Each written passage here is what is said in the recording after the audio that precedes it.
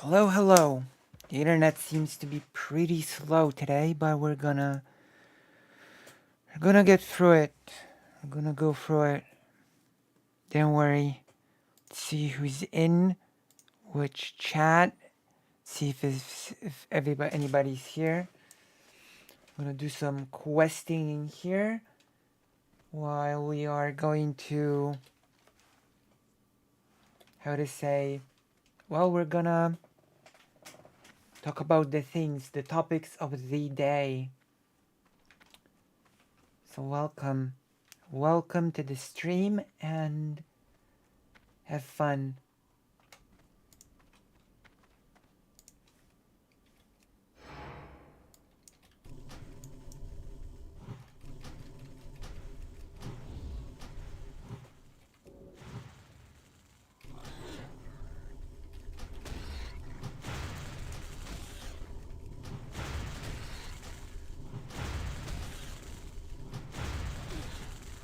Right?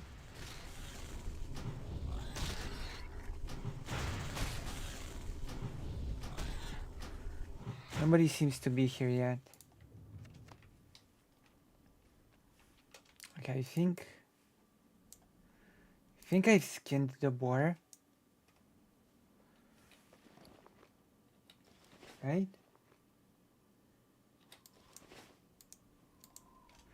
I think I've skinned the boar.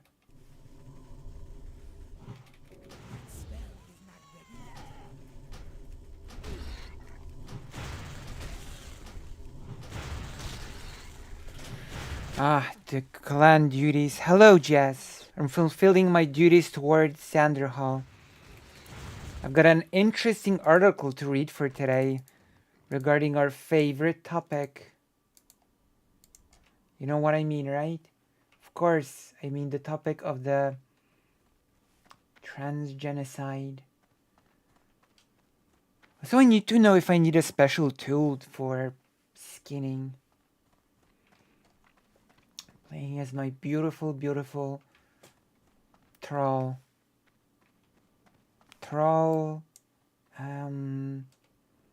Shaman. Let's see. There's a quest here from something. Yo.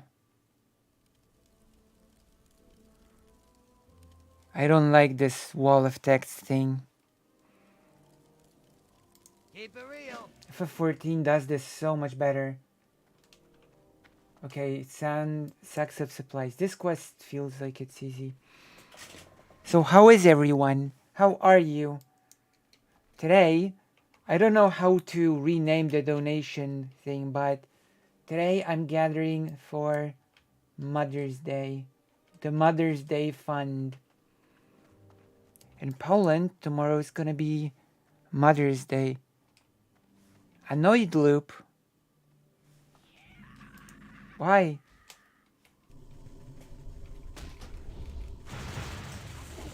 Oh yeah, you're right. That's good. Today we're gonna do. Today I'm gonna fulfill my promise to you. I'm gonna create the emote that you've been asking for. So we're gonna crack. We're gonna open up the drawing software at some point today. We're gonna be drawing. We're gonna be doing some drawing today. We're gonna be making the. Well, you know what I mean. We're gonna be making the emote called the.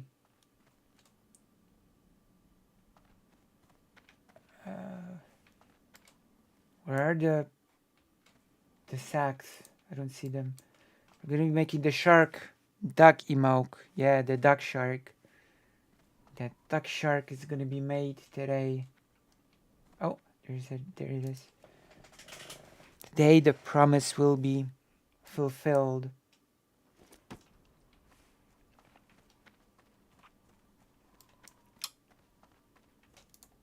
I've watched some. I've checked on Chat Logic and oh my god. That person is just so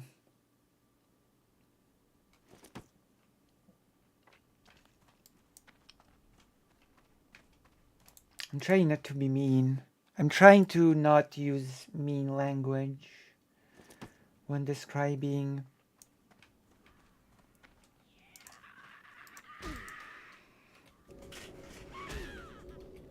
You know? Just Chud Logic is like, up till now, my biggest criticism of Chud Logic was that he was a terrible person, you know? And now slowly, my main criticism of Chud Logic is that he's just unfathomably, you know, it's just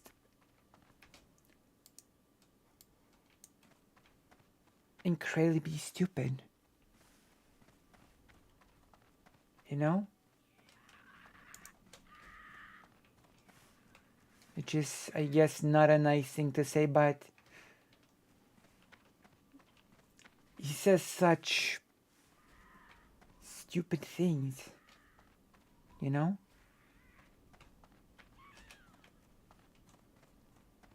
I don't know how he does it, that... I don't know how he... I mean, then again, he's been complaining today, well, not today, in one of his newest videos, how the bread tubers like Concha don't put out much content at all, you know? While very conveniently ignoring that they basically, in terms of success, they sort of eclipse him 4 times over. Chad Logic keeps crapping out content, and yet is at a fraction of the size of like ContraPoints, which by his own standards would make him a total failure, right? His analysis is always so brain dead.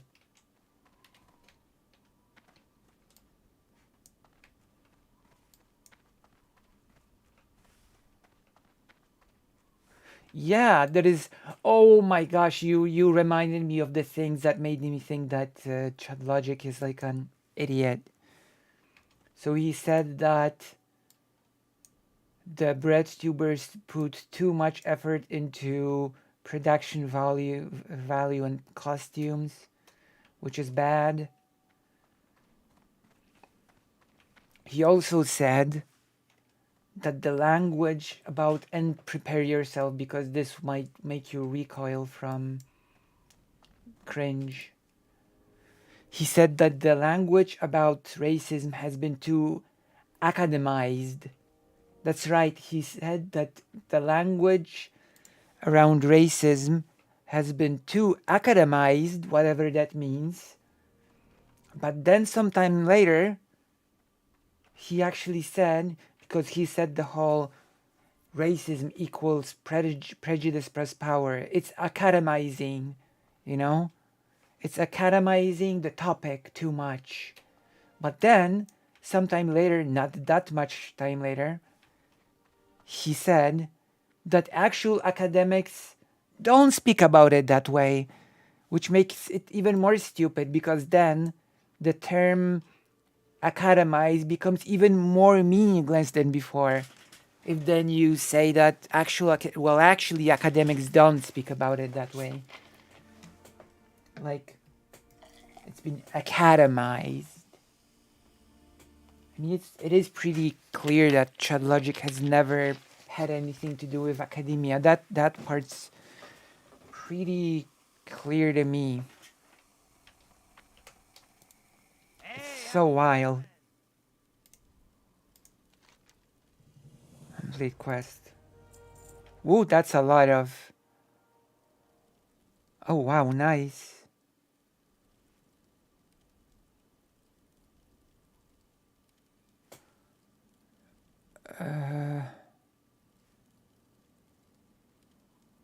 Okay. Have a good one. So what do I have to do now?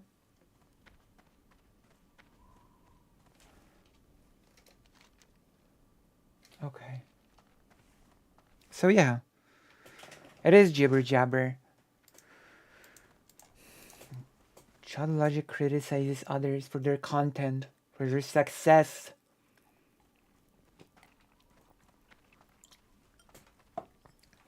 We've got an article or two to read today. We're gonna do some reading today,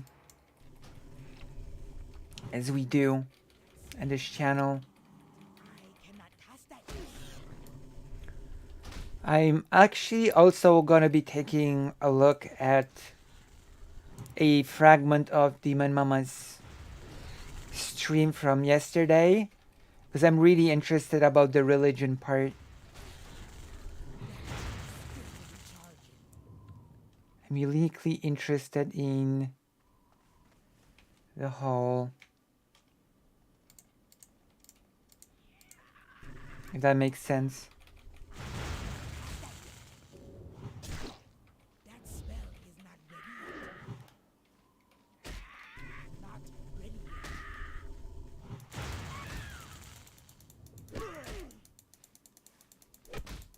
Sort of, but there's a bit like there's sort of a bit more to it than meets the eye. If that makes sense. So we're gonna be looking at the segment about it. I don't know. I don't know if I would say that confidently.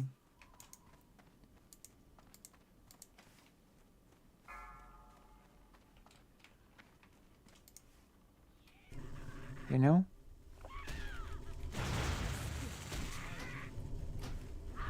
After all, I will lol. Well, that is like part of the plurality and wonderfulness of our world, that we can have many opinions. But my opinion on religion became more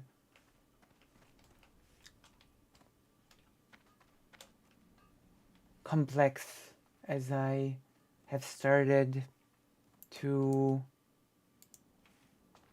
explore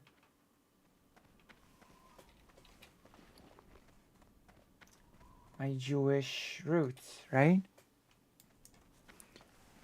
And exploring my Jewish roots, Judaism will be a part of that, you know?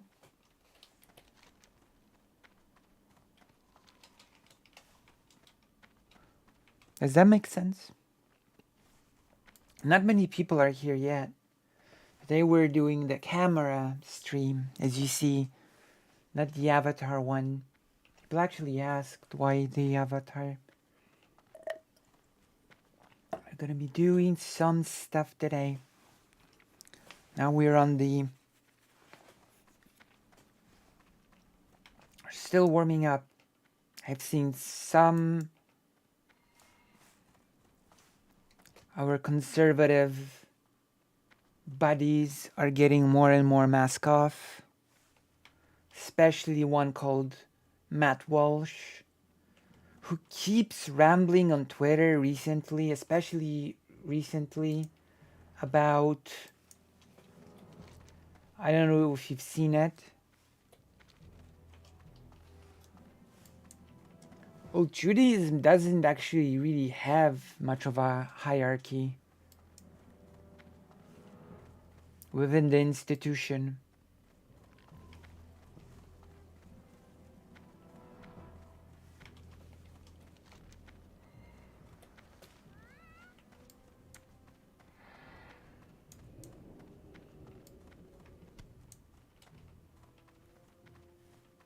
Everybody just...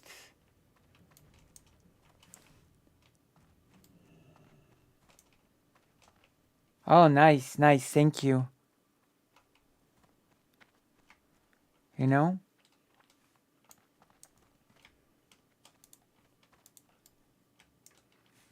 Judaism is just about everybody debating everybody on everything. Which is actually not far... Oh. Not really, considering that there are many rabbis who are atheists, you know? So for many rabbis, God is not even on top. And even those rabbis who believe in God, for them, he's not necessarily on top because they debate it. In Judaism, you debate everything all the time. If it's not, it's a debater's religion. Wait, where can I get stuff? What's going on here? There's just a bunch of people here. Am I in the right spot? I feel I'm not. I don't think I'm in the right spot. Am I?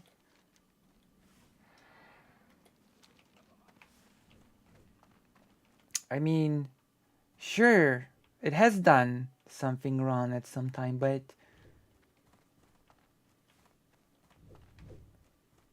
you can say that of anyone at any point of time, right? I have just the thing for you. Wait, do I need... Well, first of all, we should do this, but...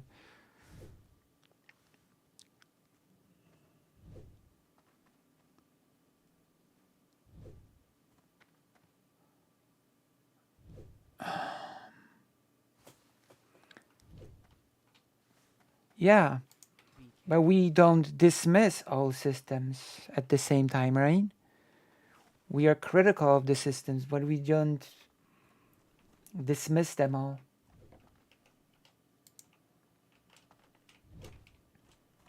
Being critical is okay, but Greetings, but dismissing everything 100% of the time is not good either.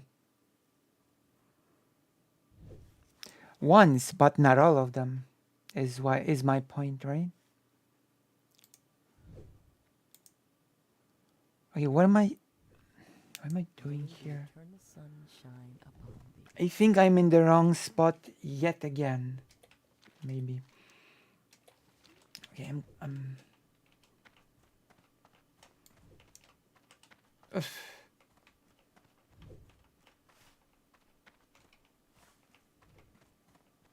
I see. I see. Oh. I'm still exploring Judaism as part of my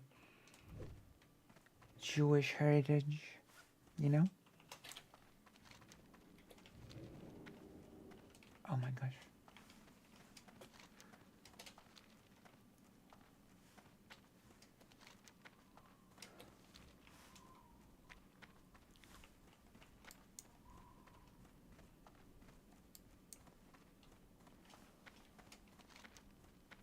Okay, I'm lost. There are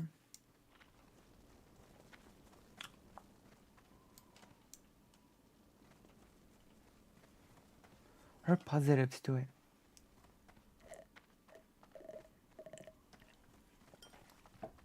At least in my opinion. Fake Alec Kyle Parker is you're not at home because you're not on the page. We're not on the same page. I'm gonna look for the thing that allows me to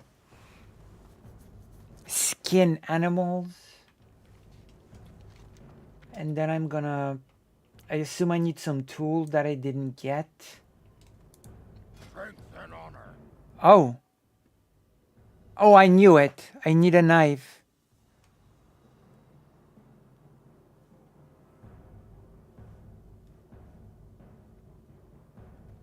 Why re? I need this.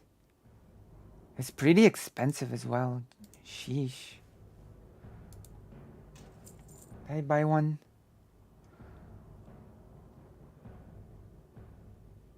I don't know what these things do. We're gonna sell.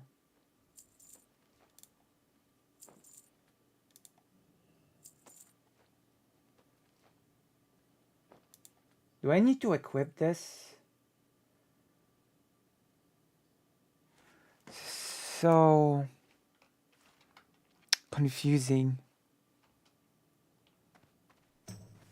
Yeah, but you should get the, what's it called? Mobile app? Doesn't it work on your phone?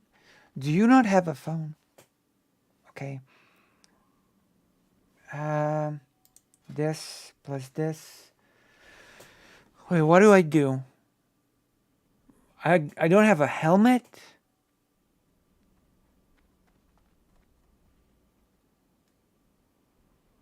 It doesn't work on an iPhone? Okay, how do I use this?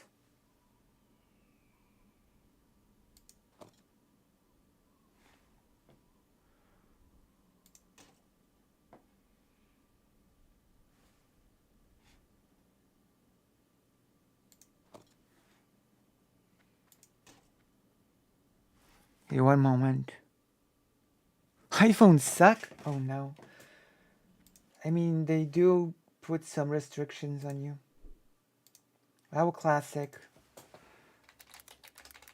How to use skinning knife.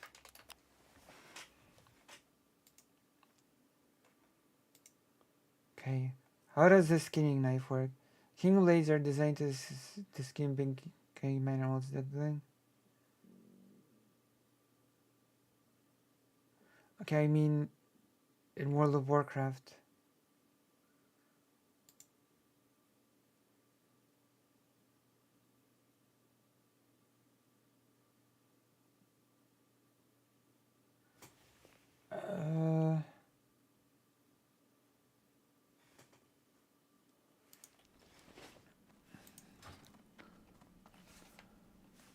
Damn. I use an Android, I guess. So they don't the app won't work on iPhone? I assume that they just those apps just work universally no matter what phone you use. That's sad. That is sad indeed. They were doing a special stream because we're gathering funds for the Mother's Day. Oh, wait. Can you not go to the link that won't it work? Like, wait, I'm gonna... Here. Doesn't this work? Like, you go here, and then you select mobile. You select mobile. Yeah, you scroll down to mobile, and apparently you get the mobile thing here.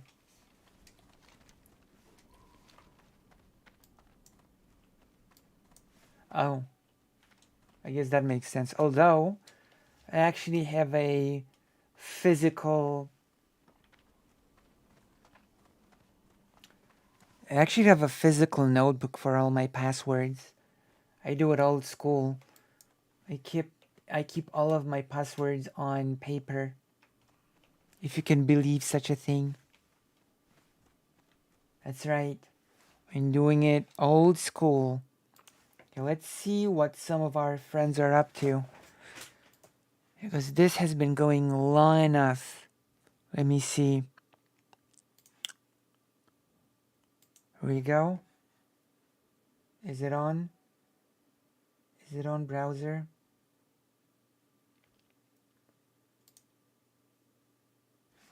Yeah, it's gonna appear now. I'm gonna check some of our favorite buddies now. Where are they? YouTube. Tim Pool. Globalism is really communism. Tim Pool up, buddy. Oh my god. Globalism is really communism.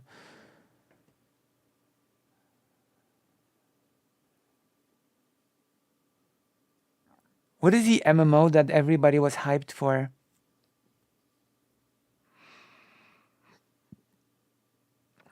What is the MMO? Whoa!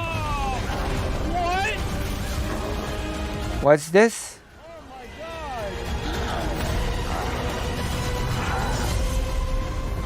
What is this game? Throne and Liberty. That sounds familiar. Another game. I'm enjoying this game, chat. I don't know about y'all. I'm fucking loving this game. I waited so long for this shit. This shit is totally worth the wait. No, what y'all talking about? Yo. Yeah, isn't that crazy? Yeah, we heard of this game like a whole ass year ago, bro. Like without trailers and everything. I mean, there was one trailer. What is Throne of I've heard the name, but Ubisoft did a really fucking good job. I got bullshit now.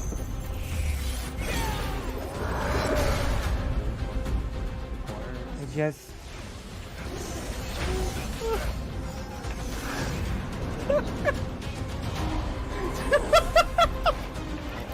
what is happening? Are they saying that the game is not as good as promised? Are they saying the game is not good?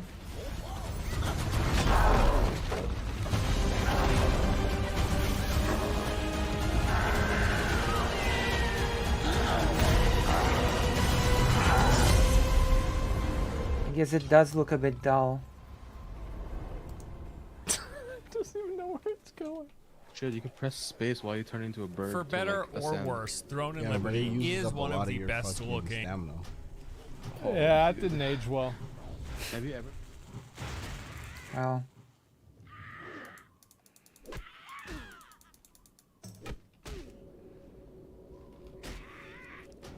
Have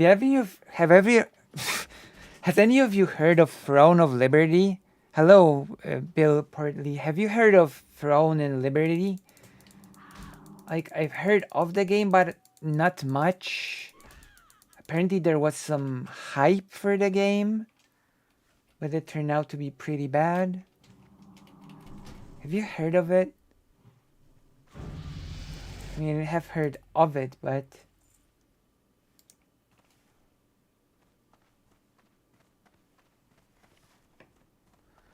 okay, let's check our other buddies. Destiny losing his mind, nothing new. Nothing new here. Elon Musk runs DeSantis presidential announcement was a hilarious something something. Has Ron DeSantis already lost to Trump? Interesting. Well, actually not all that interesting. Men don't care about long nails. Cool. Okay.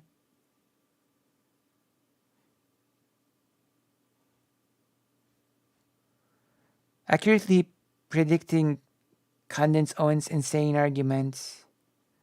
Well, we have already heard that. The humiliation of DJ Mule. Do we want to check that out? The humiliation of DJ Mule? Do we want to see DJ Mule humiliated? Do we want that to happen? What do you think? The humiliation of DJ Mule. Are we up for that? Looks pretty. Oh. We've gotten our perspective on DJ Mule from Caffles. We've gotten the perspective on DJ Mule from Chud Logic. I haven't. Should I? Should I watch it? Should I check it out? Is it worth checking out? Is it worth checking out on stream?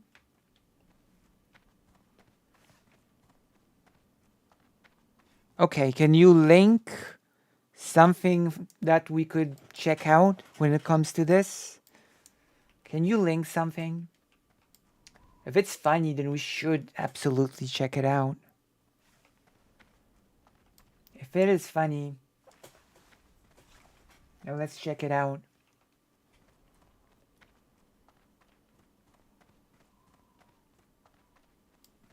If it's funny, then let's check it out. But I need a link. I need the best link that best represents the the situation.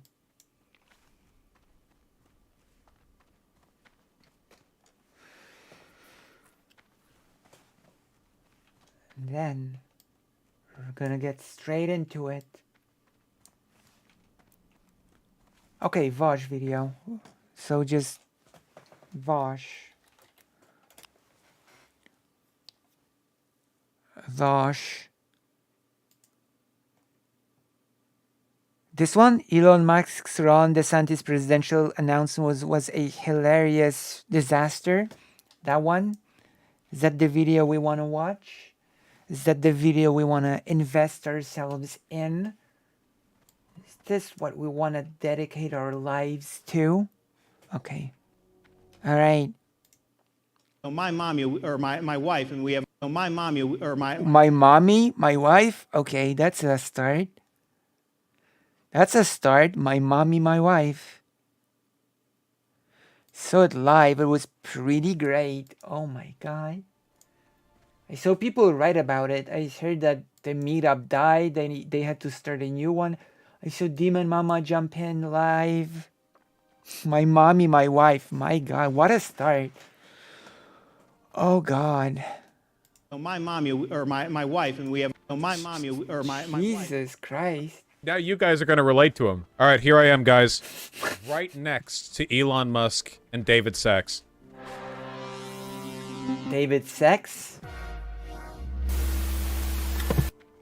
They put right up on the top what's going on. Elon is a supporter of DeSantis because he is a fascist and he doesn't like Trump because Trump made fun of Elon. Oh no. So Elon, who said he wanted Twitter to be a politically neutral platform, is just directly helping him. Oh my god. How do I make the noise? Oh yeah, Elon unbanned Trump so he could come back to Twitter. Then then Trump told him to go kill himself or something. Exactly. Jesus. What is that noise? That is the first audio of the DeSantis presidential campaign announcement. Thank you. Thank you for that. Let that go down the history books, folks. Family values right at the front of it. True. Good evening or good True. morning, everyone, depending on wherever. Real family values. Broadcasting God. David, from Twitter headquarters. It's David Sachs here. Elon is sitting next to me, and we want to welcome you to this historic Twitter Spaces event, and more broadly, a first in the history of social media. Elon. Tonight, I'm pleased to introduce two individuals who've done more to loosen the grip. He's losing it already. It hasn't even started and Vosh is losing it already. Oh, I cannot blame him. I cannot blame him. I cannot blame him. My gosh. All right, sorry about that. We've got so many people here that I think we are kind of melting the servers. My gosh. We're melting the servers. Introduce the folks in the room here. That sounded evil. True. Elon Musk, his decision to purchase this platform last year to restore to its original mission as a beacon for free speech, to expose Twitter's past complicity. That's funny to me. Regime might have surprised many, but not those. I'm sorry, what? Who worked with Elon for nearly a quarter century. His commitment to freedom and his willingness to put his money where his mouth is, upset the narrative control imposed on What's the echo? elite institutions and corporate media. Go ahead and send a heart up if you want to say thank you, Elon. Jesus Governor DeSantis first drew my attention and support when I saw how he responded to the COVID pandemic and refused to believe what we now know to be the many falsehoods that government experts and their media mouthpieces were feeding us. He kept Florida's schools open and its economy thriving, while my state of California chose 2 years of learning loss and lockdowns that we have yet to fully. It gets better. Oh yes, we ignored the disease. Vosh is having fun. Oh my god. Dude, this is going to be the primary thing. It's going to be like his announcement for presidency is going to come underneath this. Jesus. Ron DeSantis left? Oh my god, Elon. Oh, you know his rat teeth are chittering right now. Oh. Let's get it. Can we get a chain? Can I get anyone next to me to do it? Wait, what if they boot me? I don't want to get booted. Don't get booted, I don't want to Vosh. get booted. Don't get booted.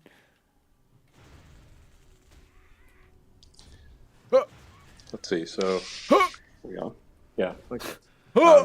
He's having so much fun. Nope.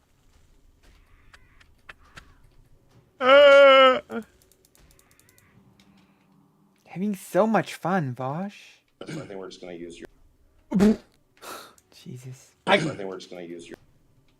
I'm gonna lose it. I'm gonna lose it. I can see Okay, that. DeSantis is right down here. Okay. Underneath me. I can see. Elon chewing on the wires as quickly as he can. Oh my god. Oh. There's 382,000 people in the room. All right, great. So let's see. So they just keep crashing, huh? Yeah, I think we've got just a massive number of people online, so it's servers are straining somewhat. Do they know their mic is hot?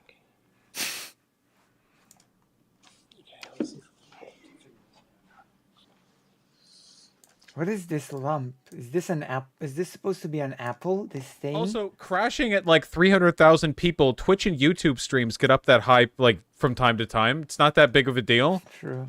How did they not prepare for this? Yeah, everyone join to melt the servers more. Everyone get on. Go to Elon or DeSantis's Twitter and you'll see the link to it. Jesus. This is so funny. This is I'm embarrassing. losing my mind. I can't believe it. I can't believe DeSantis's campaign is more over than it already was. Right, we're Moreover, getting more server. has it even started yet? It's really Has it even started? so. Yeah. Is it over before it started? To, have Governor DeSantis make this. Oh god.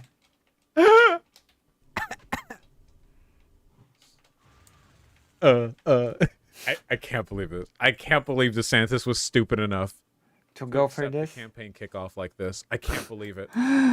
Oh my god. I can't believe it. He could have just put a Twitter video out trying to do this live in a Twitter space. Oh my god.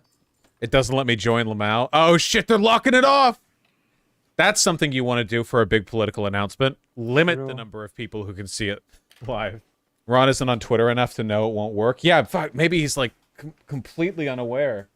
Oh my god. I would guess so. Do you think they'll have to cancel? Bannon, who's on Team Trump, crudely trashes Elon. Well, the video is the Twitter space. over an hour long, so I'm guessing they will not cancel. I don't think that the Twitter talks has Amazing. video. I think it is just audio, which is quite bizarre. I know Elon's on the spectrum, and Ron's a little on the spectrum. What? But it's quite a bizarre launch. Anyway, What the? Holy shit. It's the whole thing's gonna get canceled, I think. He's just I hope he has like a well, I don't hope, because like I want him to fail and suffer. But it would be in his interest if he has a video ready to release in case this doesn't work. All I'm getting right now is the details not available. From Biden, this link works. Wait, really? For real? I saw this on Twitter and I didn't get it. And then I saw Vosh's commented the and I didn't really get it. I guess now I get it.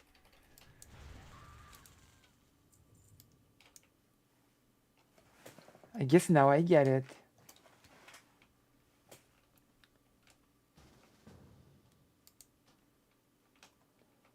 You know? Now I guess I get it. Oh. That's my president. all right, great. Looks like we're ready to go here.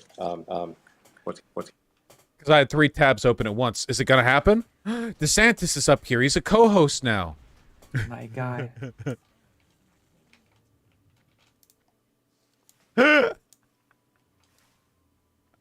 Comrade Brandon isn't pulling any punches. This link works. This is so unserious, but it's also such a serious matter. It's incredible. Didn't I mute these? What is this audio quality? Not my problem. Click on the letter speak. I mean, that is true. That it is not your problem. It is literally not your problem. DeSantis is back to being listener. Jesus. Trump Truth Social post. I'd like to personally congratulate Rob DeSanctimonious on finally announcing he will be entering the race for president of The the United sanctimonious. States. Hopefully he will get the full experience of being attacked by the Marxist, communists, and radical left. Is that really what he said? He will never know the kind of job he's doing.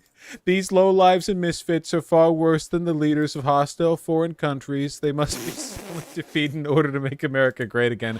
Actually, Oh my a God. surprisingly level tone for him. I see. He's gonna do a truth again in like 2 seconds. No! He ended it! We gotta get in the new one! We have to get in the new one. We have to be there the nanosecond that it drops. Come on.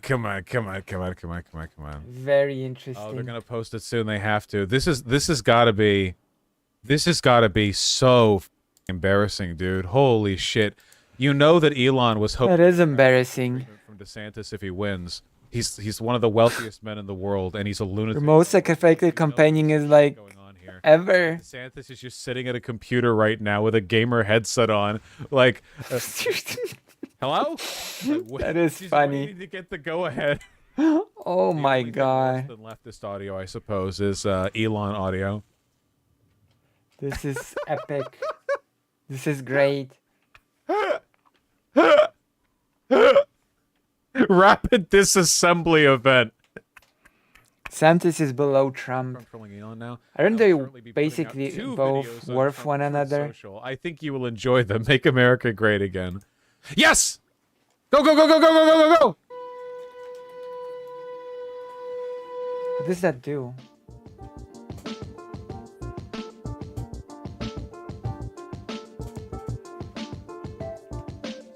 Chill beats to relax and persecute trans All right, here we minorities. go.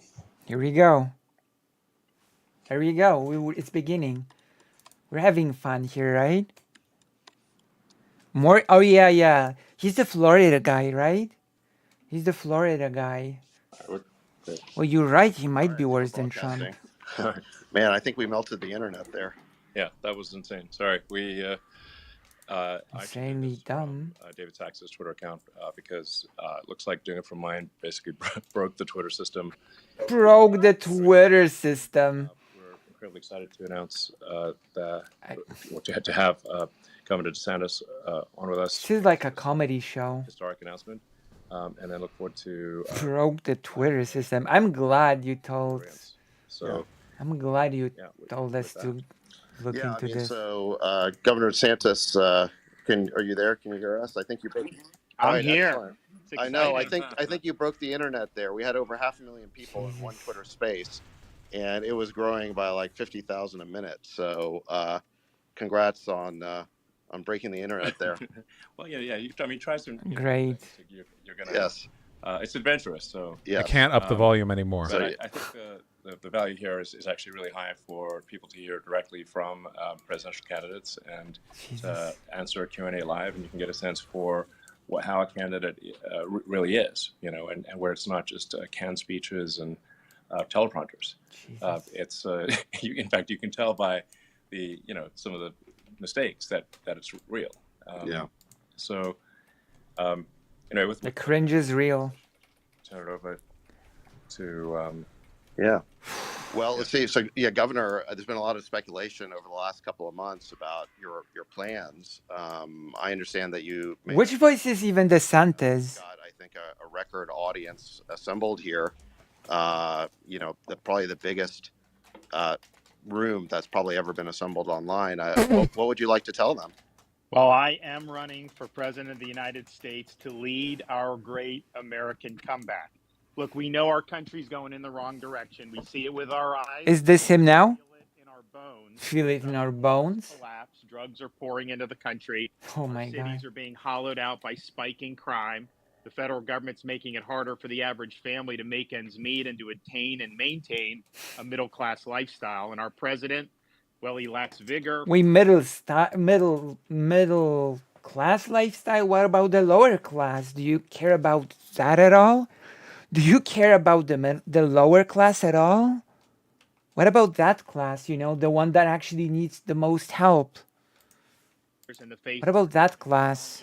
and he takes his cues from the woke mob.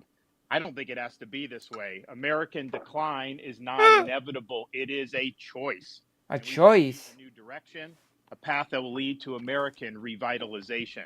We must restore sanity to our nation. This means embracing fiscal and economic sanity. Stop pricing What does that mean? Americans out of a good standard of living through inflationary borrow, print, and spending policies, and please embrace American energy independence. This also means replacing Does that mean green energy? reality, facts, and enduring principles. Merit must trump identity politics. Trump? We must return normalcy to our communities. America's a sovereign country. Our borders must be respected. We cannot have foreigners pouring into our country illegally by the millions. We cannot allow drug cartels to poison our population with fentanyl. Public deserves safe communities, and law and order must be maintained in American cities. We can't have inmates running the asylum, and we must reject attacks on the men and women of law enforcement. We also must reestablish integrity in our institutions. This includes the military. I'm proud to be a Navy veteran, an Iraq veteran. He's so I boring. revere our services, but when revered institutions like those in our military are more concerned with matters not central to the mission, whether it's global warming, or gender ideology, and of course. and recruiting suffers. And you need to eliminate these Transgenderism. mission. We also As president, I promise I will make it even worse. I will make America an even worse place to live in. True. Now that is a promise. I really hate to say it, but that is a promise that the presidential candidate is actually willing to keep, okay? You can at least say one thing. The candidate is not lying, not making promises that they're not intending to keep, okay? They're fully intended on keeping that promise and making things worse. Issues are decided by the whims of elected bureaucrats rather than the people's Oh my gosh. representatives. Reestablishing integrity in our They're not lying. means we must reinvigorate our constitutional system by returning the government to its rightful owners, we the people. It's just empty talk. It doesn't mean anything. Without representation. Truth needs to be our foundation. Common sense can no longer be an uncommon virtue. And in Florida, we proved it could be done. We chose facts over fear, education over indoctrination, law and order over rioting and disorder. We held the line when freedom hung in the balance. And we're thriving as a New result. people can't Florida's join. the nation's fastest growing state. We're number one in net migration, number one in new business formations, recently ranked number one in education. We have a 50-year low crime rate and one of the lowest tax and debt per capita in America. But we also understand governing is not entertainment. It's not about building a brand or virtue signaling. It is about delivering results. I actually want to see. Hello, Palm Dan. Would want to check if any of the things that he's saying is true, or if any of it is just BS. Can anyone confirm if anything that he says is even true? Can anyone confirm that?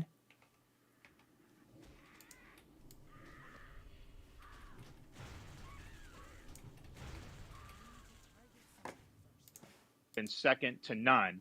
We can and we must deliver big results for America. I pledge to be an energetic executive that will take on the important It's issues. just empty talk. Biden's pursued inflationary policies that are hurting working people. We will reverse those policies and we'll build an economy where working Americans can achieve a good standard of living. Biden's opened the southern border and allowed massive amounts of drugs to pour into the country. One of the scary parts is that when Ron was in the military, he tortured prisoners. I mean, why am I not surprised? Now he wants to torture the citizens. Safest state is apparently Maine. Okay. Wait, Maine? Do you mean Maine from all of the Stephen King books full of alcoholics and evil monsters? That Maine? I don't know if I believe it. I've read too many Stephen King books to believe that's true. We all know that Maine is a nest of evil. Oh my god. Oh my gosh.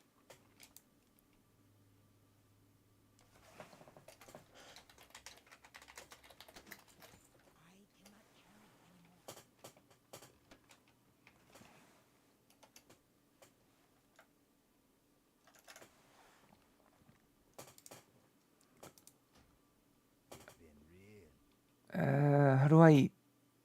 Okay. I'm going to the city now. Wait, Jesus, this game's... I think Demon Mama is from Maine. Oh, wait, really? That's interesting. We'll shut Can somebody down check? I'm gonna have to talk to Demon Mama about it then, if she's like ever encountered any of the typical Maine People are things. in the construct space. the border wall and hold the drug cartels accountable. Biden's Accountable. authoritarianism, such as 144K. unconstitutional COVID vax mandates, we will ensure that those Medical authority. Oh my god, medical authoritism. Authority. Autoritat. violations of liberty can never happen again. Biden's allowed Jesus. woke ideology to drive his agenda. We will never surrender to the woke mob, and we will leave woke ideology. Is this really where we're at when a presidential candidate says that he will not give in to woke ideology and treats it like as a serious campaigning slogan? We will not give in to the woke mob. Is this really where we are at? And it's not even a parody, it's not even a joke. Oh man.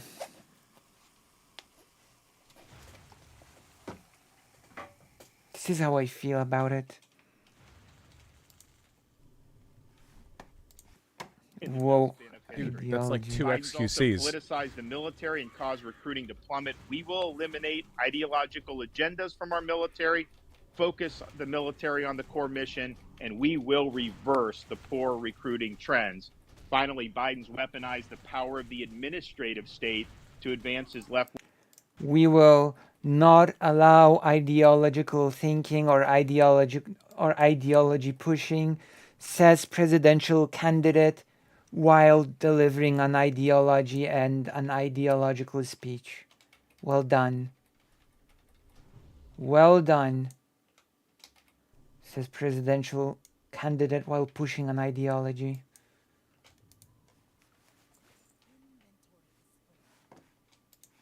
Wing agenda. We will reconstitutionalize the executive branch, and we'll bring What's happening here? state to heal. Now, you can't do any of that if you don't win. There is no substitute Good. for victory. We must end the culture of losing that has infected the Republican Party in recent years. The tired dogmas of the past are inadequate for a vibrant future. But you're just repeating the tired dogmas of the past. Everything you've said so far is just full of dogmas of the past. Crying about woke ideology, crying about trans people. That's just tired. It's just tired. Those are just tired things from the past. What are you talking about? The whole idea of being a conservative is about tired things from the past, as far as I know.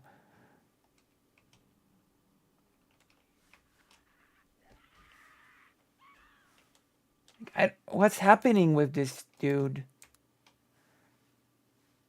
So I don't know how to get out of here.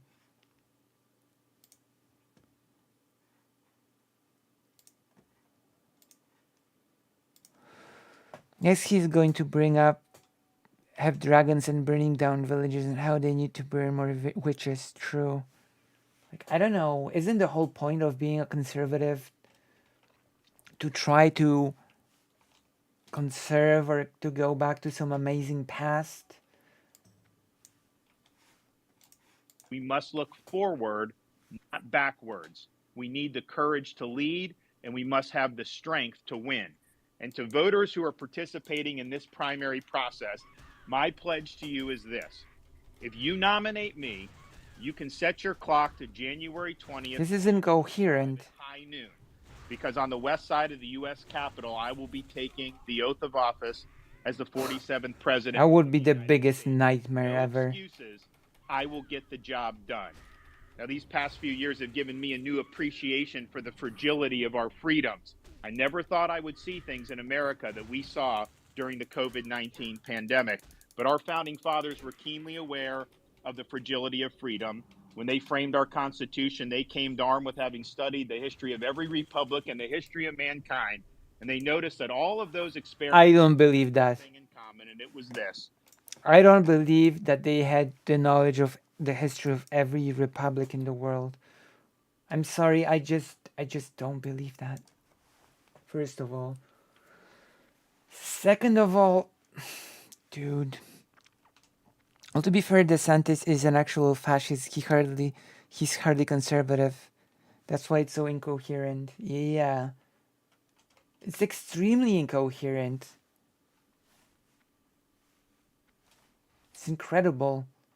And yeah, I'm gonna press X to doubt on that whole claim about... I don't know how to get out of here. On that whole claim about the knowledge of history of every republic in the world. Every single one of them had failed. And so they knew it fell to our country, the United States of America, to determine whether people could really govern themselves. Could we have a society based on the idea that our rights are God-given, not government-granted, and that society functions based on the rule of law, not the rule... Yeah, I'm sorry, the ideas of a republic do not say that rights are God-given, not government-granted. Like, not at all. Maybe you haven't studied the history of republics, but that is not the main doctrine of a republic, that rights are God-given. That's nonsensical. I don't know where you got that from. That's just babble.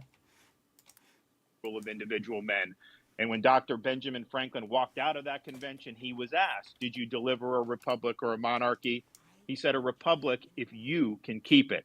They knew freedom didn't run on autopilot. They knew each generation would have a responsibility to safeguard freedom, and it's our responsibility to do so at this important juncture in our nation's history. We have a lot of work to do to ensure the country gets back on track. DeSantis wants to give freedom to people, which is why he's so eager to take rights away from people, you see. He understands the fragility of freedom, which is why he understands now and appreciates how easy it is to take freedoms away from people, you know? How easy it is to take away people's rights to health care, you know, to living as yourself. He appreciates those things now, how easy it is to take those things away. And he does it gleefully, you know, because he understands those things now.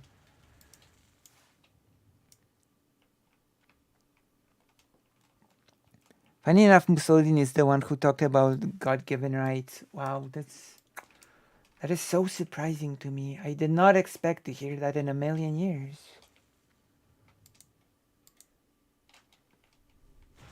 I never could have seen that coming. You know?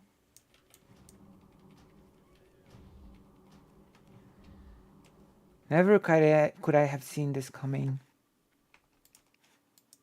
I ask everybody listening to please join me. Rights are gifts when you're born into... on this mission. I guess, yeah. Please invest in our campaign by going to Ron DeSantis. Do not No, he's do... completely risless. Donation. Do not. Do not. Look forward to the discussion. God help us. All right, thank you, Governor. Appreciate that. Even I though we guess don't as exist, but please do help us. Follow-up here. Thank you for putting up with these technical issues. I think we're definitely breaking new ground here. Nope. As far as I know, Come on. no major presidential candidate has ever announced This is embarrassing. their candidacy on social media this way. Certainly in a Twitter space. So thank you for doing. Vosh is losing it once again. Viewers were there when AOC was playing Among Us. This way, as opposed to just doing it on cable news or the usual way. Well, when COVID hit, I had to make decisions about, do you go with the crowd 800, or do you like look at the data yourself and cut a lot against of the people are giving grain? different And I chose answers. to do the latter. I faced huge blowback for doing that from the bureaucracy, from elites, from the media. But my view was I had to look out for the people I From the represented, elites. prefer protecting their jobs over trying to safeguard my own political hide. But it was very, How very do I get lonely out of to make here? a lot of those decisions. And part of the reason it was so lonely is because there was a concerted effort to try to stifle dissent. There was an official narrative about lockdowns, about closing schools, about forced masking, about all these different things that we had to navigate during COVID. And it was an orthodoxy being enforced by the major tech platforms. Of course, an in orthodoxy. conjunction with the federal government. And if we can't have an honest debate in a free country about issues that affect hundreds of millions of people. Didn't this person prepare for the speech? If we cannot have a free country about issues, what is a country that's free about issues? Vote for me to restore your freedoms by having me take them away. I mean, you make it sound like a joke, but that is literally what it is. That is literally what it is. People like lockdowns. 435K concurrent. And that was with a video stream, not audio.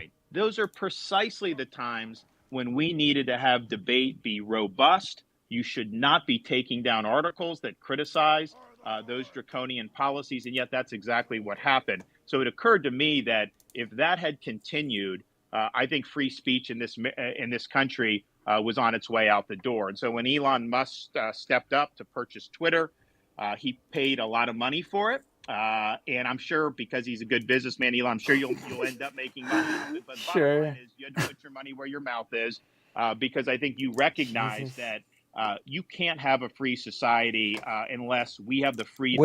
Did he actually mean it, or was this a dig at Elon Musk? Good businessman that cut Twitter's value in half. Amazing. Well done.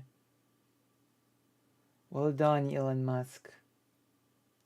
Very amazing businessmanship.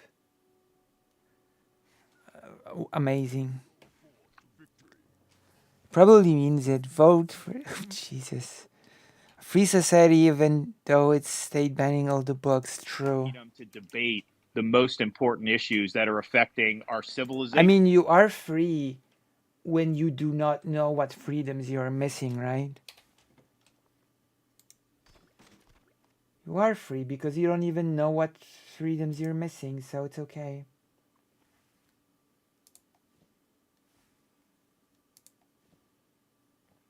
You know? So it's all fine. It's all fine. That did not happen during COVID. The truth was censored repeatedly. Oh, yeah. And now that Twitter is in the hands of a free speech advocate, that would not be able to happen again on this Twitter platform. So I think what was done with Twitter is really significant for the future. This is so horrible, you know? A person that's basically wants us all to die from disease is running for the presidency of the United States. I saw a thing on Twitter where someone said, "Did you know that the Black Plague went away without vaccines?" And someone said, "You do know that it killed 1/3 of Europe, right? The Black Death, even if it went away, quote unquote, without vaccines." And the person said, "Well, you know what? You're not really refuting my point that it went away without vaccines." And I'm like, oh my God.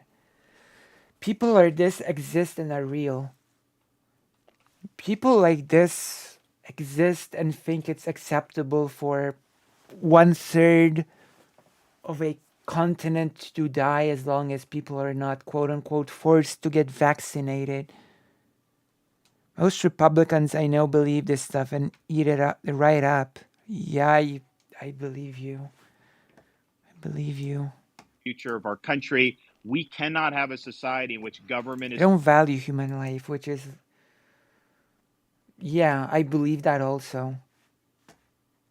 colluding with major tech platforms to enforce an orthodoxy. An orthodoxy. Thank you. He Yeah, said The orthodoxy is called not dying from disease. The orthodoxy of getting well. The orthodoxy is not getting sick.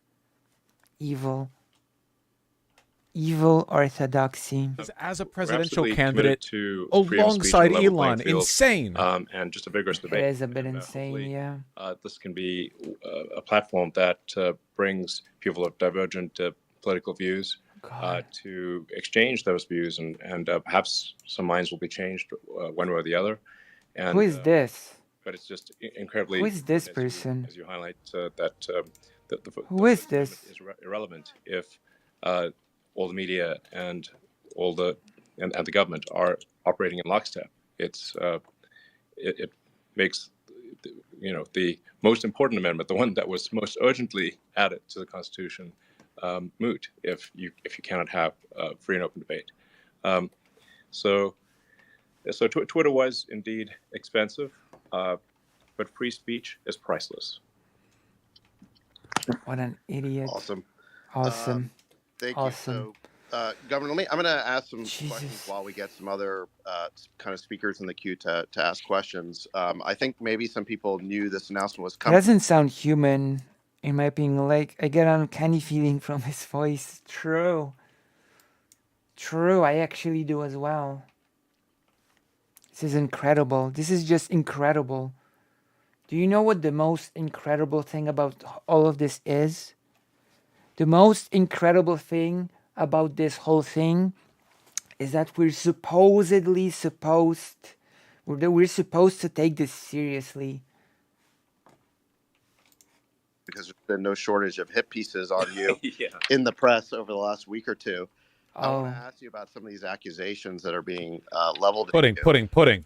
Last week, what's the pudding? NAACP issued a travel advisory against your state, claiming that Florida is not a safe place for minorities to visit. I mean, it's not. What do you say to those who've been advised that somehow they aren't welcome in your state?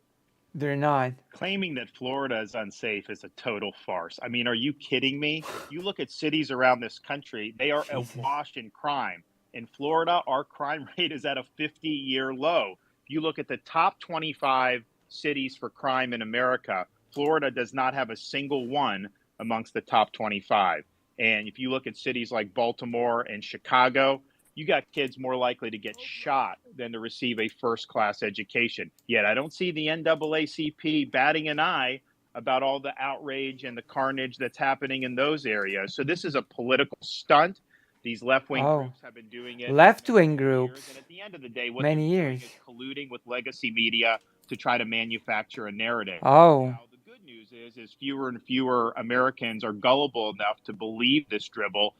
And platforms like Twitter are there where people can debunk these lies in real time. And I would just say, as they're an colluding American for citizen, sure. if you are uncritically accepting narratives spun by legacy media and left-wing groups, you're failing at your job of being a conscientious citizen. And I think people just see right through it. And oh, by the way, have any of these travel advisories, because they've been doing this for a while, all these left-wing groups, have any left-wing groups. Well, we're the #1 state for net in-migration and have been every year since I've been governor. We just capped the highest quarter for tourism in the history of the state of the world. And our view is we want everybody to succeed regardless of their skin color. We don't divvy up people by race. At the same Well, that's a lie. it is worth pointing out That is a we lie. have in Florida more black-owned businesses than This has nothing to do with the question, but it's the right. But it's the right that's doing the violent shooting across the country. Hello, Maya Major. Hello. Hello, hello. Consider throwing some money for my Mother's Day fund. Tomorrow will be Mother's Day in Poland. It's still called Donate for Jill, but that's because I don't know how to rename it. in the nation. Woke. And we've also Woke. had more African Americans lead state agencies under my administration than at any time in Florida history. But with us, Didn't he complain about virtue signaling at the start of this speech? Didn't he say that virtue signaling is not the way to go? And now he's just virtue signaling nonstop? What happened to virtue signaling being bad? What happened to that? Is it not bad anymore? Is it now good to virtue signal? What's happening? What is happening here? I just don't get it. Maybe I'm too woke to get it. because of merit, not because we're trying to play merit. identity politics. And if you want to look at education, the black students in Florida perform much higher than black students in most other states. We rank number 3 in 4th grade reading Woke. and number 2 in 4th grade math amongst our black student population. 4th grade. By the way, the head of the NAACP lives in Florida, and a lot of their True. members have put out on social media during my governorship Florida vacations where they seem to be having an awful good. Oh my God, really? Boring, Ron. Well, Florida has I mean, a higher Florida's great crime state. rate than New York. The people realize that some of the things that are being said are just truly absurd. I mean, I saw some. Is this Elon Musk again? Basically claiming that anyone who listens to this Spaces on Twitter is basically a Nazi. True. Oh my God, he's live reading tweets. He interrupted the presidential candidate to respond to a tweet. Or interviewing because Wait, hold on. Really? What? Did he really interrupt the presidential thing to respond to a tweet? This Spaces. Hold on. Is basically a Nazi. that was the Atlantic. Oh my God, he's live. Wait, hold on. What? People realize that. Well, Florida has a higher crime rate than New York. The people realize that. Some of the things that are being said are This just can't be real. I mean, I saw some headline from the Atlantic, basically claiming that anyone who listens to this Spaces on Twitter is basically a Nazi. that was the Atlantic. Oh my God, he's live reading tweets. He interrupted the presidential candidate to respond to a tweet. Or interviewing because David Duke wasn't available. Oh yes. Although I'm not totally sure. This can't be real. Saying was David Duke. I don't know if it was you or Governor DeSantis. It's sort of a little bit unclear, but I think this is a function of. This cannot be real. I don't believe that. I don't believe it. They're in their little bubble. And to draw allusions to stuff like that, I mean, how crazy do you have to be? But in their little bubble, it sounds like You're speaking of bubbles? Really? You are talking of bubbles? This is a parody. This is a parody thing. What an unprofessional fool is Elon Musk is. But I'm glad he's helping to ruin DeSantis' career. Well done, Musk. I mean, yeah, I can't believe this is real. I cannot believe it. And they speak of bubbles? It's just I don't know even what to add to all of this. It's so so evident. It's also some type of profound point. And so part of, I think, what Twitter is standing for is people should be exposed to different viewpoints. And I think the elite... Does Twitter stand for anything apart from making money? Well, who knows what it stands for under Elon Musk? I gotta admit that. Society have tried to cluster themselves to where their assumptions... Who are the elite of society? That's not a good way, I think, to live. It's also not a good way to be a critical thinker, because... What does that mean? Question obviously wrong assumptions because everybody around you shares them. Absolutely. And I think they become totally hysterical because they don't like the idea that their control over the media is being, disintermediated. Yeah. Who are they? Who are they? What control over the media? Who is hysterical? What are you talking? Who are you talking about? Is this the Jewish question? I'm gonna be quite frank. Is this a Jewish question at work? Who are they? The elites.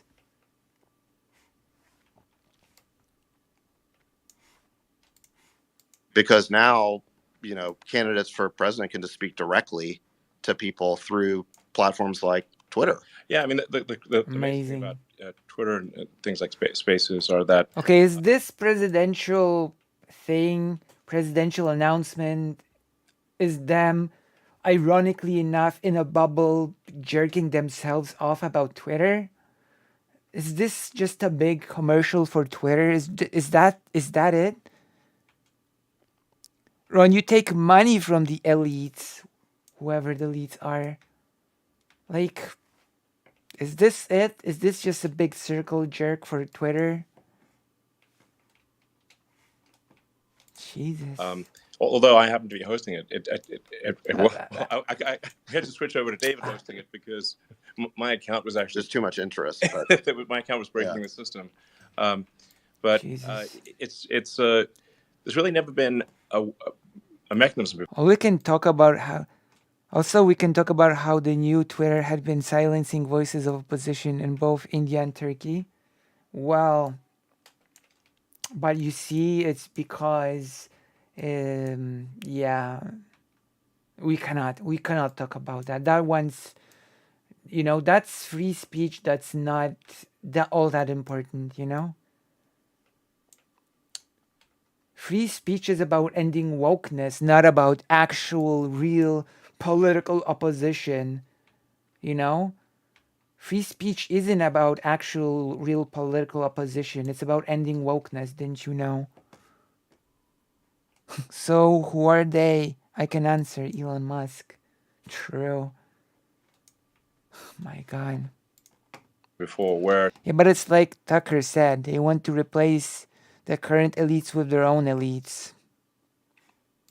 Speech for American conservatives only, I guess.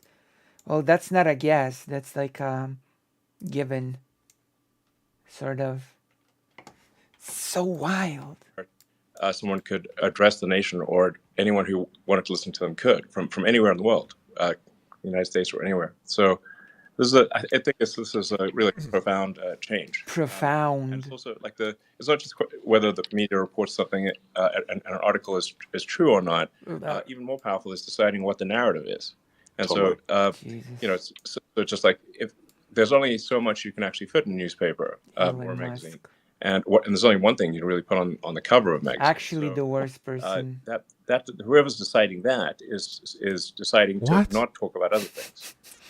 Whereas with a public digital town square like we have here, digital town square, public to choose the narrative, it empowers the people instead of a very tiny. By the public, do you mean the algorithm? Because no, the public doesn't choose. If we're gonna be technical about it, the algorithm does, right? Not the public, right? Tiny elite cabal. Cabal. I recognize the irony of me using that phrase, but nonetheless, it's true. And you judge by the results that this is a means for the people to decide the narrative. And for the people to decide. The company algorithm. Which way a debate will go.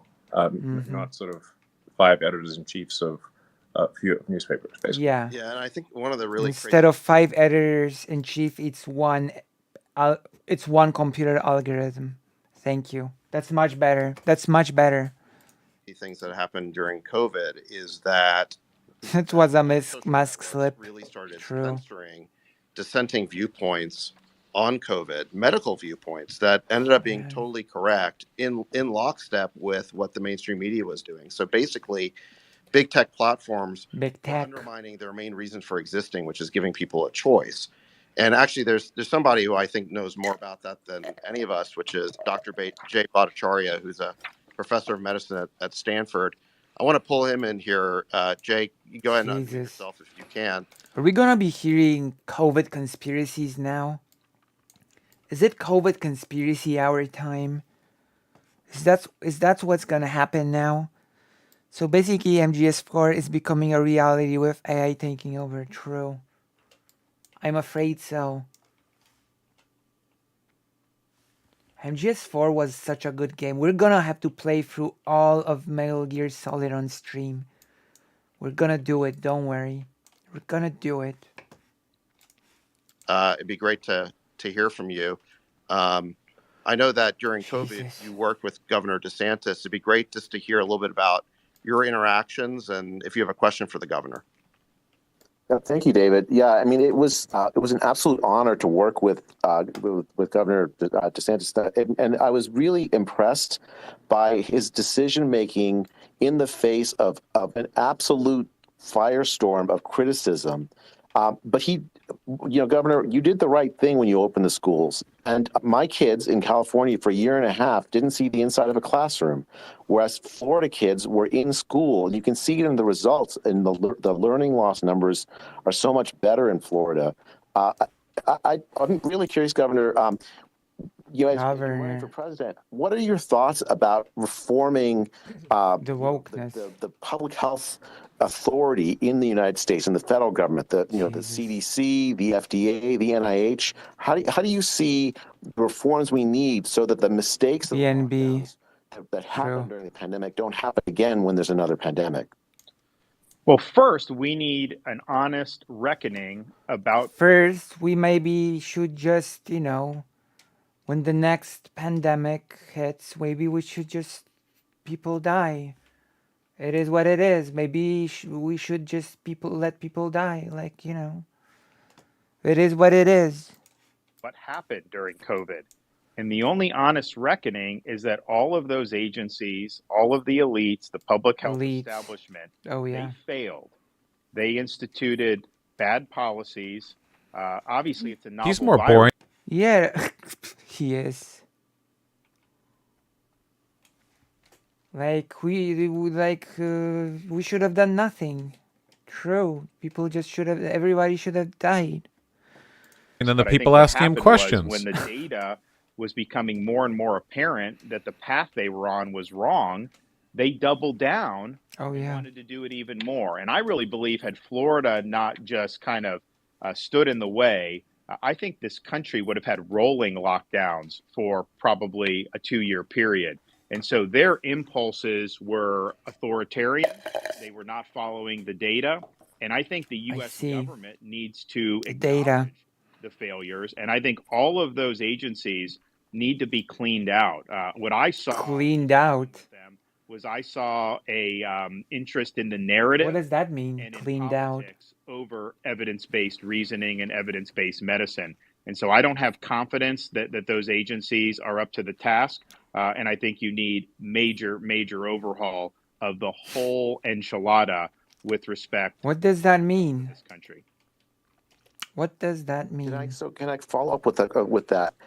I mean, I think the oh my God, the other Christopher thing that I Rufo was a speaker. You was subject to it just as much as I was when we were talking about COVID. YouTube censored a video of us speaking about his own swamp monsters. True. On COVID policy. There's so much of the federal government infrastructure went into suppressing honest scientific discussion during the pandemic. Honest. Public health agencies, but other agencies inside the federal government that worked to suppress the speech of Americans. And for sure. No question. So I'm actually in Florida. We recognize the danger there. So I'm actually going to be signing a digital bill of rights for Florida pretty soon, which will bar all state and local government officials from colluding or working with a technology company for the purpose of censorship of speech. Because you're exactly right. You had people in the White House, you had people in all these other agencies working with these platforms to try to take it down. And oh, by the way, what I have no clue. Censor Dr. Bhattacharya for? It was a roundtable discussion that I led and convened. We had Dr. Bhattacharya, MD, PhD from Stanford. We had Martin Kaldorf from Harvard Medical School, and we had Sunetra Gupta from Oxford, who was generally viewed as one of the best epidemiologists across the pond until she became anti-lockdown. So these are all eminent people. And what are we discussing? We're discussing whether there's any scientific basis to force a school child to wear a mask for 8 hours a day. They all agreed there was no basis to do it and that you should not have school mask mandates. YouTube thought that that was, quote, anti-science, and that should be taken down. But even at that point, we had already had enough experience in Florida where you had some schools that had done it before the state banned the mandates. You had some schools that had done it, some schools didn't, and the results were no different. And yet his video was taken down by Google YouTube. So it was a huge, huge problem. And yes, I think the federal government, FBI, DHS, any of the health agencies, it's unconstitutional for them to be delegating speech restriction to a private company. You can't do indirectly what the Constitution would clearly forbid you to do directly. Let me pull in. We have Congressman Thomas Massey. If you're there, go ahead and not that yourself. many. I mean, what we're talking about here is, I think, really unconstitutional actions by federal agencies. Congressman Massey, I know that you've been involved in this problem of government agencies being weaponized and used against the American people in an inappropriate way. Do you have a comment on this? And do you have a question for Governor DeSantis? Well, first of all, let me say a big thank you to Elon Musk for buying Twitter and exposing all of this. Jesus Christ. The circle jerk. Know so much of it if he hadn't done this, almost as a public service to the First Amendment.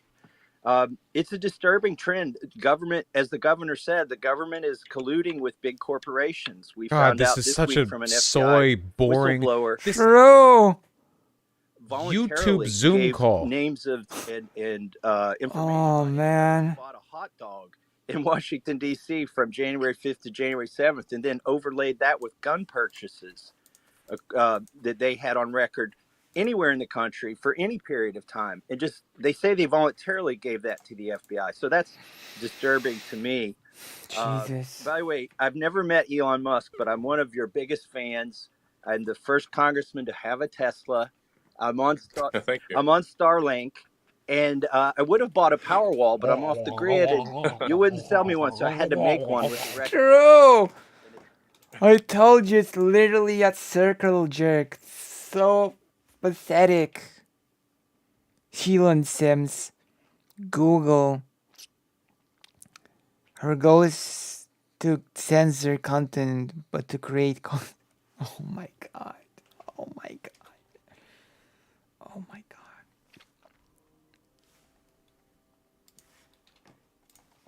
Been running our house for 5 years, but my and just for the record, I was with Thomas our first year in Congress. Thomas the Tank Engine, but his license plate is Kentucky Coal, so it's he's probably one of the only people that have that in the country. Thanks for outing me, Governor. He's probably the only one with that license plate. But no, so Governor DeSantis, my question to you is, you served in Congress for 6 years with me, and why is it that Congress is so feckless at reining in these government agencies, and what do you think we need to do? And if you were president, what would you urge Congress, or what bills would you like to see? What would you do if I sang out of tune? Sort of overreach of government bureaucracy. Well, first, I think there's a lot that the executive branch can do, and all I will say when it comes to these agencies, we'll go into this a little bit more as the campaign goes on. But buckle up when I get in there, because the status quo is not acceptable, and we are going to make sure that we reconstitutionalize this government. And these agencies are totally out of control. That's right. I should have I should take a look at the premiere as well while I'm at it. I should keep I must keep an eye out for everything. Here we go. Bad empanada. Here we go. Foosh. Nice. Thank you, Karasu. It's the bad empanada debate. We are going to bring that in a very big way. So if you're interested more in my coverage of Bad Empanada than in this here thing, then you can go to the premiere. Otherwise, you can listen to this. See, I'm giving you choice. these people here say there should be a choice.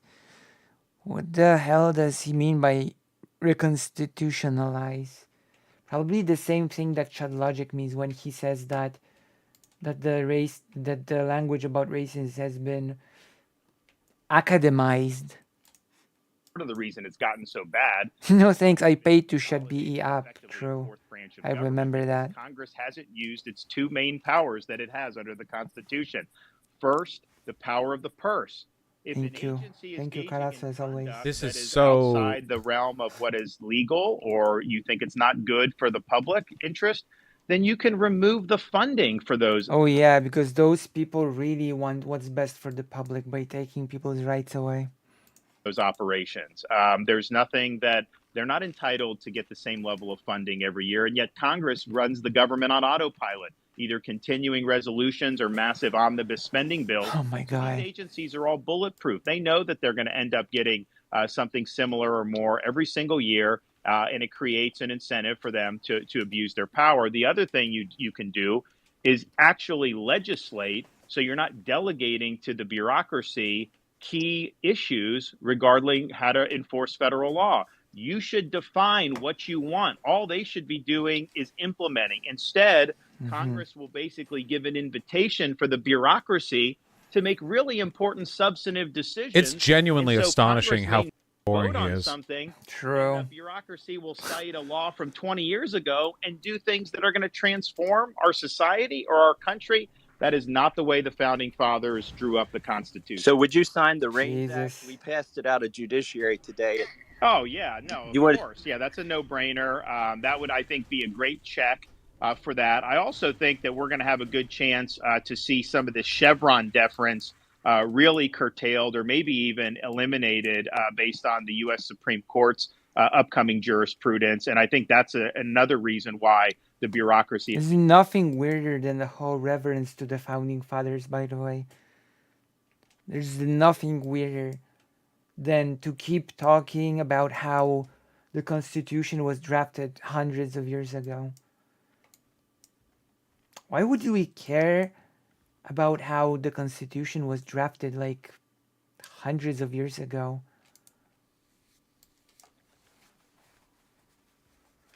Shouldn't be like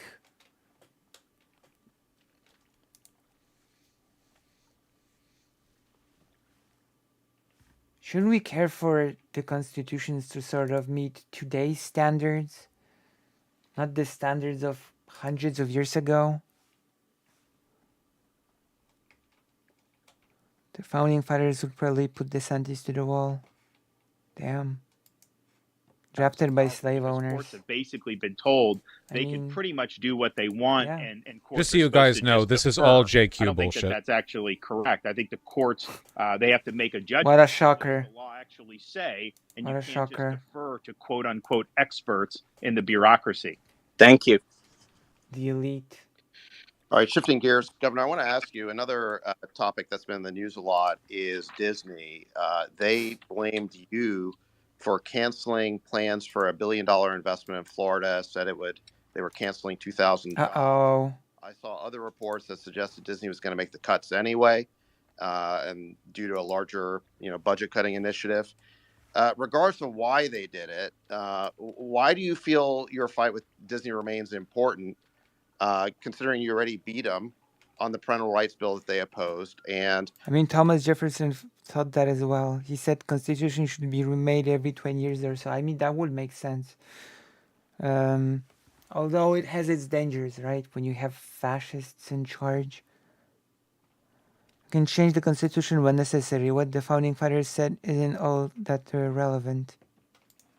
what would you say to some of your opponents in this race who argue that the fight has dragged on too long? So first of all, Florida stands for the protection of children. We believe jamming gender ideology in elementary school is wrong.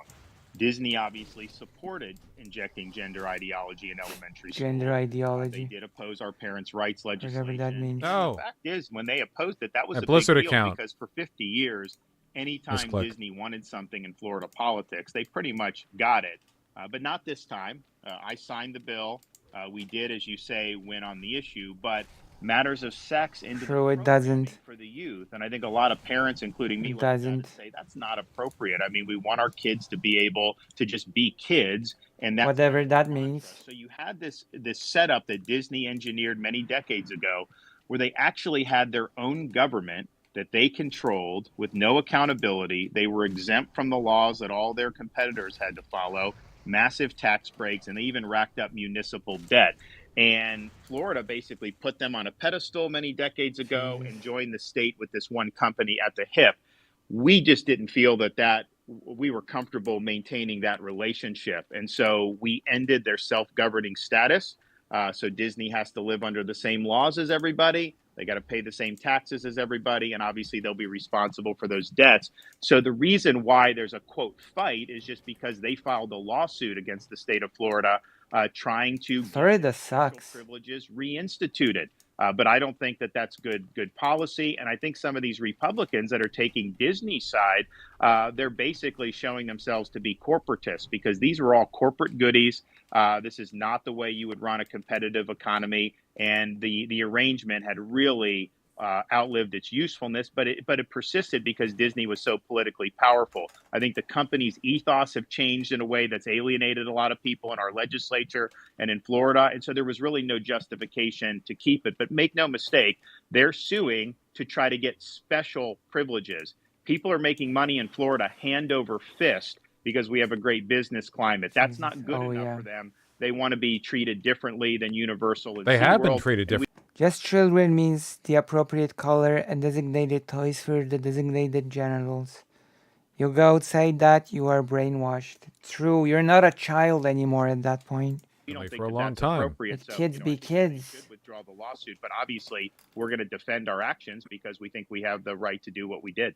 Kids be You know, kids. it's funny. The media used to criticize Republicans for being in the pocket of big corporations, and now they're attacking you because you're not. Well, not only that, David, it's interesting because the media How do they attack you for being a bigot? had hammered Disney, and they would point out like that this was not a good arrangement because Disney was not accountable to anyone. I mean, when the state control board took over this district, the firefighters came to the board and they said, Let's "Hey, read the chat. we weren't." Would he be in support of treating churches the same way as businesses and tax them then? The interview is so ridiculous. Everybody is ridiculous in this situation, I'm afraid. I'm afraid everybody is ridiculous here. Oh. My... Getting survivor benefits for some of these widows. And so the state control board actually paid out some of the benefits that they were getting stiffed on. There were a lot of people in Central Florida who were really thankful that there was some accountability being brought to bear because, I mean, it's human nature. If there's no human nature, any individual or entity, love of course, they're going to behave human differently nature than if you have normal accountability. But the media was always This is very so boring. hostile to We that. need to But just document. because I happen to be We need to involved, document how boring it is, okay? This is True. an insanely bad announcement for a campaign run. True. This is really bad. I know the boring is the point. By the way, on this project, Embarrassing. announced this many years ago. They had not done anything for it, but that is actually not in Reedy Creek. So that was in a different part of Orlando. And so none of the issues that are involved in their suit would have made a difference there. Obviously, as a publicly traded corporation, they have a fiduciary duty to do what's best for their shareholders. So I'm assuming if they were in better financial shape and they saw the project as lucrative, they would have gone forward with it. But I think clearly they've had some problems with their stock price and a lot of Chad got me real mad at how boring it was.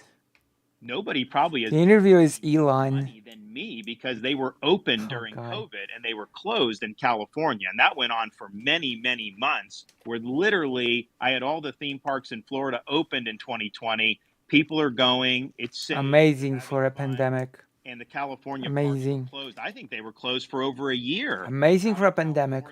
So we were, I think, a much better place to be doing business, certainly since I've been governor. Voice only for a presidential announcement. It is weird, yeah. Of education. I want to pull Chris Rufo. It's so bizarre. It feels like a private voice chat than a presidential announcement, honestly. It doesn't feel like a presidential announcement. It feels like we're getting a peek into some private group chat. And it's so bizarre. It feels so unprofessional. It feels so amateurish. This is like the most amateurish presidential announcement in the history of probably ever.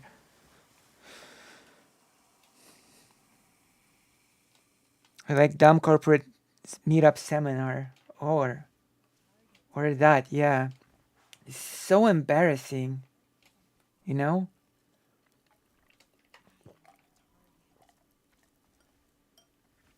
It's horribly embarrassing.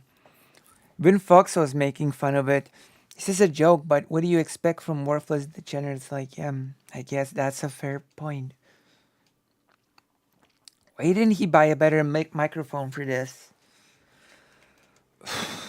Beats me. With you on some initiatives. I think, one other thing that the mainstream media has, I think, bashed on is they've kind of Mainstream media started promoting this narrative that you want to ban books from school libraries. You Holy refuse shit. to teach kids about slavery. This is literally just so a bunch of dick suckers can throw softballs where he responds to like all the terrible things. Like, this is so cucked. Wow, over 271,000 people. So God. This is, I think, totally unprecedented in terms of the numbers of people we have participating. By the way, I think Twitter's working much better now. I think it crashed because when you multiply 500,000 people in a room by an account with embarrassing followers, which is Elon's account, I think that created just a scalability level that was unprecedented. But with my meager followership, it seems to be working much better. Yeah, no, it's we have some scaling issues specifically related to my account. At one point in January, if I tweeted above a certain size, it would crash the servers. Yeah. And then anyone else who was tweeting at the same time would lose their tweet as well. Well done. So in any event, yeah. Well, we're breaking new ground here. We're scaling issues. Yes, you're breaking new ground when there are bugs and scaling issues. But in any event, just imagine if there were issues with like Twitch stability at higher view count, and Bezos was there on live mic going, okay, we're trying our best. Like, Jesus. What is the truth of the matter for people who maybe have never heard from you before?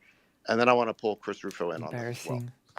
Yeah, so the whole book ban thing is a hoax. There's not been a single book banned in the state of Florida. Hoax. You can go buy or use whatever book you want. What we have done is empowered parents. It's called reading, DeSantis. It's not called using books. It's called reading them. I know you just use books as props on your shelf or whatever. I haven't seen. No, I haven't. Also, Static. Oh gosh, I have to read the chat. This is a bad joke by the way, and they keep talking about how unprecedented it is. It's very cringe. Oh my god, did you see the Young Turks thing? I haven't seen it. Press F on book to use. Hold F to carry. Oh, can you link it to me in DMs? Okay, we're gonna watch it after this. Thank you so much. Thank you so much. We're gonna watch it after this. Because you all know that I love getting infuriated. If there's anything you know about me, it's that I do love getting infuriated. Like it's my favorite thing in the entire world, getting infuriated.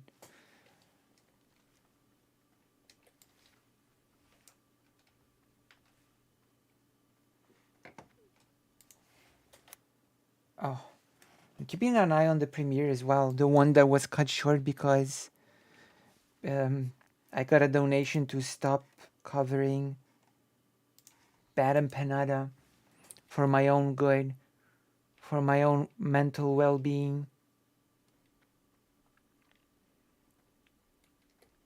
You know? That is a thing that happened.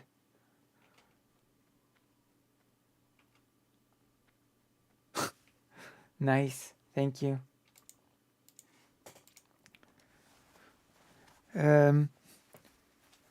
I'll remind you, this is the perfect opportunity for me to remind you that tomorrow is Mother's Day in Poland, and I am gathering the Dono Fund for my mom for Mother's Day. I have not renamed it from Donate for Jill because I don't know how to rename it.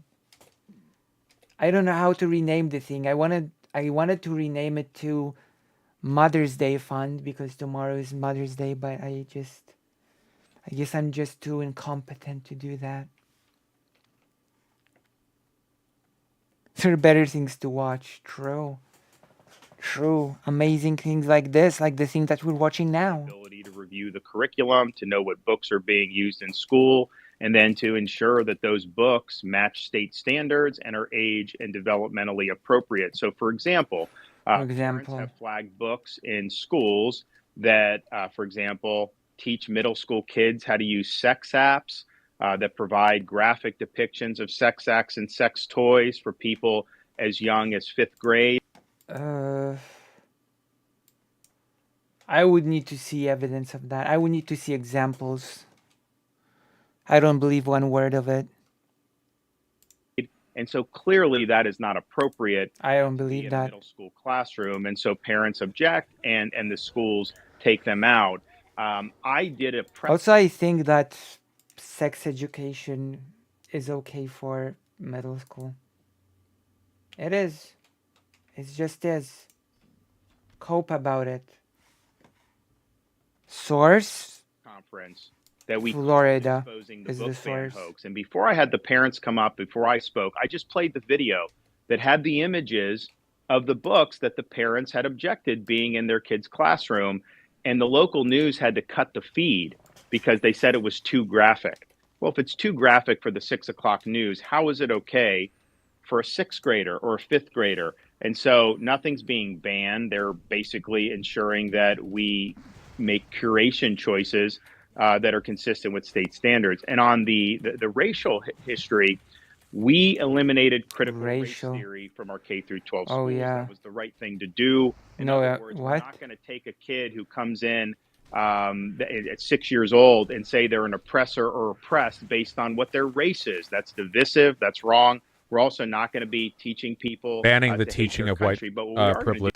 That's not That's not what critical race theory is. Teaching people that they are either an oppressor or the oppressed. That's nonsensical.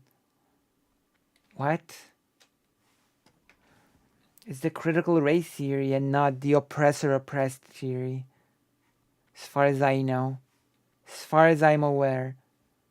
This is totally BS as far as I know. Shocker. Sex ed is really bad in much of like the US. They just tell you you'll get sexual transmitted diseases, and if they mention gay sex, they tell you'll have to wear a diaper for the rest of your life. What? Is this true? do is teach the accurate history. So in the same bill that banned critical race theory, we required teaching thoroughly about racial discrimination that occurred in American history. And Florida's history standards require all of those subjects from slavery, Reconstruction, segregation, all of that to be taught, and will continue to do that. So I think what you see is the left and the media colluding on this. They don't want to actually... What do you think critical race theory is? What are you trying to sell critical race theory as to people? So far you've just said that in your opinion it means telling 6-year-olds that they are either oppressor or oppressed. Sex ed was bad for us too in Hungary in the 90s. I basically didn't have any sex ed at all. It was the biology teacher introducing, she was very much anti-homosexual. Jesus. Damn. We defend what it is that we are actually legislating or regulating. Basically had, so they create these hoaxes. I didn't have much of that somehow sex ed at you all. don't want kids to learn that slavery existed in America, which is preposterous. No one actually Basically, defends didn't have the any. offending material. And the question is why are there people intent on trying to get this stuff into the classroom? And I think it's part of a I political. mean, yeah, we did learn about reproductive functions, etc., in biology. That was but that doesn't really count as sex ed, does it? No, to give credit where credit's due, no biology teachers inserted such talk into biology classes revolving reproductive organs or reproductive system. No teacher inserted anything about homosexuality or like any, homophobia or any weird bigotry was not inserted. At least in any biology classes that I've had, thank goodness. He brought in a religious person in my public school to scare us. Like, when I learned about these things, it was in a very dry way, It was very dry and in personal way. You can have those bits, you can have these bits do this, those bits do this, a period causes this, and this, and it was just very dry. Clinical, yeah, very clinical. That's actually a good way to put it. Which is better than inserting homophobia or bigotry into the lesson, to be fair.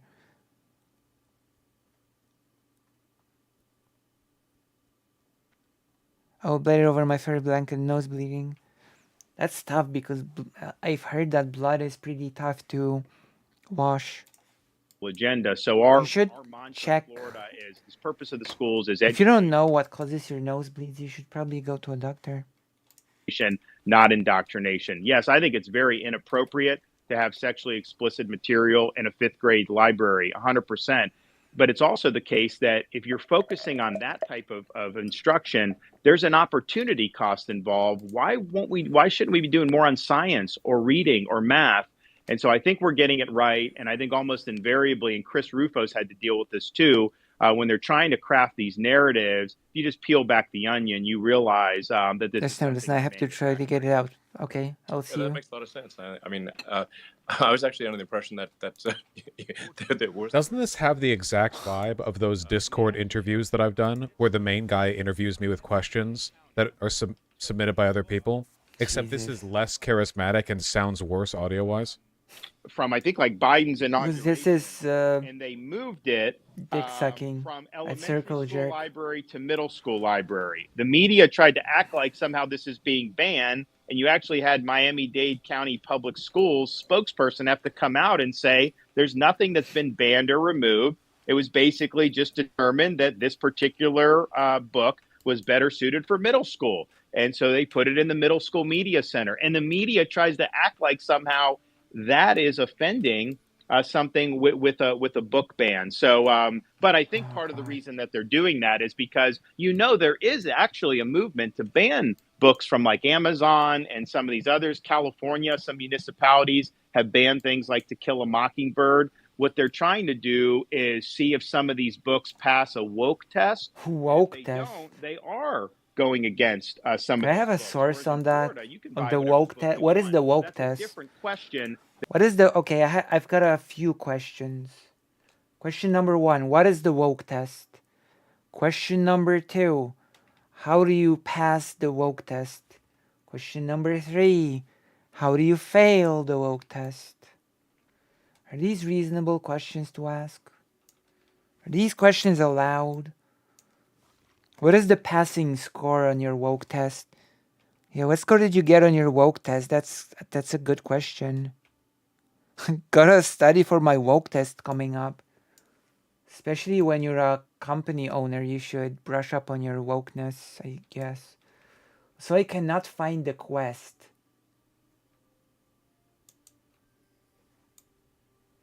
Where is it? How do I trigger the quest?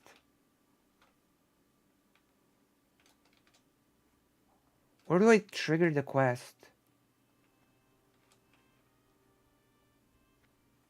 How do I get the quest? Where is it?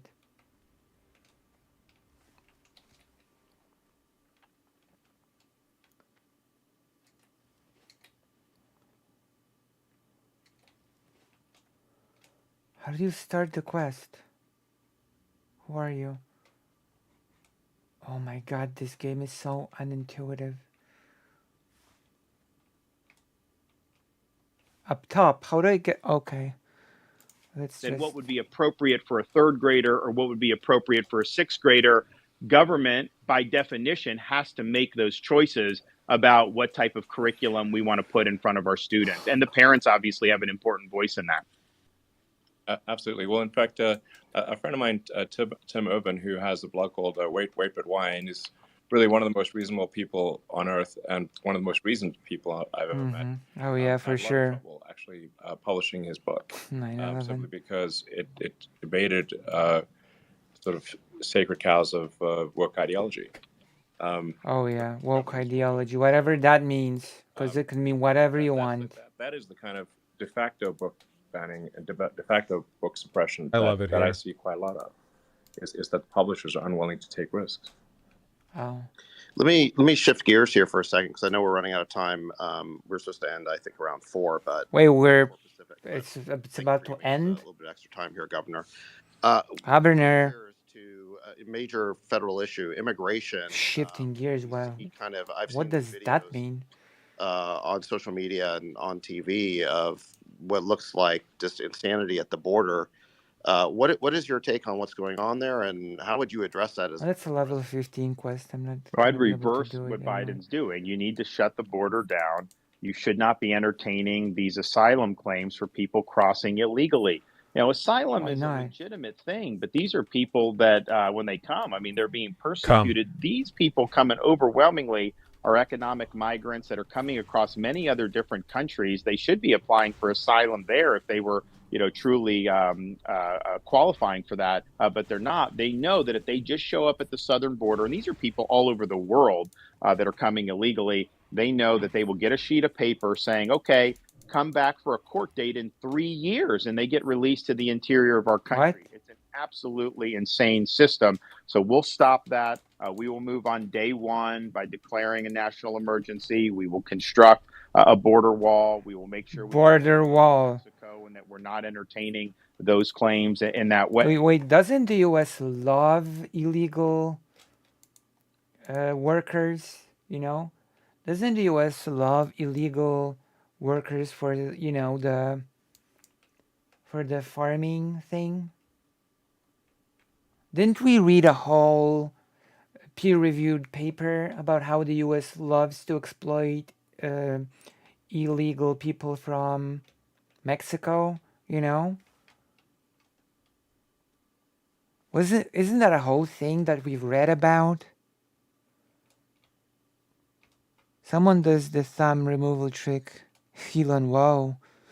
Hi, washed it out like no time. Nice, nice. I've heard blood is not so easy to get rid of. The border wall is destroying and chopping up unique ecosystems, of course. Illegal workers actually has been abused, exploited the rebuilding of New Orleans after the Katrina hurricane. Yeah.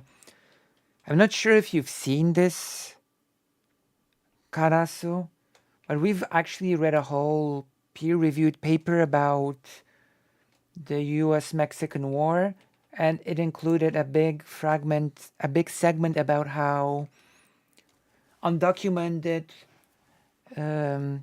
migrants are being, well, exploited by the US government. On one hand, undocumented workers are being criminalized. On the other hand, they're being really incentivized to come illegally to the US to get work. You know? Yes, exactly. Illegal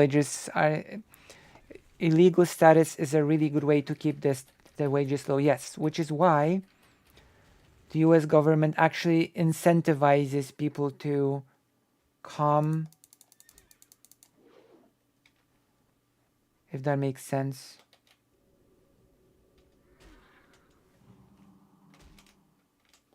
Does it make sense?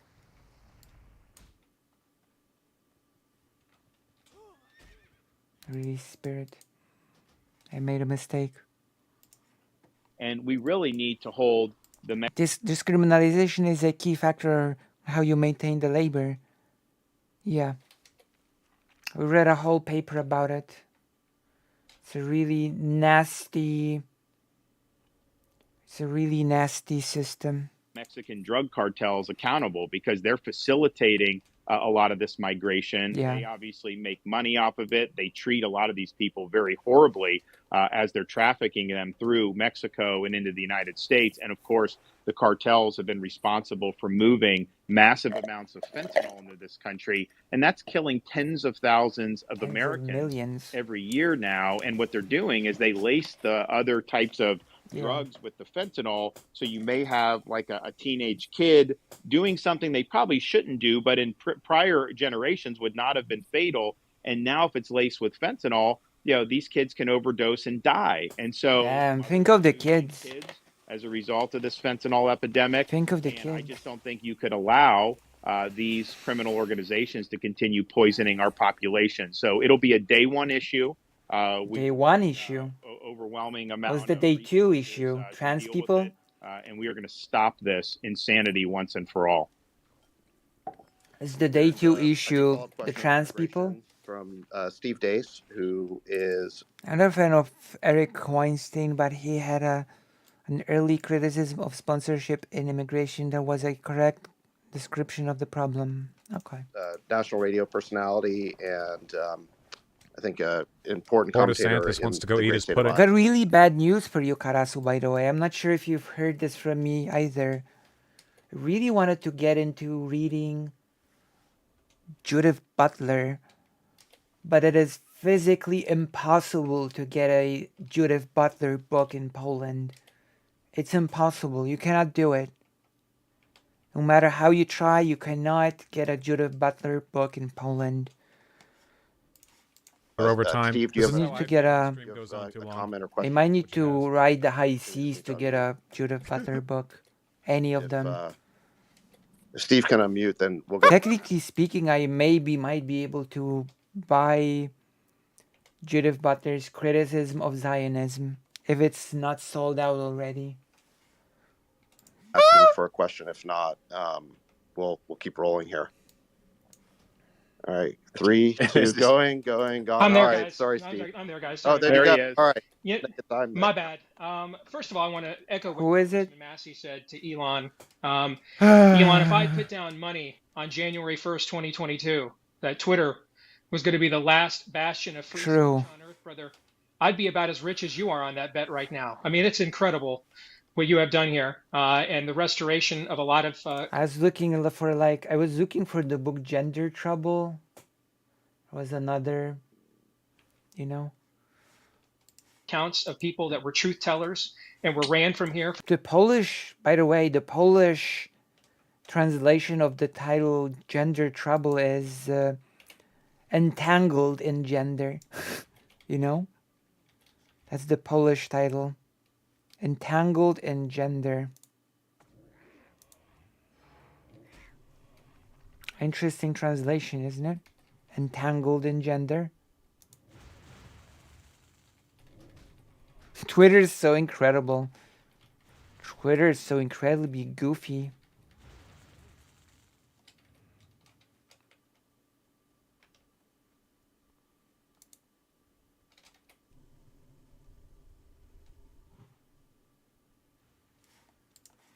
For telling the truth. I saw a meme the other day that said, of course you have scientific consensus when you censor all the scientists who disagree. So I wanted to just say first and foremost, on behalf of a lot of grateful people around the country and the world, really, thank you very much for that and the investment you made in that cause. Thank you. A question is a follow-up to you, Governor, on this very issue with immigration. Oh my we God. have heard a lot over the years. Lock her up, drain the swamp, going to build a beautiful wall.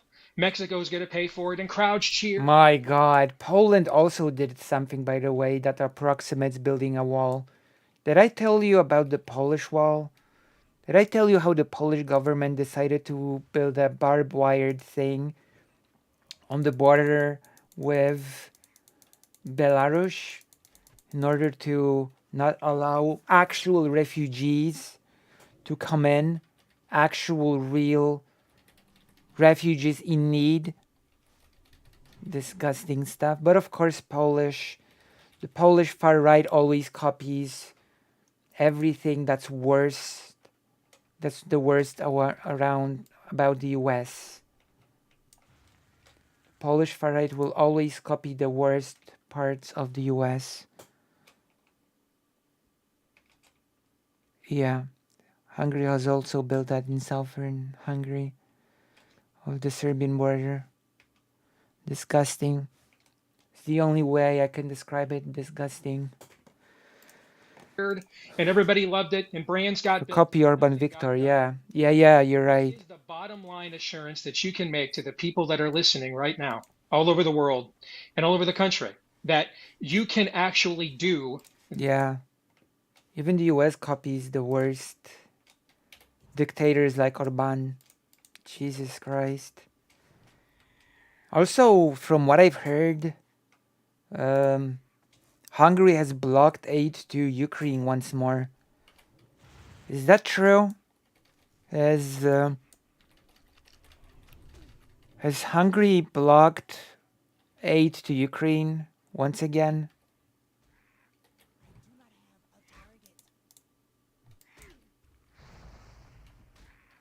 Is this a thing that's happening?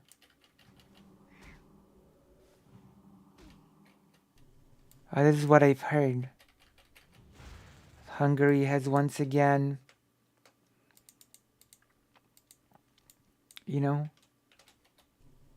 no help for Ukraine.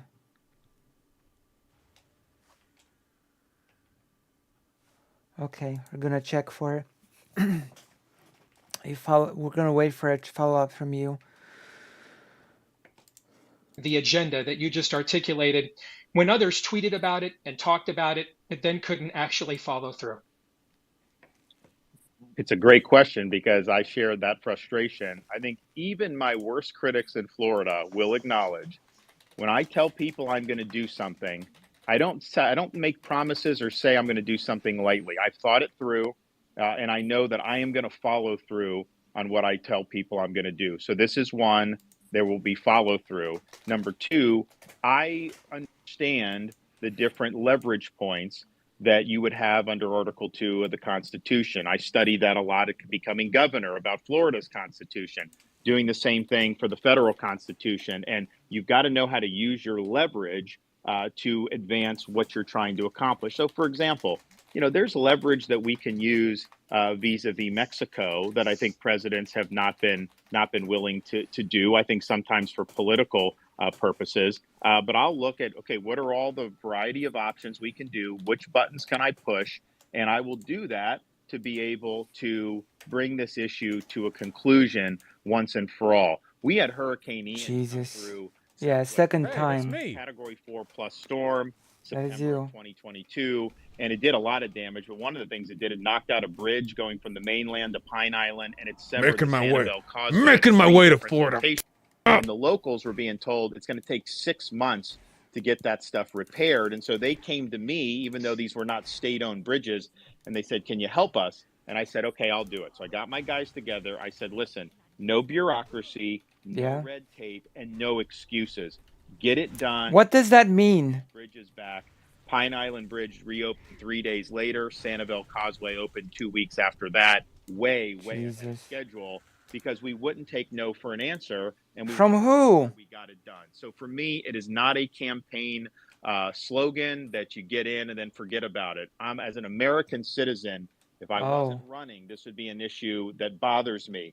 I've put a lot of my capital as Florida governor involved in combating illegal immigration. We banned sanctuary cities. Probably all made up. I would not be surprised in the slightest. Immigration bill in Florida that's working. Would not be surprised in the slightest. In the Florida Keys to help the Coast Guard repel boats from places like Haiti. I have people at the southern border right now helping Texas, and we've even been able to relocate illegal aliens to places like Martha's Vineyard. So I don't think any governor has probably gone out of his way to One do sec, more this is just to audio. try to I make want to an fix impact chat on super this quick. issue. And I'm not going to take no for an answer. And I think our voters are sick of the empty promises. They want to see action. Thank you. Action. Governor, I saw the cover of Time Magazine this week, and I think they were trying to do a negative story because they had you were sort of scowling in this portrait they made of you, and in the article they call you they compared you to the Terminator, and I think they meant an insult, but I thought it was kind of cool. I thought it was a good thing because I think we need a cool-headed, ruthless assassin to go in. Oh my Take God. on the woke mob, take on The woke mob. government, and take on problems like the ones at the border. So The woke again, mob. I thought it made you sound great, even though that may not have been their intention. Brave. Well, look, at the end of the day, this whole business that we're in So brave. is about producing results. I don't care about fanfare. You know, I'm the governor. So brave to discriminate against the oppressed. So brave. God, cringe. It's human trafficking that you did, Ron. Like that is, I'm known. So yeah, the financial support would be being 500 billion of euro, which Orban regime vetoed. They argued that the EU interest is not to spend in one place. So in other words, yeah. And I go around the state and everything, and people are very nice. And so, I mean, I appreciate the well wishes, but The matter of Ukraine is actually one thing that creates strife between Poland and Hungary, interestingly enough. I don't need any adulation. I just know I'm in a position where I have a chance to make a difference, and I'm either doing it or I'm not. And I remember sitting at the desk in the state capitol. Ukraine is actually the topic on which the far-right Polish government and Orban do not see eye to eye. And probably, I'm predicting, never will. Yeah. I'm not gonna cry over it, you know? I'm not gonna cry about such alliances crumbling, you know?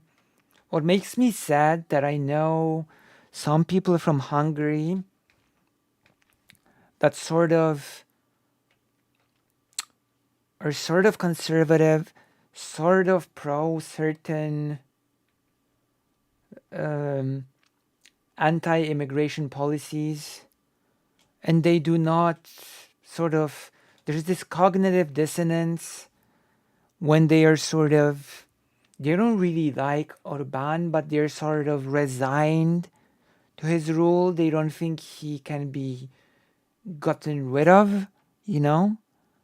It's this strange combination of being conservative but also not really liking Orban and being resigned to his rule. It's just it's a very peculiar thing.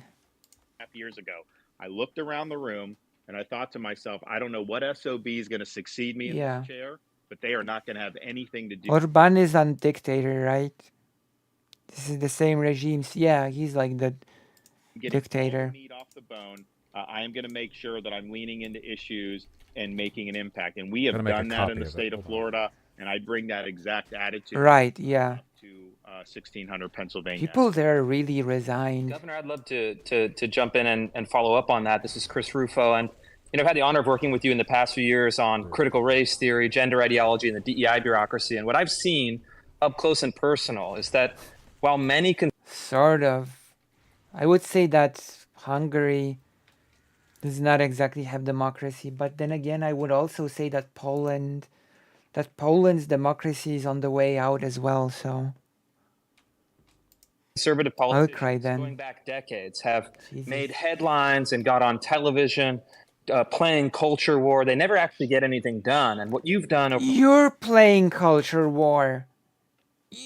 This is a circle jerk of culture war topics. What do you mean? Your main talking point is fighting the woke mob, and you're talking about pointless culture wars when you're the main warrior of the culture war. You kidding me? You joking? Is this a joke?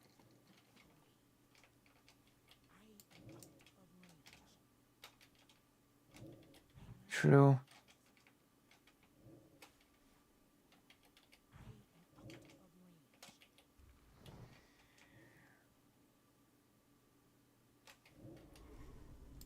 Last few years is really astonishing. You've eliminated CRT from all Florida's public institutions. You've stopped gender ideology dead in its tracks in K through 12. And just that's not culture war. Oh God. These people are such idiots. Like, I swear. Such brain dead people. Praising for not doing culture war and then talking about culture war.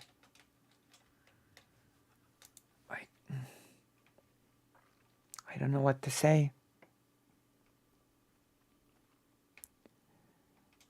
I don't know what to say. last week, you eliminated the DEI bureaucracy in all of Florida's public universities. They'll be shut down completely. And I think what you've done is established a blueprint for fighting back against the left's long march of the institutions.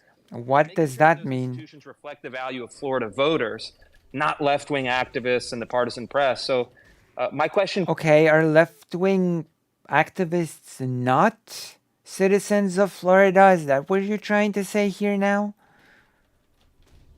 Are they not citizens?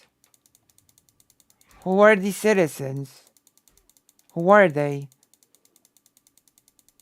What's happening?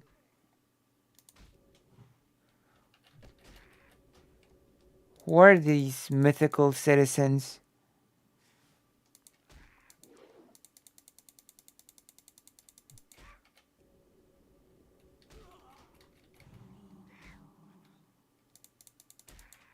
Okay, the bird is about to kill me. Great.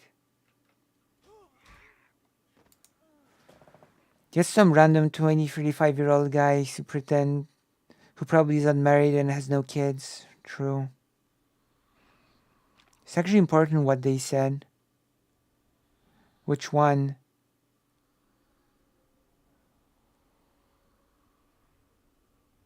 Right. That is true. You know, DC is another animal. It's quite different, the scale of the federal government. And how are you going to deliver results? And what is your culture war strategy facing down the swamp in DC? What do you mean? You just praised him for not doing culture war, and now you're asking him what his culture war strategy is. What is this? You started this by saying, oh, you're not doing the culture war. That's great. And now you're asking, what is your culture war strategy? What the hell is happening? Can you not... Jesus. Some of it is similar in this respect. When we're taking on things like DEI, you get blowback from legacy media and the far left. But that's an example of an issue where they are out of step with the vast... I'm gonna have to read it. Can you link me the thing in DMs? Can you link me the post-fashion, like, TGM? Can you link me the thing? Majority of Americans. It's not just Republicans. It's independents and a lot of Democrats. Because you think about if you're a parent and you've got kids. Yeah. Can you link me the title and the name? They're going to be judged based on their merit, and they're not going to be roadkill in some type of woke Olympics where they didn't fit some category and so they're denied opportunity. What is woke Olympics? Can you do a poll? And so we get a lot of quiet support for a lot of. Why it's the silent majority. Look, I'm a blue collar kid. I grew up in the Tampa Bay area, working minimum wage to get through school. You know, my grandfather worked in the steel mill in Western Pennsylvania. I just know instinctively. Now everyone gets to see it. What like normal people think about all this stuff. Oh, instinctively. Sense of when the legacy media and the left are outside of where the average American is, because people want you to be using common sense. And things like DEI, I mean, when I was growing up, I think things were better because people were actually told you should try to get along. Now they're told you need to segregate. And it's just crazy that they're trying to do all this stuff. So by eliminating that, there's a lot of people that were really happy about that, including people that certainly are not traditional Republicans. And I think there's similar issues when you do in the federal level. It's also the case that there are some tools at the federal level that we don't necessarily have at the state level. For example, some of the problems with the university and the ideological capture, that didn't happen by accident, can trace back all the way to the accreditation cartels. Well, guess what? To become an accreditor, how do you do that? You've got to get approved by the U.S. Department of Education. So we're going to be doing alternative accreditation regimes where instead of saying you will only get accredited if you do DEI, you'll have an accreditor that will say, we will not accredit you if you do DEI. We want a colorblind, merit-based accreditation scheme. And so as president, controlling that agency, you can then approve. How do you have that in a society that has such a big baggage of racism, though? Other types. Oh, I'm being silly asking actual questions. Okay, never mind. I'm training up for the woke Olympics. Actually, polls show that people are tired of the woke rhetoric.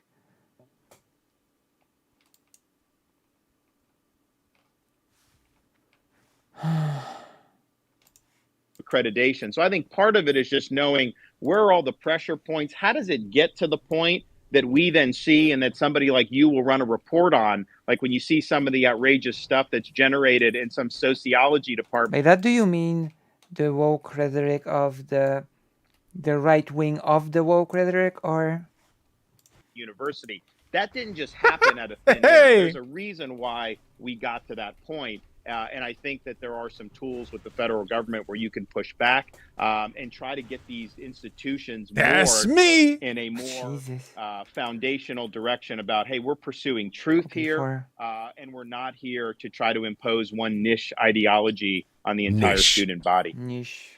Great. Shifting gears. Yeah, because far-right fascism surely is not a niche ideology. If ever I've heard one.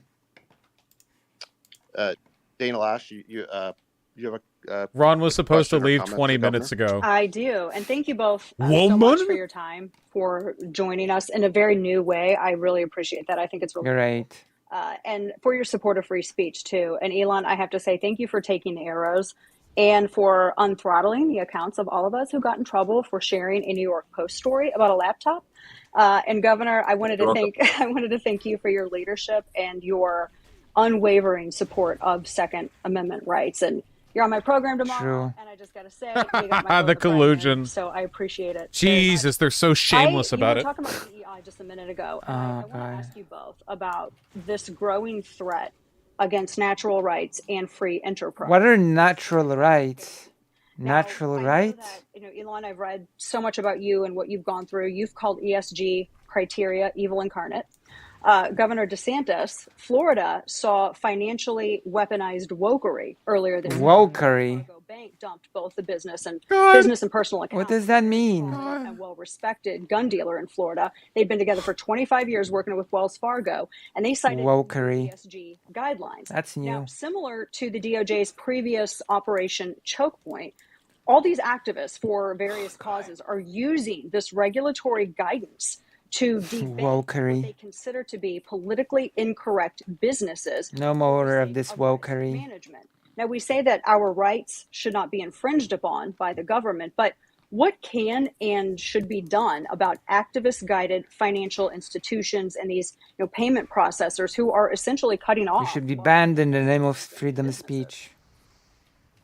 Well, I think it's a fundamental issue that I think not enough conservatives have been wise to. I think more and more are. But at the end of the day, we have certain fundamental rights. And so maybe you're somebody that is, really excited about your Second Amendment rights. And obviously, if the government comes in and infringes that, we know you blow the whistle on that. That's a problem.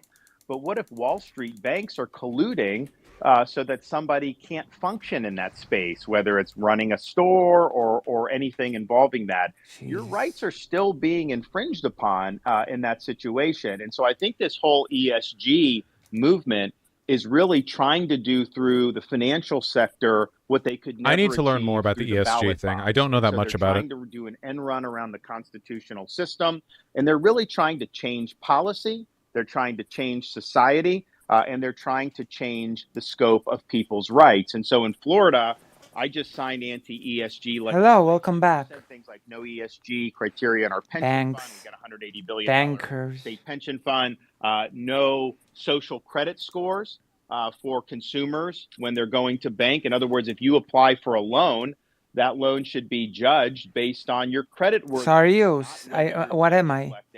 To the appropriate left-wing causes. But one thing we did do is we did provide protection against this debanking with the woke banking. Woke? What is? What the hell is woke banking? What does that mean? Genuine question. What is? Oh, okay. What is woke banking? What the hell is woke banking? What does that mean? What does any of this mean? Woke banking. The woke banks.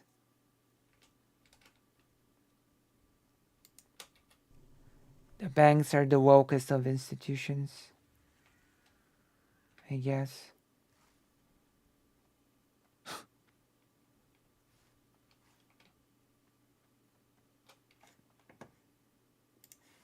On your religion and other things, which we know is happening. Hello, Aaron. It's a fundamental question, but we will not be a free society if major financial institutions can do through the economy what people could not achieve through the ballot box. Our rights will be restricted, will be the end result, and that's not healthy for a free country. You know, as a follow-up to that, Governor, Dana mentioned Operation Choke Point, and that is a term that's very familiar to crypto companies in Silicon Valley. Crypto companies. Is it like carbon tax bullshit? Like, look at how progressive we are, but it's by nothing. the federal government, including the SEC, to basically regulate blockchain and crypto companies out of existence. They really feel like they're being driven out of the country. And I'm not talking about scammy ones or the totally fake. All of them are scammy ones. Really high quality, good companies, including companies that are public.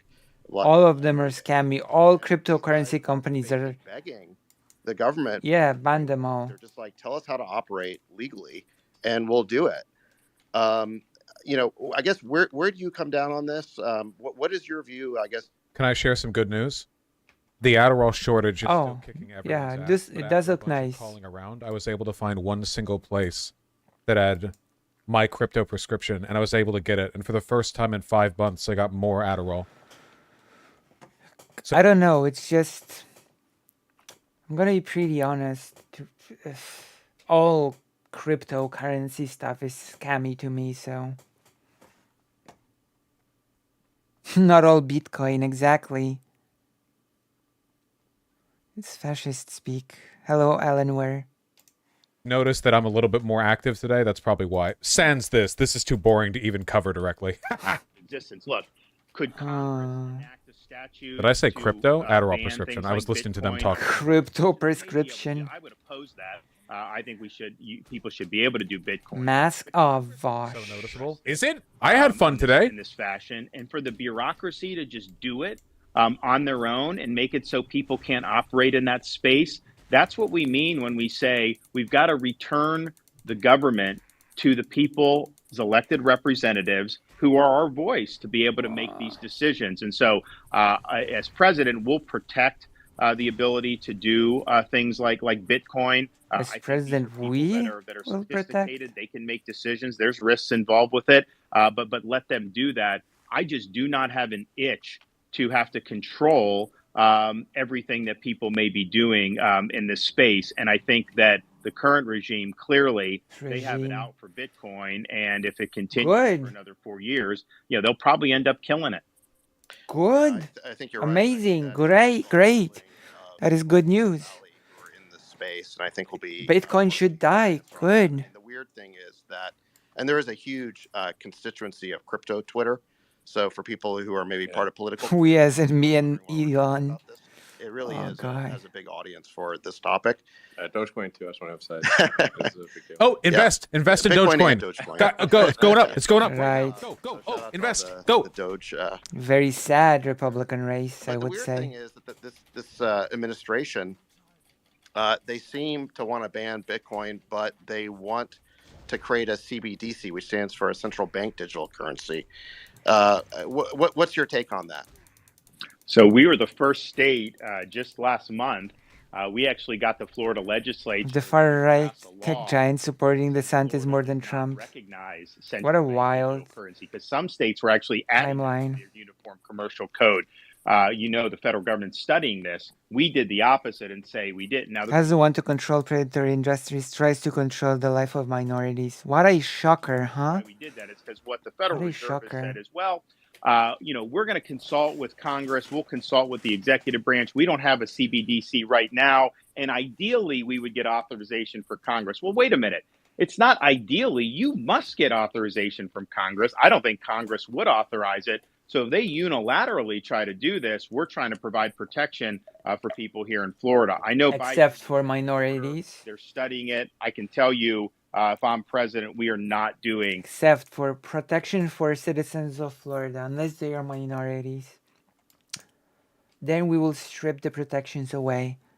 Heard that Thiel is a bit less happy with the too much focus on trans people, and he is pretty much one of the biggest far-right supporters.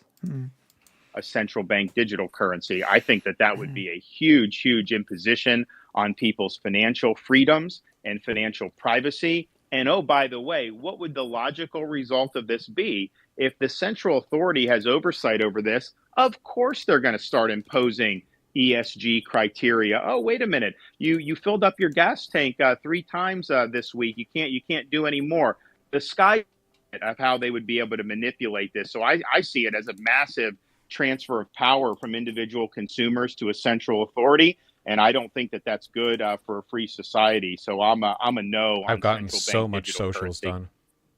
Well, Governor, I want to thank you for the time. I mean, we could go for hours here, but I know you only had an hour, and we've gone over that, so I want to be respectful of your time. I know there's so many people who want to ask questions, and We should do it again. I mean, I think it was fun. Oh no, round 2. We'll make sure that that we come back and do it again. This is a great platform. I mean, I would like to see other platforms going in the same direction, but a healthy democratic society needs the robust debate. So I just want to thank everybody for listening in, and I'll just make that pitch again. We want you on the team. We'd love for you to go to rondesantis.com and make a donation so that we can get this done on this nomination and win the election in November of 2024. His goal is 10 God million bless in 24 everybody, and thank hours. you.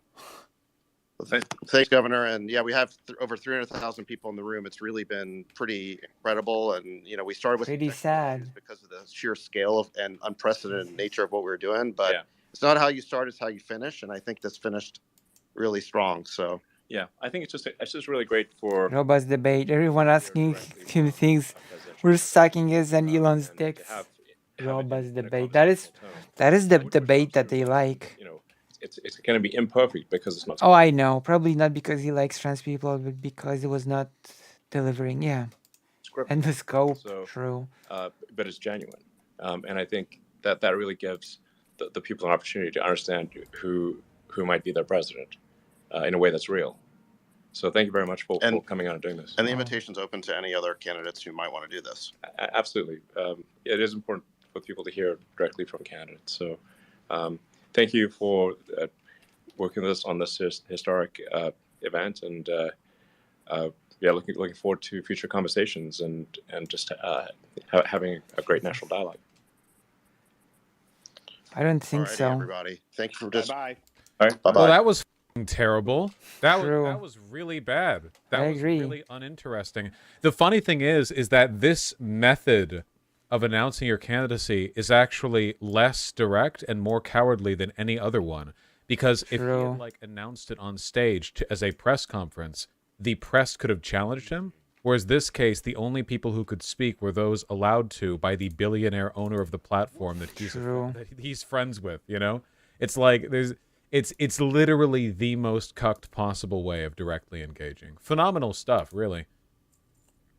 Indeed. Our border is a disaster. What Crime the? infests our cities. The federal government makes it harder for families to make ends meet, and the president flounders. But decline is a choice. Success is attainable, and freedom is worth fighting for. Righting the ship requires restoring sanity to our society, sanity to our communities, and integrity to our institutions. Truth must be our foundation, and common sense can no longer be an uncommon virtue.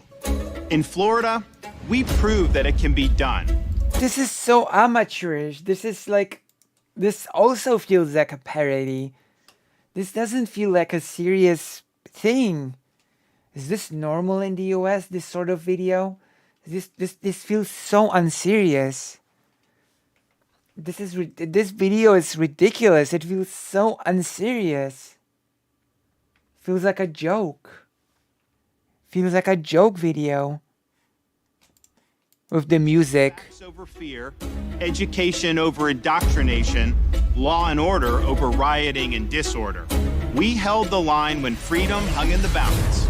We showed that we can and must revitalize. Is this a joke? We need the courage to lead and the strength to win. I'm Ron DeSantis, and I'm running for president to lead our great American comeback. Man, he comeback from so what? gay. He really can't beat that, can he? Like, they can media train / coach him all they want, but he really does sound gay. It's his voice, really. Oh, here's an attack ad from Trump against DeSantis before DeSantis even announced he was running. They didn't add this, of course. This is Cope. Run this sales tax at a plan to make you pay more. Jesus. And the sales tax there. Here a tax, there a tax, everywhere a sales tax. In Congress, Ron DeSantis. This is a normal political ad. Actually, they can be much weirder. On almost everything you buy, from the gas station to the grocery store. You'll pay more here. You'll pay more there. Here you'll pay. There you'll pay. No, this is real. 90% of families would get a tax. Oh my God. Making Biden's inflation hit even harder. Come along with me. We can't Dance. afford Ron DeSantis tax. Jeez. What is this? We have a better choice. What is this? Massive tax cuts, lowering tax rates for everyone. President Trump. Yeah, what? And Ron DeSantis tax. Well, as the song goes. With the sales tax here. And the sales tax there. Here a tax, there a tax, everywhere a sales. Isn't it normal to have a sales tax? Isn't that pretty normal? Isn't that a pretty standard affair to have a sales tax on, the things that you buy? It's usually included into the price of the things that you buy. Isn't that pretty normal?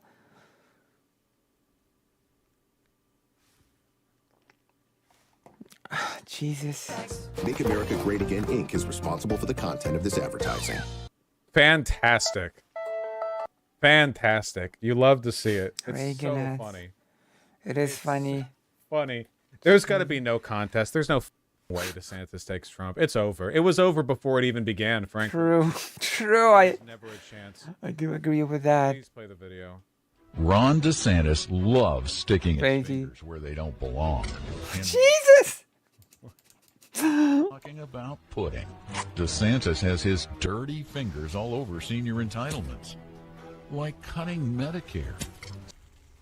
No. This is such a nasty ad. Even raising our retirement age. Gee. Ron DeSantis to keep his pudding fingers off our money. This is so nasty. Get this man a spoon. Why? America Great Again Inc. is responsible for the content of this advertising. Man, Make America Great Again Inc. is killing it out here. Holy shit, it's brutal. There's no way. This one just were releasing attack ads long before the announcement that he would run. Because they knew he... Okay, this one just put me off. This one was just nasty. The pudding one was nasty.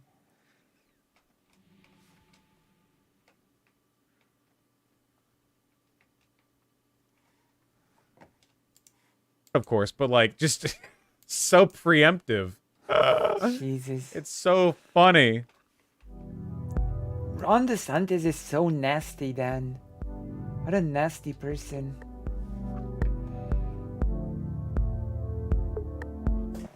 I mean, he is. He is. So they're not wrong. He is.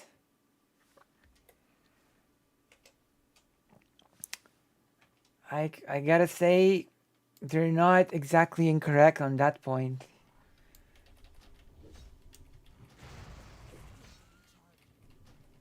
Oh, gee. Oh, I'm glad to see the infighting. I'm glad to see it. Not gonna lie. The more the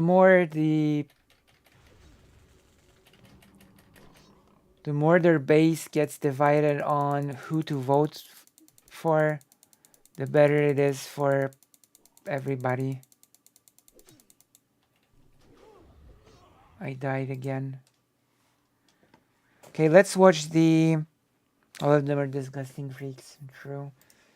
Okay, we're gonna watch the... I'm gonna, as always, I'm gonna give you a choice because I love my viewers so much. I want to watch I want to watch the Young Turks thing. The question is, should I just watch the Young Turks raw and just give my opinions on it, on what they're saying? Or do we want to view it from the lens of Vosh? Have these two options. I can watch Vosh reacting to it, or I can 100% react to it myself without anyone. The Young Turfs, true. I do mean the same people, yeah. Raw is law. Do it raw. Okay, 2 people said do it raw. Anyone else? Let's get like 4 opinions. And let's not make it a tie. Vaj, don't give you Young Turks. I know, okay. I hope this will not backfire. I want to vote so democracy can prevent you from taking an action one way or the other again. So, flip a coin. Or you could sway me with a... Don't know. Is there a coin thing? I can flip a coin, but you can also sway me with a dono. That's always possible. I will flip a coin, but if someone donates, then I will listen to the donator. So heads is raw, tails is not raw. Heads is tail.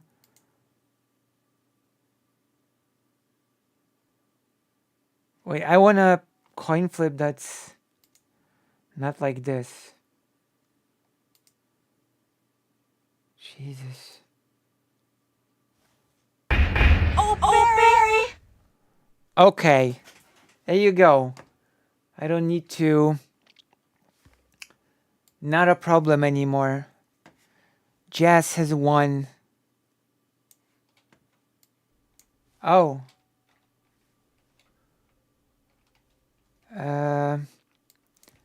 Okay. Jess told me to watch it with the Vosh. Watch it with the Vosh because... Well, just donated.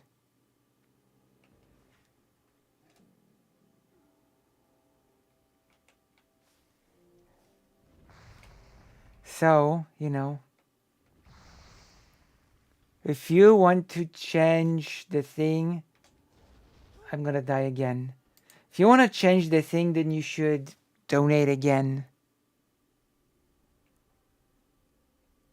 Money rules. Thank you. Thank you.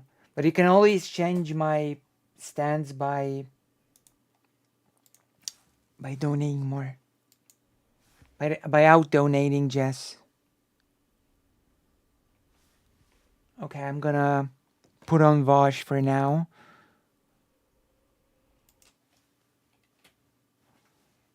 It's apparently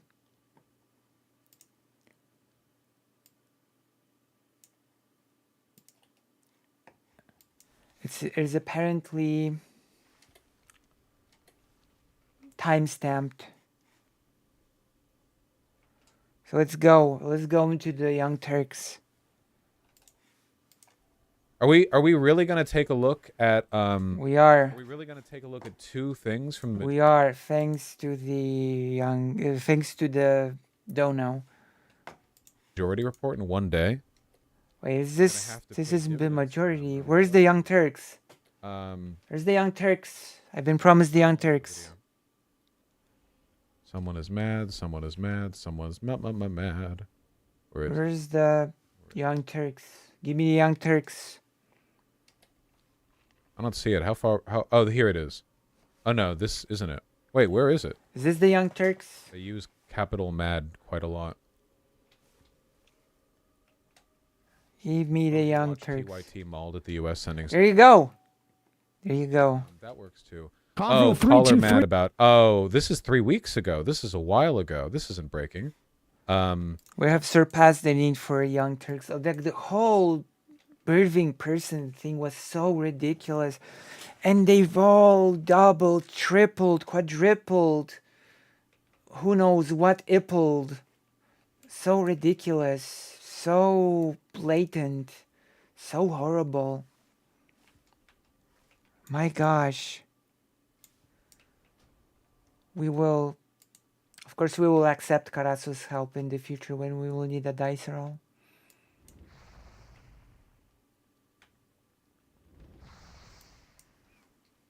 I'm about to die again. Jesus Christ, I went to a bad area. The Young Turfs. I love it when dogs yawn. I love it as well, actually. It's also 30 minutes. I also like it when cats yawn. Oh, you know how dogs pant, and when they do, they look as if they were laughing or something? Have you ever seen a cat pant like a dog does? You know, with their tongue out and stuff? Like, you often see dogs do it, but have you ever seen a cat do it? Finding enough, this isn't the first time they were upset with that language. I see. It's pretty sad, to be honest. Yeah, I've also seen cats do it. My cat did it from time to time. They often derp when they do. True. Cats are cute. TYT Ukraine. Can somebody link the TYT thing? TYT reacts to Biden's aid announcement. No. Oh my god. Filters, tools, anytime, past month. What do we got? It's cute. Like, are the Young Turks really reactionary when it comes to Ukraine? Because I'm gonna be honest. I'm gonna be quite honest. Is it a hot take if I say that, in my eyes, if you are anti-Ukraine aid, pro-Russia in any way, then you're basically just a reactionary?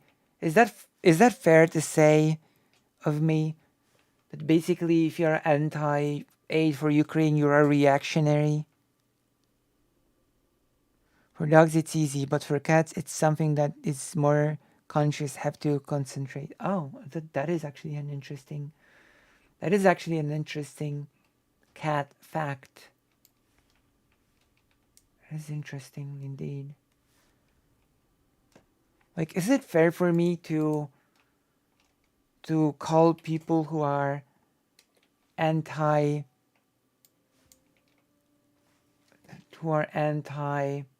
aid for Ukraine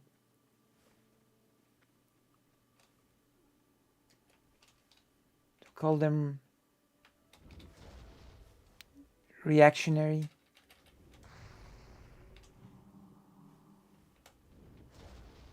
You tell me if it's fair or unfair.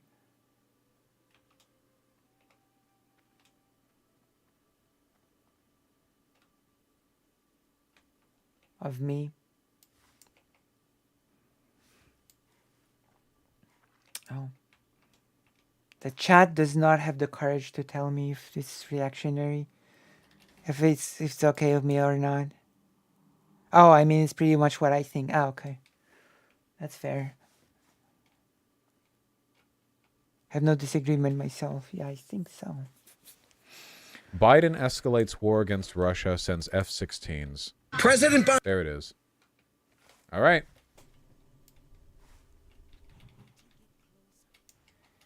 Especially people who are from rich countries. Dude, Anna Kasparian never responded to the shit that I sent her. Like, I don't know, man. I thought we really got along. I thought that I'd, like, not bonded. That's too strong of a word. Bonded. I thought I had some kind of understanding with her, which is rare for me because normally people fucking despise me. But then she just randomly decides that using gender-inclusive language is some kind of existential attack on her, and so on. I keep dying. She's still mad that you called her the R word. Grow up. Jesus. Jesus. Ah, durability is low. You're telling me this is a historically accurate character? Yes. But this is beyond nuance. This segment is just wacky.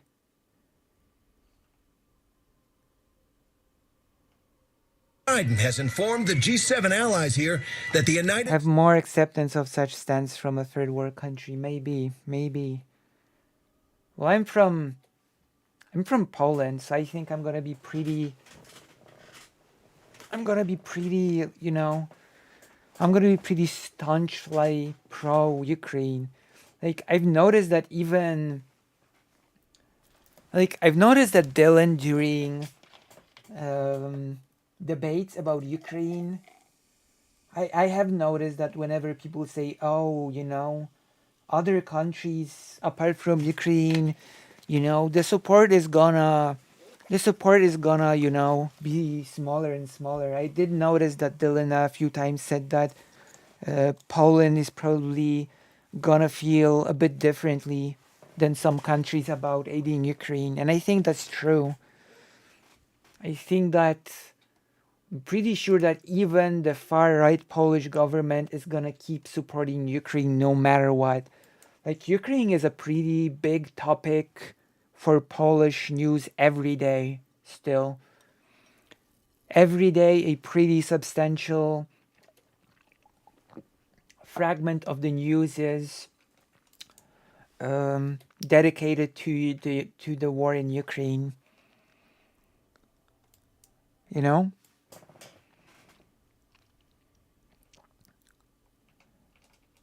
Yeah, in Poland it's being talked about. I've said it before, and I think I'm not sure if I've told this to Anastasia. I think she was even surprised. Yeah, I have. She said she was surprised that the Polish media uses such harsh language. Like when some of the Polish media says that, oh yeah, another day of rapists and murderers invading Ukraine, you know?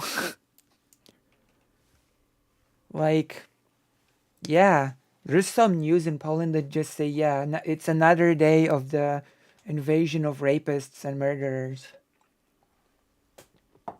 You know? There's certain news that yeah, it is accurate, but it is still pretty strong. There's some stations that would just not have the guts to put it that way, you know?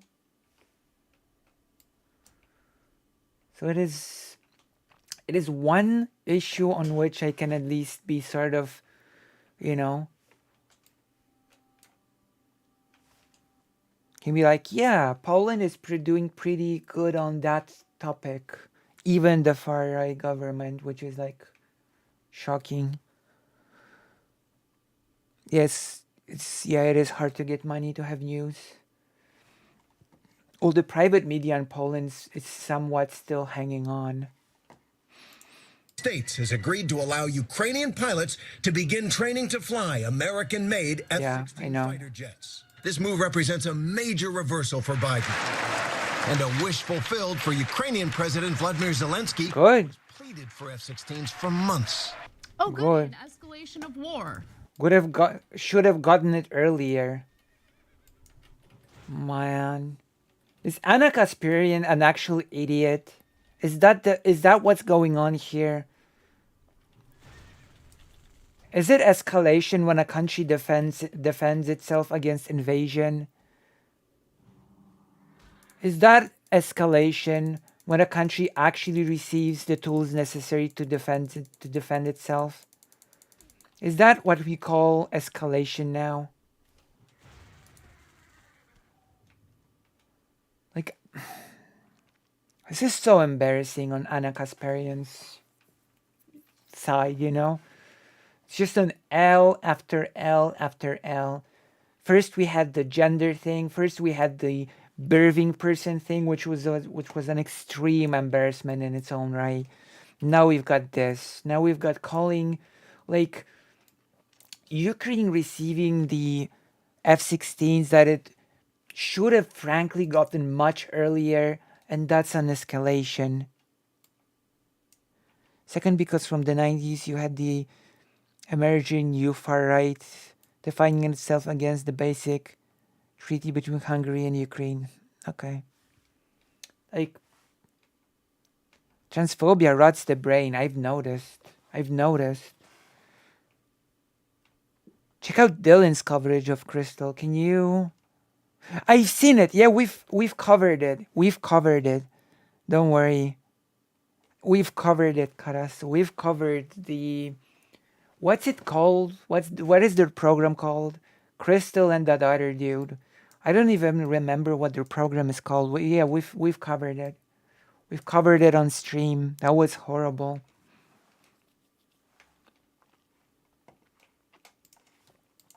Now, in this case... Oh. Wow, that's pretty overt. Is Vaj gonna be forced to repeat the tactical slurring of Anna Kasparian? Is that gonna happen? Breaking points, yeah. Is Vaj gonna repeat the strategic slurring? Because the trajectory that we are on sort of indicates that might happen. You know? That does seem to be the trajectory. Maybe. Right off the bat. As you heard in that report, the Biden administration will now allow... How is there a certain portion still in the US of leftists having these stakes? Yeah, exactly. That's ridiculous. Embarrassing, quite frankly. Embarrassing.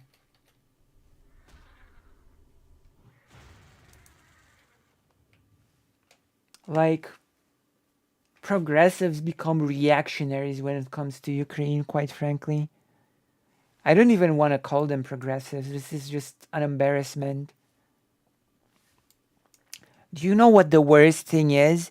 I'm going to tell you the worst thing about it all. I'm going to tell you the worst thing about it. I don't think even Dylan mentions this sort of unfortunate effect. Unfortunate sort of the thing that it leads to, right? People on the left having such opinions on Ukraine, it only results in people from Ukraine looking at it and saying, oh, wow, those leftists in the US, they're just crazy people, you know? Those socialist, communist types, they're just crazy people. They should never be taken seriously, you know? We have seen this with how Anastasia has been bombarded with those pseudo-progressives that call her a Nazi. This is like an unfortunate result of this sort of thing. That big, supposedly leftist speakers have horrible reactionary takes on Ukraine. Yeah, and I can't even blame her. I can't even tell her that she's wrong. Like, I cannot even tell her that she's mistaken when huge public figures like Anna Kasparian, like Hassan, has such horrible reactionary takes on Ukraine. Yeah, You just cannot. The only thing which I did try to do it to a degree is to meekly point out that historically many communists and socialists were fighting against the Soviet regime.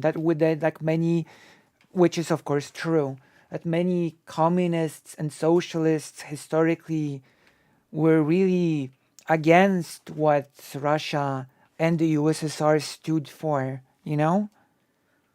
All I can do is introduce caveats like this into this sort of conversation.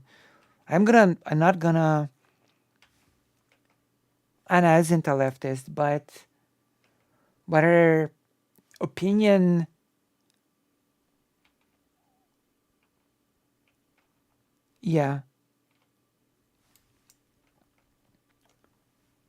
but her, like many people's view on leftism will be formed by these sort of horrible Ukraine takes. So, allow our European allies to transfer American-made F-16s to Ukraine, something that was considered a red line by the Biden administration previously, especially when we're dealing with another nuclear power. Well, too bad. Stay mad. Vladimir Putin has responded to this by threatening nuclear war with the United States. Which okay, to be fair, he's been doing that like since day one for the past 9 years. So is unsurprising. It's not the first time he's done it, but maybe sending over offensive weaponry to Ukraine, not the best idea. I don't like, this is a made-up term. True. Weaponry is always offensive. True. What the hell? What does that mean? Whether or not a weapon is offensive or defensive is in how it's used. It's like when China complained we were sending them offensive weapons in Taiwan, like some specific type of weapon that could magically be used in an offensive capacity. I need to all fix weapons, my gear. That's how they work, with the exception of, I don't know, Israel's the Iron Dome. I mean, maybe there are a couple of weapons that can only be used defensively, but like obviously that's, that's the not the norm. And there is no end in sight for this war. In fact, the idea of sending F-16s to Ukraine makes it abundantly clear that the United States and its allies intend to continue engaging in this war for at least 18 months. We're not engaging in the war. True. We're providing resources to Ukraine engaging in the war. Let it defend itself. We stand to be a little bit more careful with our language on this one, considering the fact that implying that we're engaged in it is suggesting that we're at war with Russia, which we are definitionally not. Neither country acknowledges this as a war between either of us. Possibly more, because there's some training necessary in order to ensure that members of Ukraine's military are able to operate F-16s. Is Anna Kasparian against training of troops now as well? Actually, better at air superiority. I mean, it is supposed to defend Ukrainian air. That is what it's for. Not 18 months of training, though. Right. I mean, I'm sure it takes a while to learn how to fly a new kind of jet, but I don't think the trained fighter pilot, I don't think they would need 18 months to. Okay, I need to repair my In stuff. fact, it wouldn't surprise me if a lot of these pilots have actually been getting trained in F-16s already, that Ukraine sent out air servicemen to get training in other countries so that if Ukraine ever did receive these planes, they would know how to use them when they arrive. Incorrect. That with other vehicles, I believe. So it would make sense they've been consistent in that. Ridiculous takes. We'll get to all those details in just a moment. Details. Now, Ukrainian President Vladimir Zelensky has been asking for F-16 since the beginning of this war in the United States under Biden's leadership. I'm gonna be honest, he should have gotten them from the beginning of the war. I don't think it's a hot take of me to say that Ukraine should have gotten the maximum amount of help from day one. Because this war would have ended much sooner. Yeah, of course. No kidding. Should have happened much sooner. Of course. What are you even talking about? Yeah. They're used to protect Ukrainian cities. Of course, that is their main purpose. Had refused to do so. They saw it as an escalation of war. The next video has some more details on this. People like this see everything as an escalation of war. People like this see Ukraine not giving up as an escalation of war. So I don't really care. I don't really care about what some people think is an escalation of war. To those people, every single act of Ukraine defending itself will be an act of escalating the war. She's concerned about UK's long missiles given to Ukraine, yeah.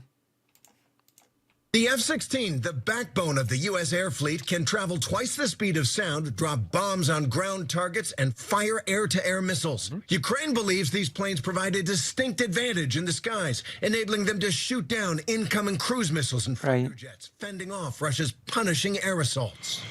But up till now, providing F-16s has been a red line for President Biden. Although I still believe that Ukraine should also have received the long-range missiles earlier. I gave food and bandages to Ukraine, warmonger. Like, I genuinely think that according to those people, Ukraine should have just folded and given up. This is what those people secretly believe, that according to those people, Ukraine should have just given up, and that would have been not escalating the war. I agree with you. Thank you. Thank you. Well, they are pretty expensive. I mean, we can afford it. It's not going to bankrupt us. We've got plenty of Pentagon money and munitions to spare. But yeah, they're pretty expensive. Reluctant to provoke an unpredictable escalation from Russia. Still, in a February interview with David, Biden did leave the door open just a crack. We know President Zelensky continues to say what he really needs are F-16s. Will you send F-16s? Look, we're sending him what our seasoned military thinks he needs now. You don't think he needs F-16s now? No, he doesn't need F-16s now. That was what he said in February, but clearly he has now changed his tune. Good. For the moment being, there's no indication that the United States is going to transfer its F-16. Should have changed it earlier. It's just that our allies will be doing so. But let's should have changed your tune the United earlier. States will be doing so as well, because it's an opportunity for. We know what it's an opportunity for. Send them more weapons. That creates a need for the United States to replenish its weaponry. And that means more money for the defense contractors who are absolutely salaried. Okay, here's a quick question out of curiosity, all right? Very much out of curiosity, whining. Okay? If the defense and this makes me actually really angry. I don't think there's anything wrong about Ukraine even attacking Russian territories that the war is not initiated by them. She's such an idiot. Like, do you know what makes me angry once again? Because as always, Ukraine is not treated as a country with any sort of agency, as a country that deserves to protect its citizens, that it's a country that deserves to protect its integrity. No, it's just a pawn for other bigger, more important countries to do their stuff. It's just a pawn for Russia, the bigger, more important country, to do its thing. It's just a pawn for the US to do its thing. Yeah, we're just props. We Eastern Europeans are just props. We're just props for US or Russia. This is so ridiculous, this sort of language. Oh, it's just for the US will just do its business. Who cares about Ukrainian citizens? Who cares, right? Who cares about their right to defend the country? Nobody cares, right? This is what really gets me every single time. Because people like Anna Kasparian basically say it without saying it. They basically say that without saying it. Spoilers, they call it a proxy war. Yeah. Actually, dumb as fuck. We're second-class human beings, irrelevant nobodies. Have the same impression, yeah, Lucy. Yeah. Like, all of those people that keep talking of proxy wars, of how it's about business of the US, how about like Russian sphere of influence. It's really is them talking that Ukraine is just a pawn without having to actually say it honestly. It does make my blood boil. It really does. It's ridiculous. You know?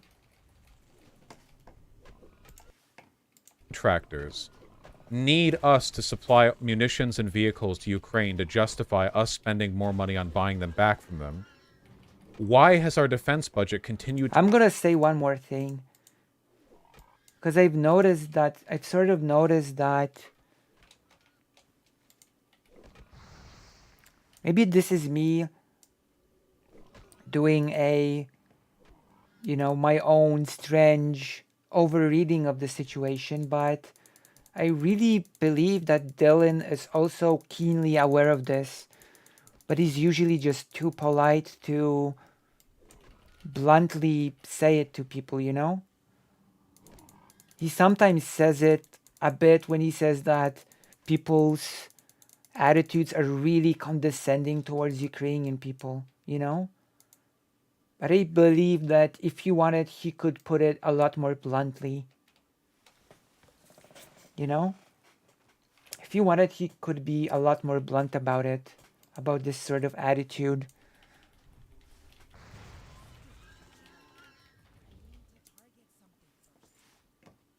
But he does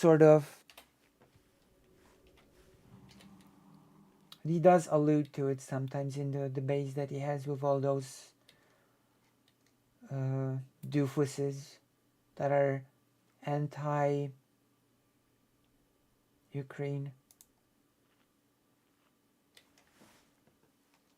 Yeah, I really appreciate Dylan. True. Rise and rise and rise without any meaningful war. I mean, for decades now, sure, we had Iraq and we had Afghanistan, but after those petered out, like, our budget has continued to rise for military... Because in his polite way, he tries to suggest one always... Yeah, that it's always about putting what the Ukrainians want first. Yeah, exactly. Exactly. Spending absent any new threat. The idea that the only reason we could be spending money on Ukraine is to enrich our defense contractors is unironically right-wing propaganda. True! If that is the case, then why are the far right... True, I told you. People that are anti-Ukraine are just reactionaries. They're just reactionaries. Literally. Reactionaries pretending to be progressives. Maybe the Young Turks are just preparing to switch to a more opportune, reactionary type of deal.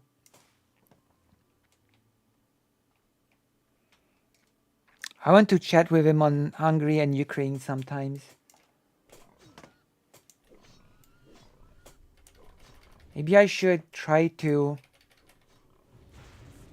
Because I've got good news. Dylan has expressed an openness to talk to me again. He just said... Oh my gosh. The terrain in this game is so horrible. He just said that it might not happen super soon. But he did say that we will talk maybe this week or maybe the next. So we are probably gonna have pretty soon a second talk with Dylan. At which point I might just tell him to have a chat with you about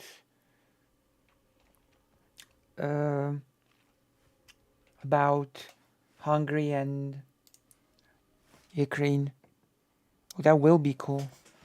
That will be cool. I'm already pretty sure that it will happen. I don't have the date, but once once Dylan says that he will do something, he does it. He is he's very dependable when it comes to that. When he says, yeah, yeah, let's talk, then we'll just, it ends up with us talking, We agreed to talk last time, and we did talk. And so I believe that since we agreed to talk now, we will talk once again.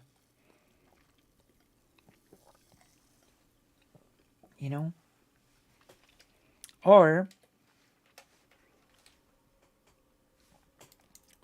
if I cannot actually, that might be also, if you have any topics that you really wanna, because we can actually do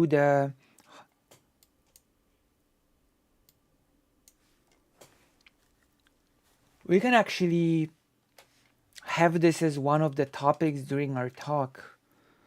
You could be in the chat and I could be telling him what you're saying, basically.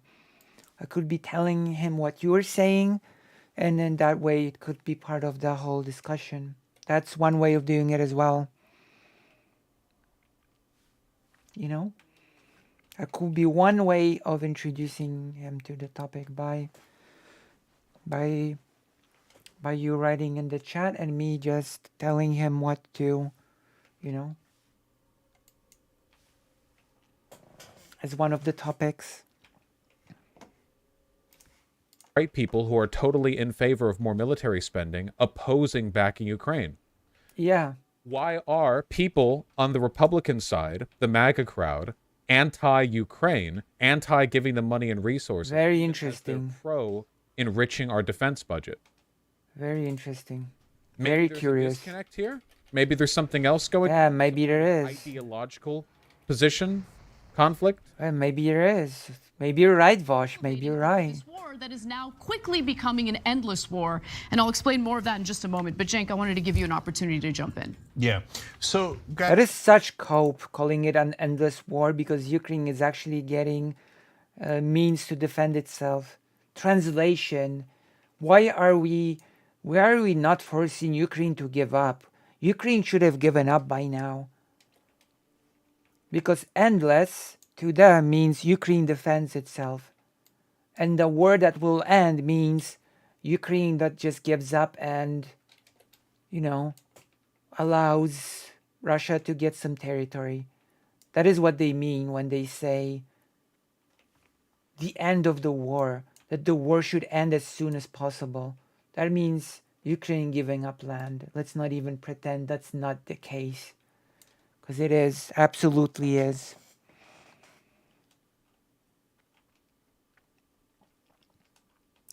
Oh, it's not one, wait, Karasu. It's not one day. I'm already sort of in talks with Dylan to set up the second talk. So we could do it during the second talk. It doesn't have to be one day. It can be during the day when we have the second talk,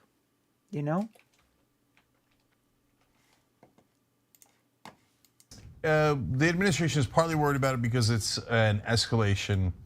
I would say that's the minority concern. They're not really talking about the majority concern, which they mentioned in some articles, but they mentioned it in passing as if it's the smaller concern. I don't think so at all, for reasons I'll explain here. The larger concern is they don't want the technology to fall into the wrong hands, mainly the Russian hands. Because it's one thing for the Ukrainians to have an F-16, it's another thing for an F-16 to get shot down in area controlled by Russia, where they could then... I'm so sorry, I must have missed that. I was looking at chat. Smaller concern. I don't think so at all, for reasons I'll explain here. The larger concern is they don't want the technology to fall into the wrong hands. F6. Jesus, I keep dying. How do I get there? Date? First flew in 1976. How do I get here?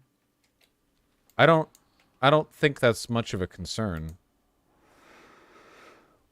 This isn't like classified, I'm pretty sure. Why are the Young Turks so bad on this? one thing for the Ukrainians to have an F-16. It's another thing for an F-16 to get shot down in area controlled by Russia, where they could then just take the F-16 and reverse engineer it, right? And so now you might think, well, okay, that's a real national security issue for us because the F-16s are excellent and it's a rare thing we do right in the US military in terms of technology. And so that could be a national security problem for us. Yeah, maybe that's a little bit of a concern too. It's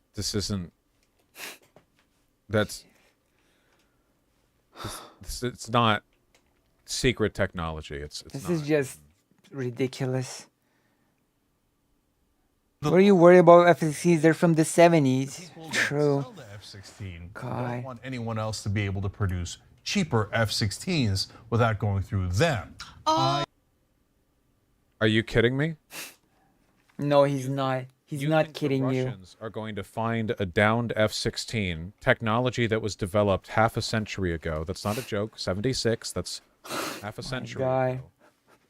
And then the Russians are going to develop this is embarrassing line to produce cheaper that fighter jet cheaper and undercut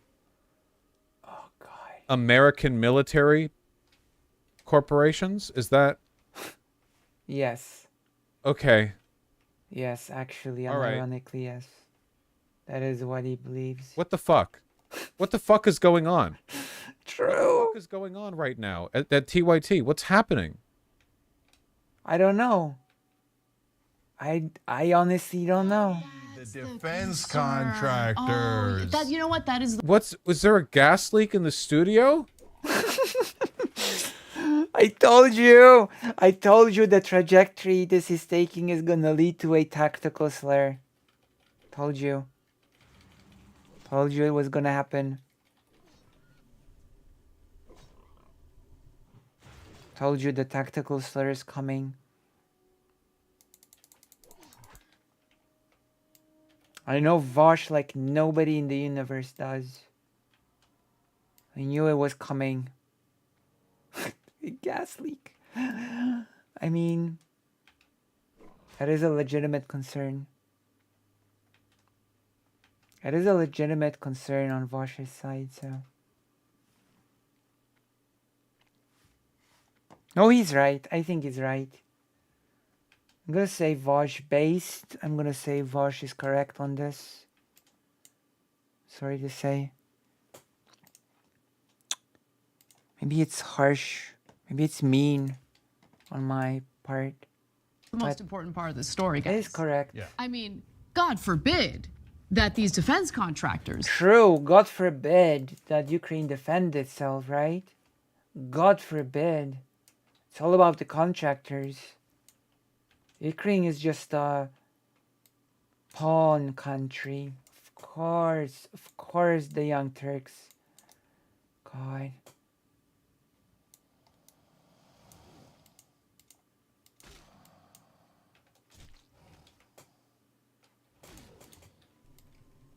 So much disdain for the Young Turks right now. So much disdain for the Young Turks. So much contempt for the Young Turks. These military these military grade weaponry manufacturers have some competition. I mean, that's the real.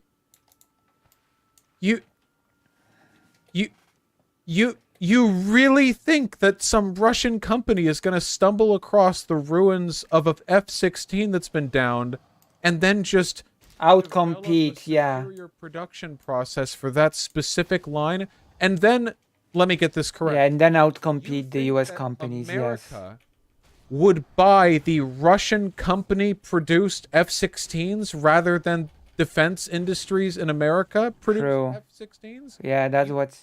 You think that's smart? Like Raytheon or whatever is worried that Russia will produce a cheaper F-16, and that we would buy those F-16s, the outdated fighter jets, from an enemy country.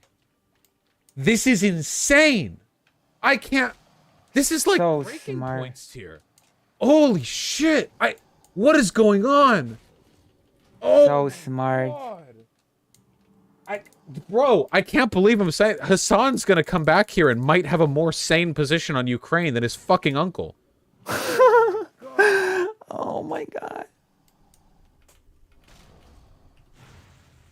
Oh man.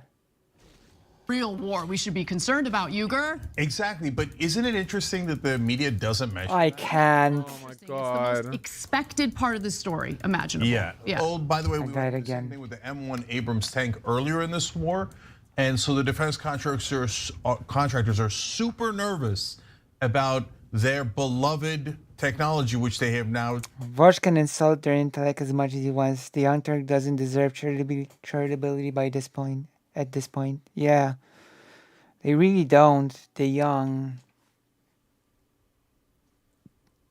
soy.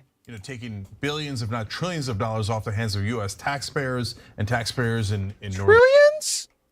Quadrillions. Europe, etc. That technology falling into hands that would allow them to not have a monopoly on those weapons, okay? And so that's the iceberg of this story that no one else is talking about. By the way, also true of the so-called... The M1 Abrams is also outdated. We're developing the next one. We're already building the next tank. We're not concerned about... The young Turks, everybody. What is going on? This is like genuinely concerning. What happened? What happened indeed? What happened indeed? Fine. What happened indeed? Oh God. Indeed. Pending on accounting error that you might have heard about. We're going to talk about that later in the show. Now, John Kirby, who's a spokesperson for the White House, sat down for an interview about this new decision. A new stage in terminal anti-Americanism, I think. But they're liberals. Anna and Cenk are liberals. They're not leftists. Where are they getting this from? Well, all other countries apart from the US and Russia are just pawn countries, not as important. This is where they are getting this from, in my opinion. To Ukraine. And the big question is, doesn't the Biden administration see this as an escalation of war? Why the 180 on this topic? Well, he claims no, not at all. Let's watch. Just a short time ago, the Kremlin responded, calling this a, quote, colossal risk. President Biden's concern from the very beginning with providing F-16s was that it could potentially escalate this war. What assurances does the U.S. have from Ukraine that they won't use these F-16s? Biden gave a great response to this, by the way. The best response, Biden, I'm going to say, oh, this is a great risk, Biden responds. Yeah, to them. To fire into Russia that could widen this war. I will tell you, Peter, we have had multiple conversations with the Ukrainians about the risk of escalation here. Nobody wants to see World War III. And we have made it clear that we're not going to encourage or enable Ukraine to strike inside Russian territory. Now, the Ukrainians have been... They literally think that Ukraine should just give up. I really think so. Honest with us and very forthcoming and quite frankly very responsible when it comes to the kind of support we're giving them, not using that to go inside Russia. Cool, I'm sure Ukraine would never do any type of offensive attack or would never even consider attacking Russia. Yeah. Except here's a story that broke today. Ukrainian official confirmed... Are the Young Turks actually anti-Ukraine openly now? Is this what's going on? Unironically, are the Young Turks now pro-Russia and anti-Ukraine now, very, very openly? Is that what's going on? Allied Russians crossed into Russian territory and attacked town. That's not an F-16. That's not Ukrainian people. That's Ukrainian allied Russians. Can you not read? Ukrainian official group of Ukrainian allied Russians. Russians. I know that to people like the Young Turks, Russians, and Ukrainians are basically the same, but spoilers, they're actually not. Okay? Russians attacking Russia is not the same thing as Ukraine attacking Russia. Thank you for attention. Okay? Once again, Russians, not Ukrainians, Russians. Okay? Doesn't say F-16. He just said they wouldn't do this with the F-16. That's not an F-16. Let me give you some more context, but before I do, Jenks, seems like better not. It's better forget about it. The Ukrainians are not going to want to violate an agreement with America because America could cut off further weapons, etc., that they need. So would they attack the Russians right away? No, unlikely with the F-16s. But it depends on how desperate they get. So let's say they think that we're not going to send them any more aid, which is a possibility at some point. They think, well, we already have the F-16s. And understand why they might want to use them inside Russia. Jesus Christ. The Young Turks are unironically anti-Ukraine. They are.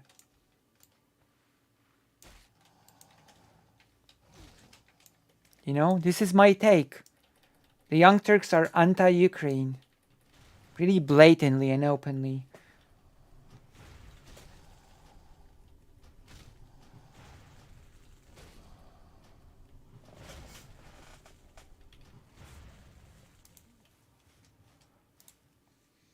What is this talk?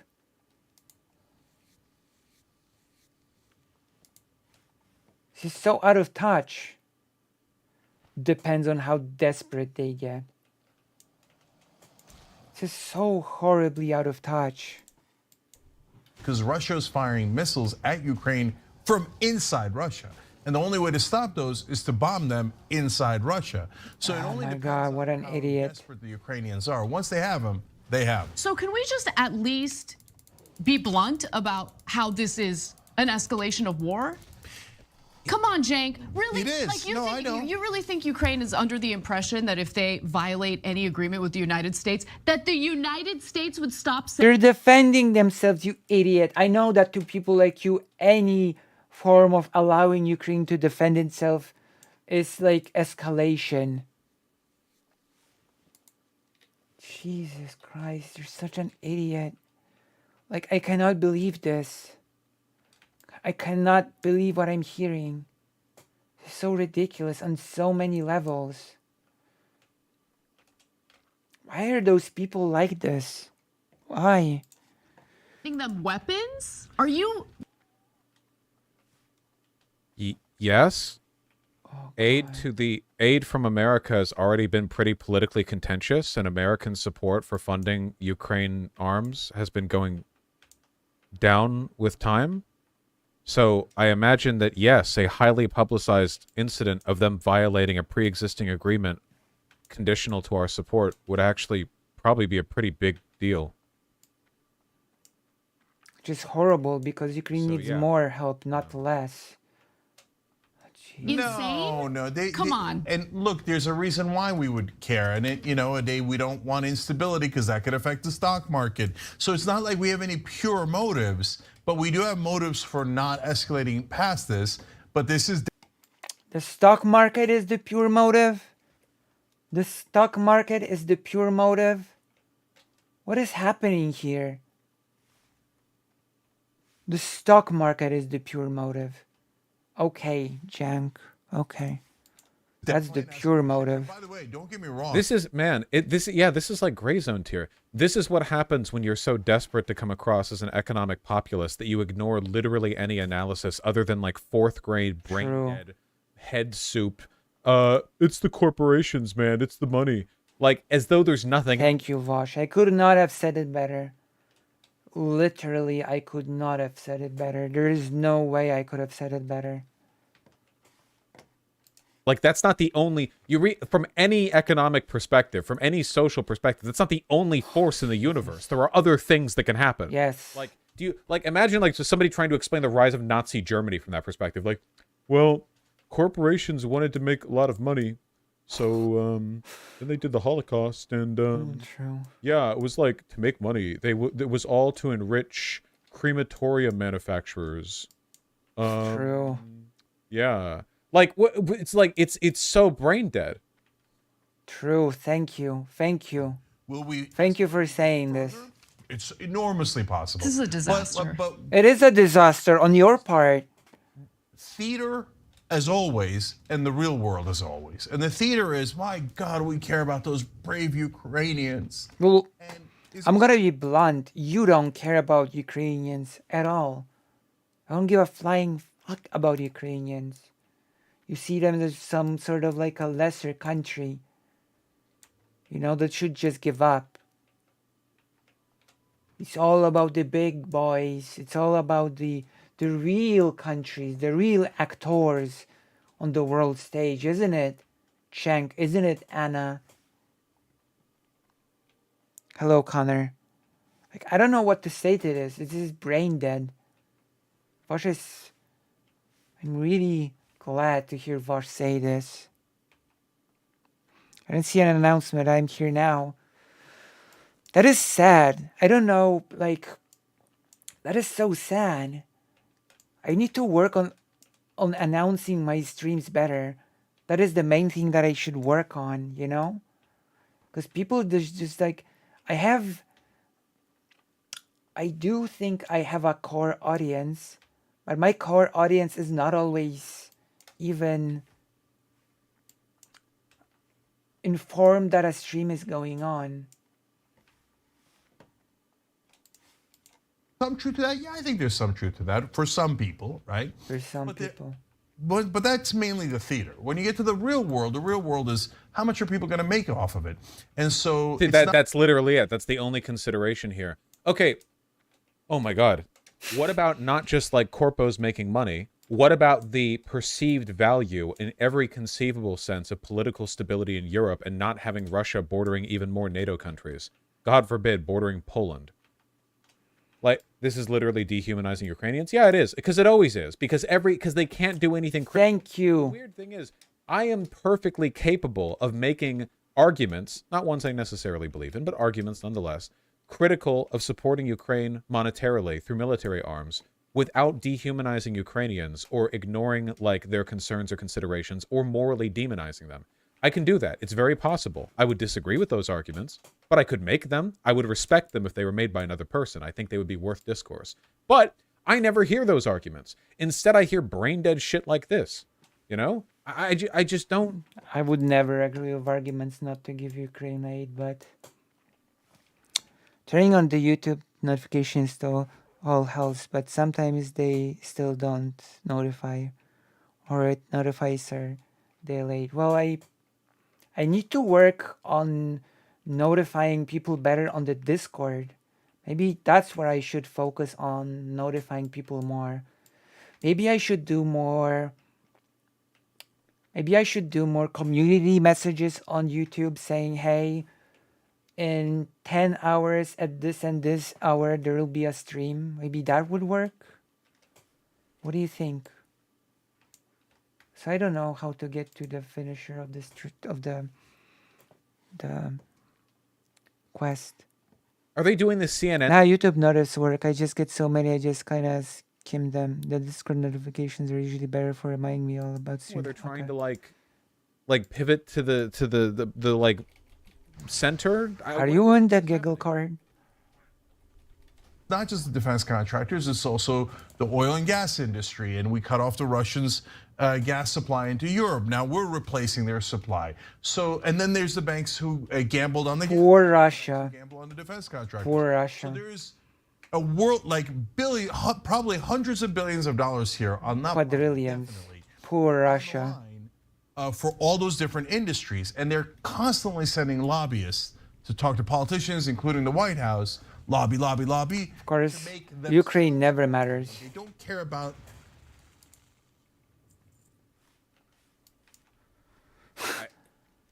the blunt. Our interests, the Ukrainian interests, etc. And that is what's driving a lot of these decisions, while the press puts on a play about humanitarian this. You know, America's worried about escalation. Oh, I should have. I should send one in the cathedral. Decision makers. I should do it now. You're right. I should send one in the cathedral right now. You're correct, Connor. I'm gonna do it now. Thank you. Thank you very much.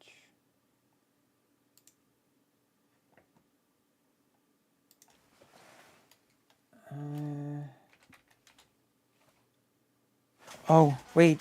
One moment, okay? I'll be right back. Don't go anywhere.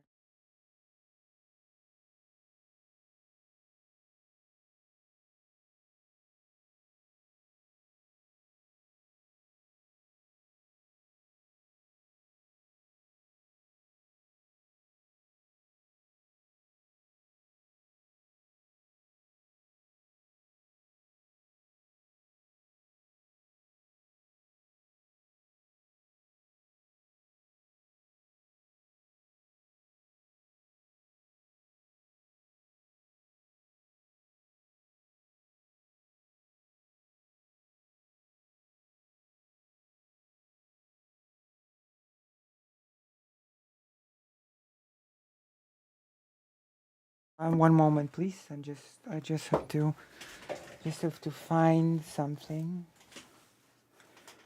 Just have to find a thing that is somewhere. I just have to find a thing that is somewhere around here. Why can't I find it? One moment. Oh, wait. Once again. One moment, please. One moment.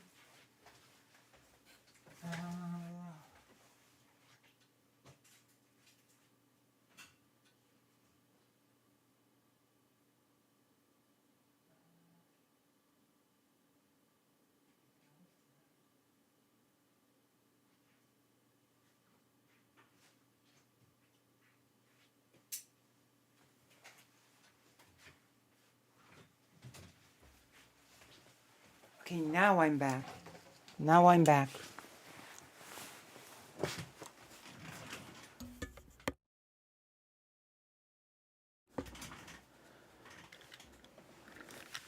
Ah, yeah, I know. I think homeostatic was given access to the arbiter thing.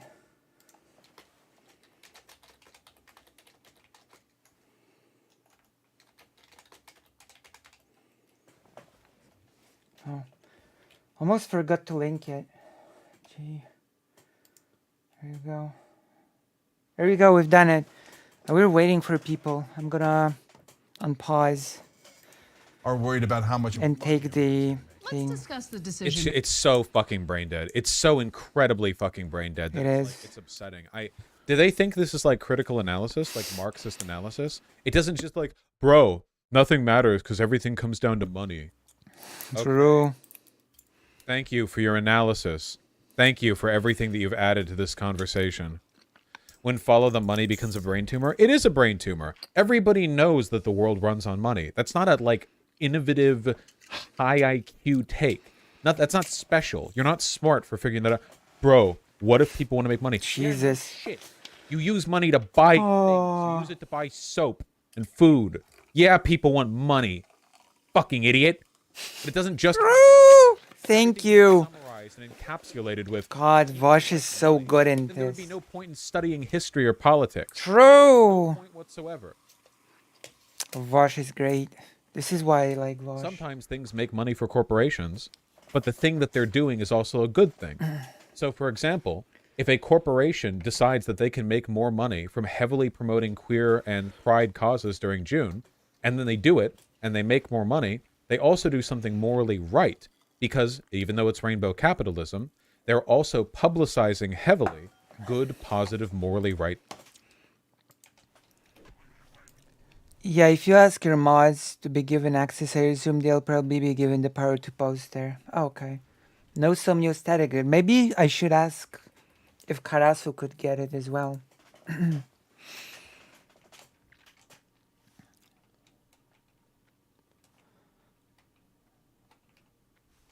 Yeah.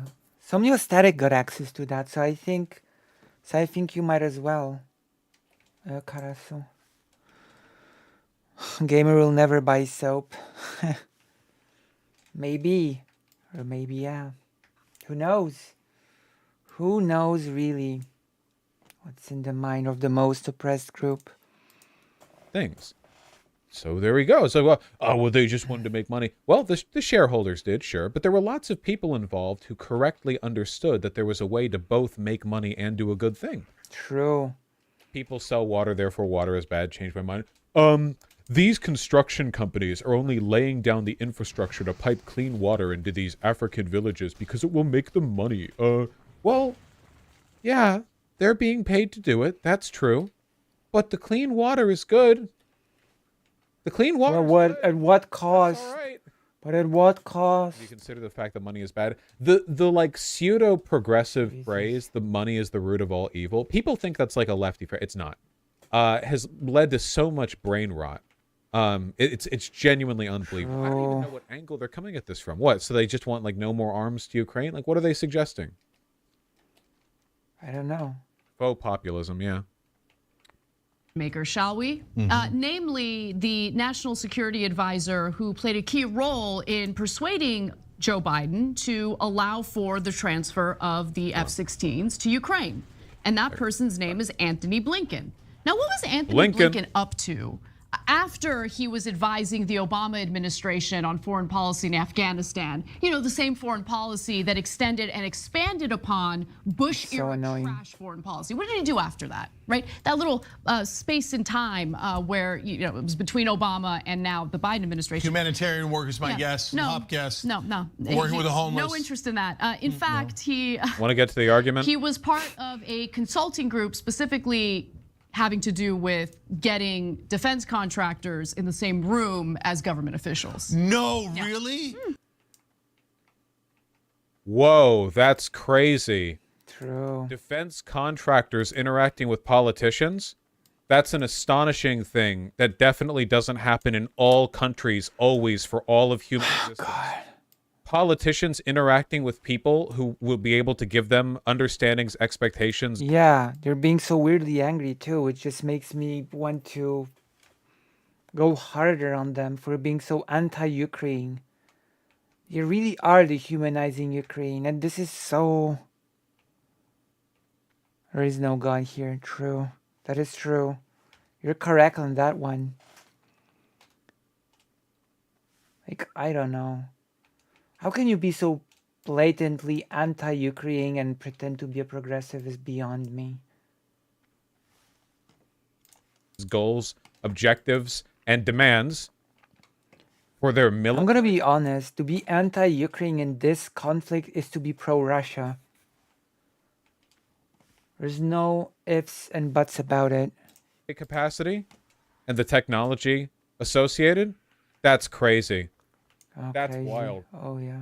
I never would have expected that. Oh, true. Jesus Christ. You guys, you realize that like fucking socialist leaders meet with their military defense. You guys realize you that lie. You're lying. Thomas Sankara or Nelson Mandela, not a socialist, but you know what I mean. Any progressive, find me a leader who hasn't met with private companies that construct. You're lying, Vosh. Stop lying. You're Where lying. would that even happen? You're lying. Stop lying to us. Stop being a liar. Like where? What? Of course they do that. Okay. Wait, I thought Mandela was socialist. He didn't lead as a socialist. He was sympathetic to a lot of socialist ideals. He's a great man. I'm not saying he's not. I don't want to compare him directly to Thomas Sankara because Thomas Sankara was a revolutionary. And Nelson Mandela was a prominent activist, not a revolutionary necessarily, but you know. In essence, lobbying for defense contractors between government jobs at State Department? Huh.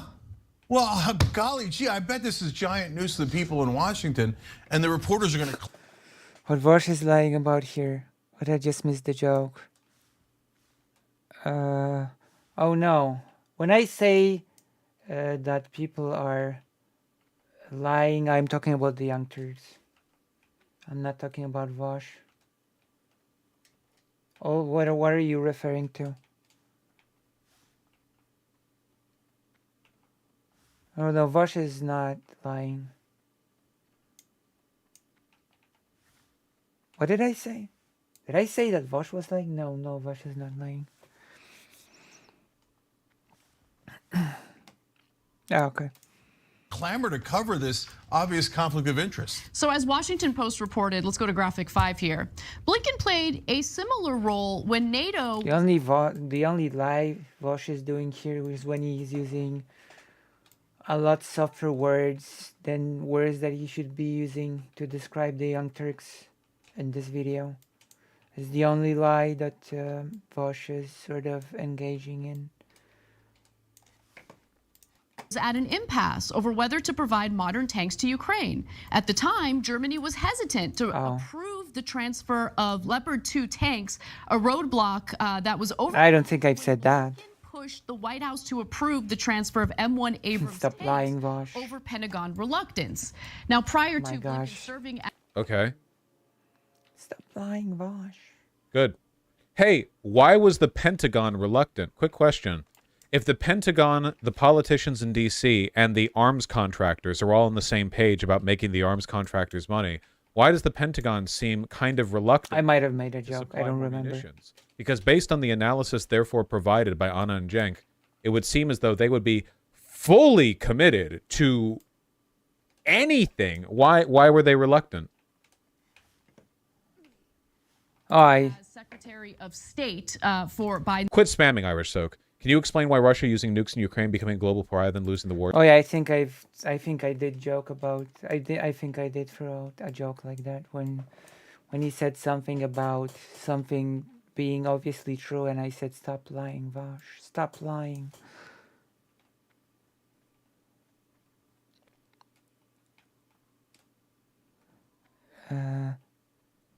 Feels like they just realized they're washed up. There's a long list of terrible people who have come out of the Young Turks, so they're clearly doing something wrong.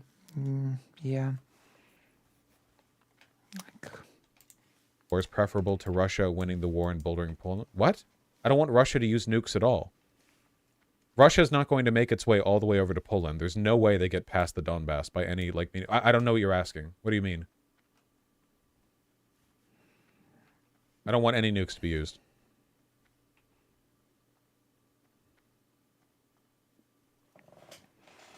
Administration, Blinken ran a defense-related consulting firm known as West Exec. In fact, when Biden tapped him to be part of his administration, I remember researching this and writing a piece on this because I thought that there was, some conflicts of interest here. And surely with the development of this war in Ukraine, the conflicts of interest are pretty brazen and pretty obvious. So West Exec did not respond when asked for a list of its clients, but according to people familiar with the arrangement, they include Shield AI, a San Diego-based company that makes surveillance Xander Hall is on. and signed a contract worth as much as $7.2 million with the Air Force to deliver artificial intelligence tools to help drones operate in combat missions. Blinken and Michelle Flournoy, another person who is close with Biden, have served as advisors to Pine Island Capital, which raised $218 million for a new fund to finance investments in military. First of all, $7.2 million in relative to our defense spending is literally nothing. That Russia literally just signed a deal with Belarus to move nuclear weapons into the country. Clearly, they're all at least willing to threaten. Oh, threatening is not the same thing as actually using. falls through the cracks of Pentagon spending all the time. Second of all, what is the point that's being made here? That people associated with the defense industry make money in the defense industry? Guys, did you know that the private contracting firms that we contract to buy and build our shit make money when we buy their shit? No way. I know how capitalism works. I just want to know why it's wrong to give F-16s to Ukraine. I know they make money from it. I'm aware of that. I'm fully aware of how private corporations work. Companies like Boeing and Raytheon make and develop new military tech under heavy government scrutiny with government assistance, under government guidelines. And then, when they've made them, they sell them to us. And then we have them, and they're very shiny. That's how it works. True. They learned about capitalism last week. They're like me saying ameliorate or litigate, okay? They're just very proud of their new knowledge. Gosh.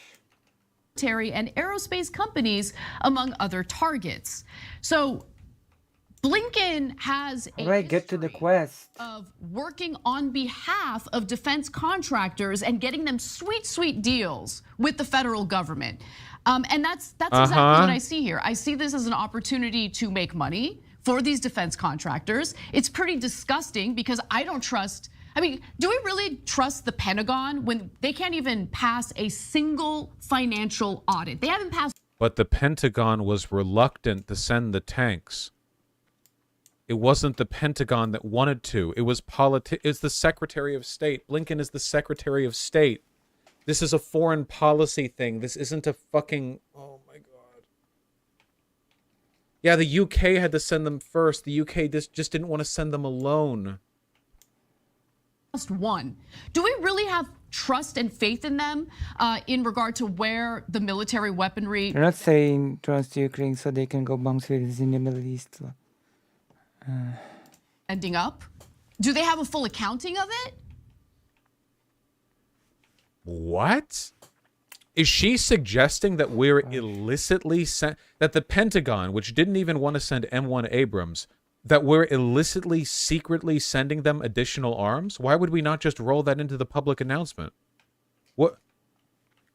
Oh, fantastic! They're doing the Azov concern trolling. Is that what she's doing? Is she doing the what if these F-16 fighter jets end up in the hands of the Azov battalion? Is that what I'm about to hear? That like the Azov battalion, a ragtag militia group that has been mostly decimated by fighting in Mariupol and such, is going to like take 18 months of pilot training, take an F-16, fly it directly into the Kremlin, and start World War III? Is that what's happening? Okay. Yes. Yeah. You know, F-16s just go missing all the time. It's just like a little thing. You can just put it in your pocket, you know. True. No big. No big deal. No big. No big deal. No, of course not. Don't be ridiculous. Okay. And so all of this is to enrich those folks. But guys, at the same time, the Ukrainians should get our help. And Russia's definitely invaded them, and they were definitely wrong, and it is definitely an imperial exercise. How generous. So we're stuck in the middle ground here where we want to help good people like us want to help the Ukrainians. Okay, then push the peace talks. Without getting... This is literally Russian propaganda. Push the peace talks. They have already done that.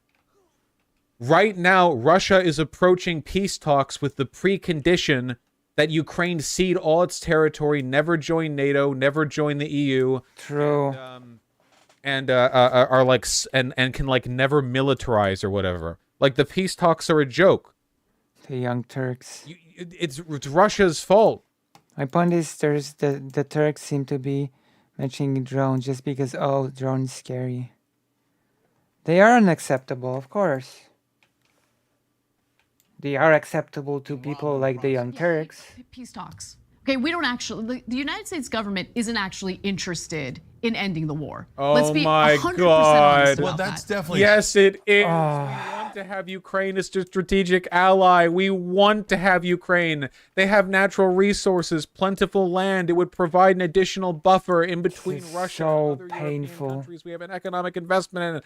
The EU is a friendly trading bloc. If you think they care about money, then yeah, they do, of course. And broader economic prosperity is consistent with making more money. Not to mention the farmland. Ooh. Jesus.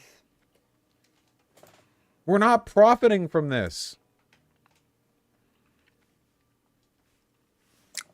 It's so dumb. The Young Turk keeps filling their pants with Kakin public. Also, hi. Hello. L after L from the Young Turks, I swear. F-16s for Ukraine are expected L to be after older L versions after of the L. fleet of U.S. allies, especially those in Western It's Europe. just L after L from They're these F-16s people. that we wouldn't even need to restock. Do you think we're going to buy more 50-year-old F-16s after this? Like, our allies have provided a stock of outdated F-16s. Time for us to spend $1 trillion refurbishing. What do you mean? This isn't a money thing. It's a crack pack. Yeah, this isn't. We're not Crack pipe. paying to re-get these.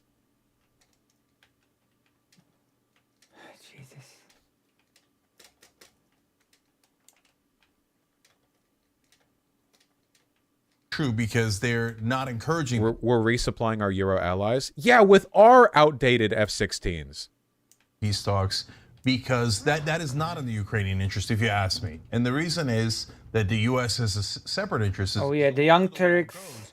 The more Russia is depleted, and from our national security interest, the Young Turks know what's best for Ukraine. People in charge want Russia as depleted as possible. It's a proxy war. So since it's a proxy war. Jesus fucking Christ. Yeah, well said.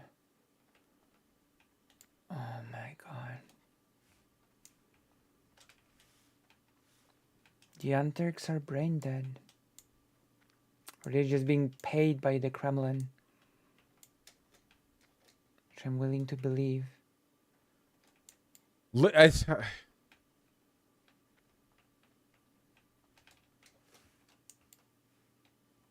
Literally, like, man, fuck. I didn't know that I would be able to have an anti-tanky debate going on fucking TYT. True. These pussies would ever have me. Oh my God. True. You tell him, Vosh. You're absolutely correct.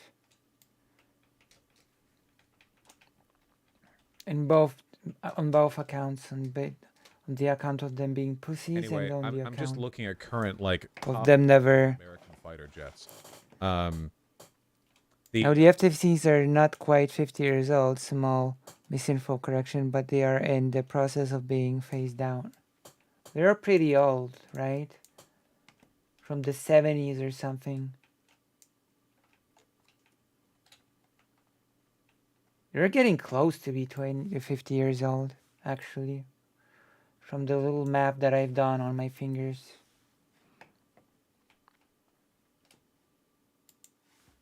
The F-16 variant. How do I get in here? That it seems still gets some use as the Fighting Falcon, which was developed. Yeah, original F-16 model. Are these peons? Oh, no. The Fighting Falcon is a general term, so it's a modern iteration. Oh, peon. The F-35 is the current. Okay, gotcha, yeah.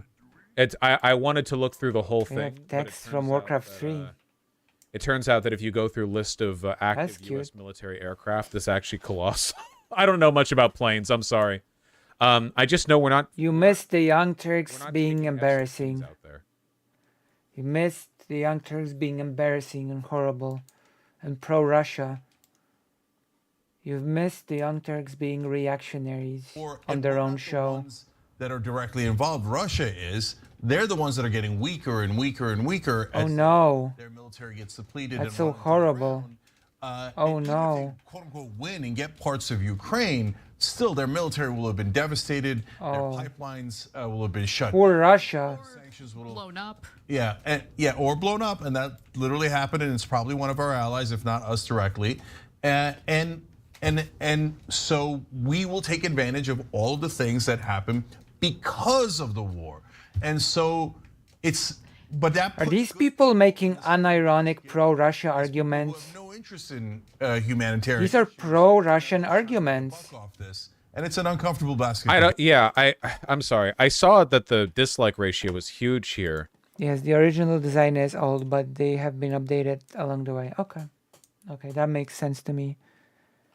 Which is considering it took 50 years to build 460 F-16s, but actually a lot. Okay. I'm not a big expert or military gear, so I trust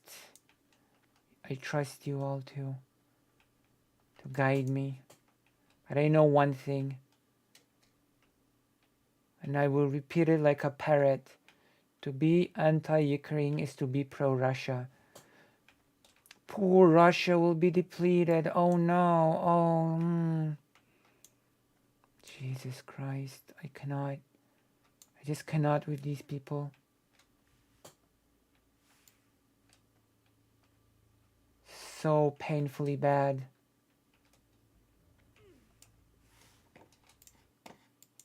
Damn, I see where Hassan gets his terrible Ukraine takes from. Absolutely brain-dead analysis, as usual, from Anna. Go back to doing an hour on celebrities every night. You were more in your lane there. Anna's interviewing to take Tucker Carlson vacated spot in Fox News. Damn, maybe. Are these all new? Oh, this is new. I see. Top comments. Only one escalates, and that's Putin. The F-16 was developed in the 70s, and over 40 countries around the world uses them. Cenk acting like the F-16 is some kind of state secret is absurd. Not a good look. I tend to agree with TYT more than I disagree, but this is a really bad take. As the F-16, however, already has its replacement in mass production, the F-35. Another reason why it's perfect for Ukraine. I see, okay. I used to be really into war history and hardware.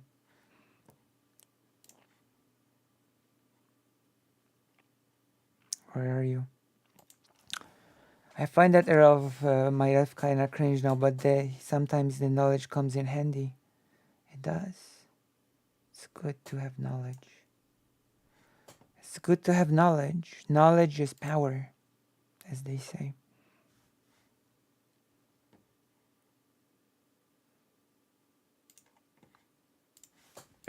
This is not an escalation of the war. This is really dumb. This is actually stupider than Hassan's takes. I'm not kidding. I actually believe that. Yeah. No, really, I do believe this is actually like significantly worse than Hassan's takes on this.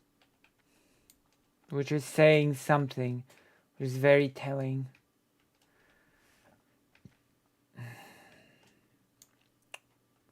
And keep in mind that this is solidifying the alliance between Russia and China. So while this is a proxy war and the thinking... Hi. Disagree. Hello.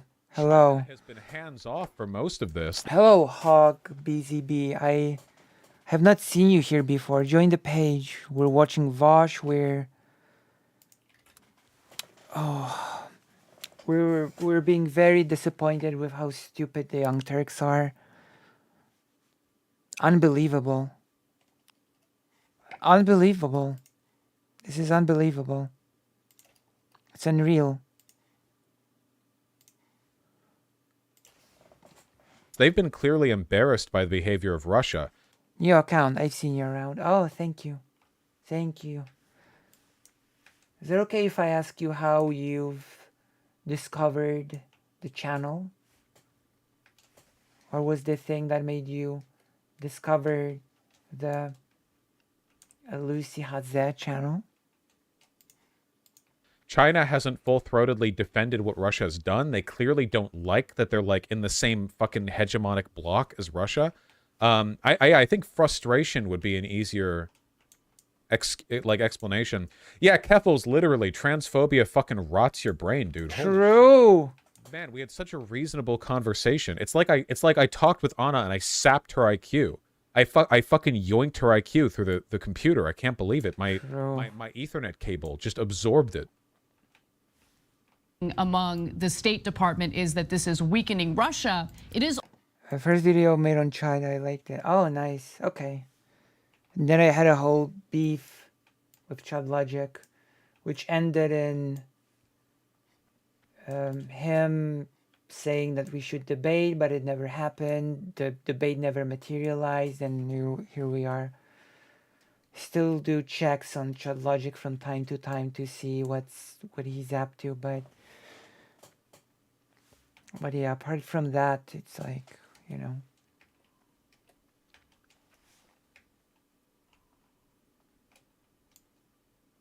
I'll help that happen, I see.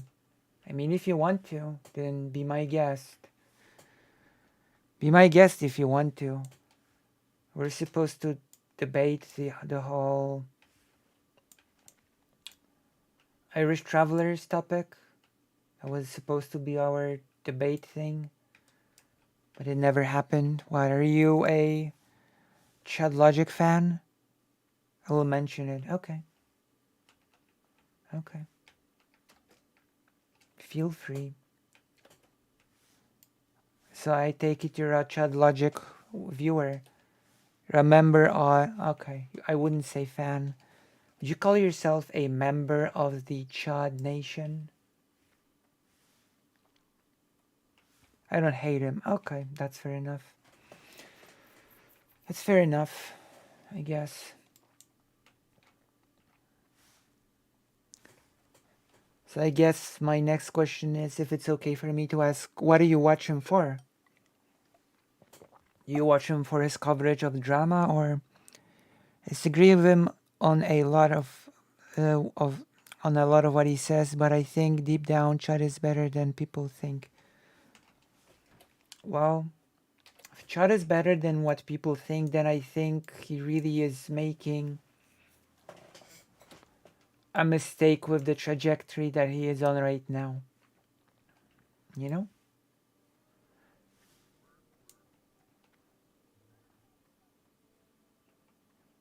As a little wormwood.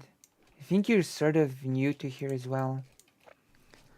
Sort of how I feel. I sort of like him, but when this chat gets super misogynist, I take a break.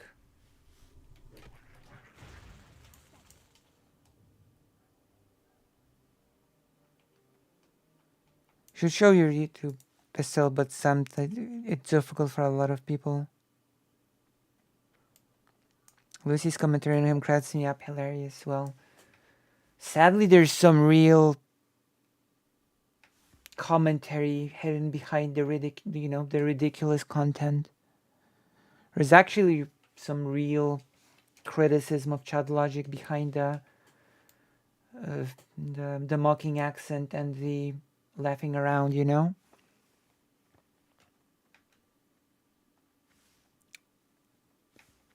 Just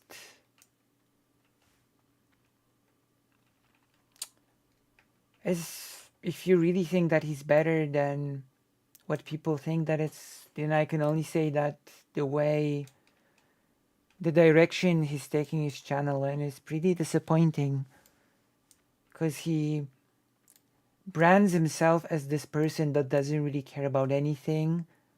In his new video, he said he's black-pilled. This is a huge tangent, by the way. This is a huge tangent that we're taking right now with the video paused. Like he markets himself as this black-pilled person that just makes content for the money and stuff and just covers drama. He doesn't really care. But he doesn't really have the numbers to show for it, if that makes sense.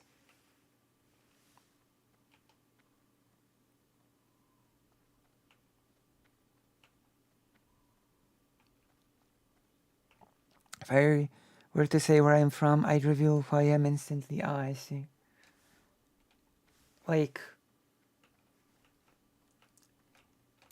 he's doing the edgy, I don't care thing, but he really doesn't have the numbers to sort of show for it.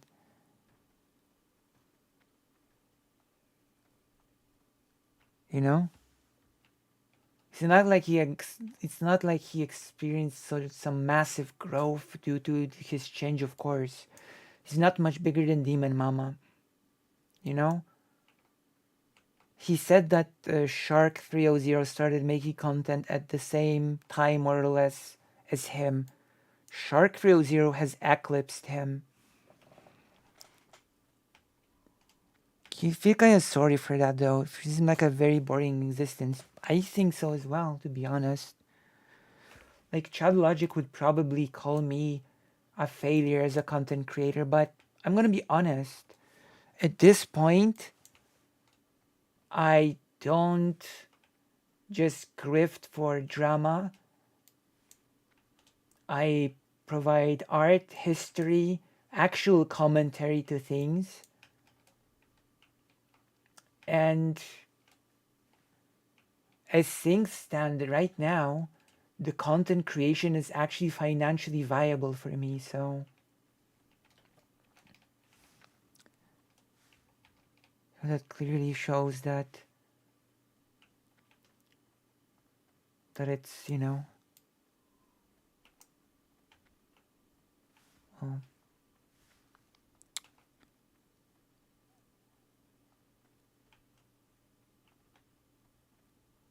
the only failing of your life was choosing to be born Polish.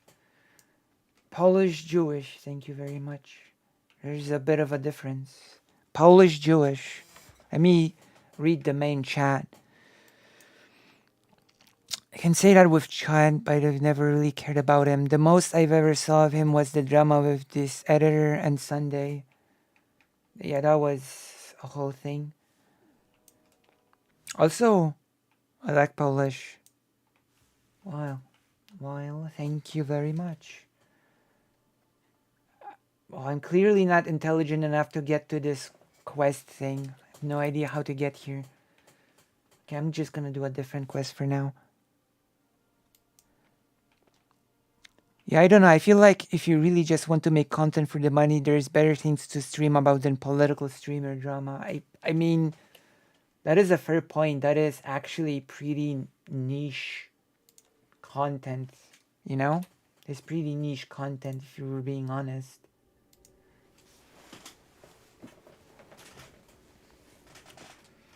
But yeah.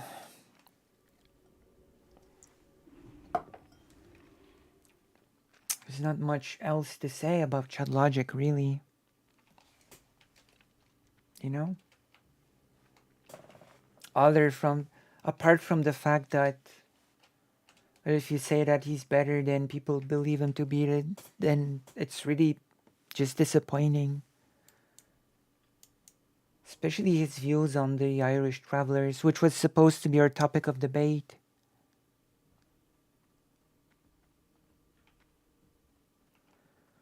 He stopped playing to a crowd a long time ago, I see. What do you mean by playing to a crowd? We're gonna unpause the video. What do you mean by that? Also strengthening its relationship with China. I should also note that I really don't think it is. I think that China wants to be done with them. I think China is probably done with like the Jess is being pretty blunt that it has to deal with. You know, I don't think China wants to have to deal with North Korea, but it has no choice. I don't think they want to have to. Is this video the horrendous the Young Turks takes on Ukraine? Yeah, it is. Also, last thing on Chud Logic, I'm gonna have to be a little bit blunt, but some of the things he says are really stupid. Like when he says of the academic, you know, like that the language around racism has been academized, but then he follows it up by saying that actually academics don't talk about racism like that.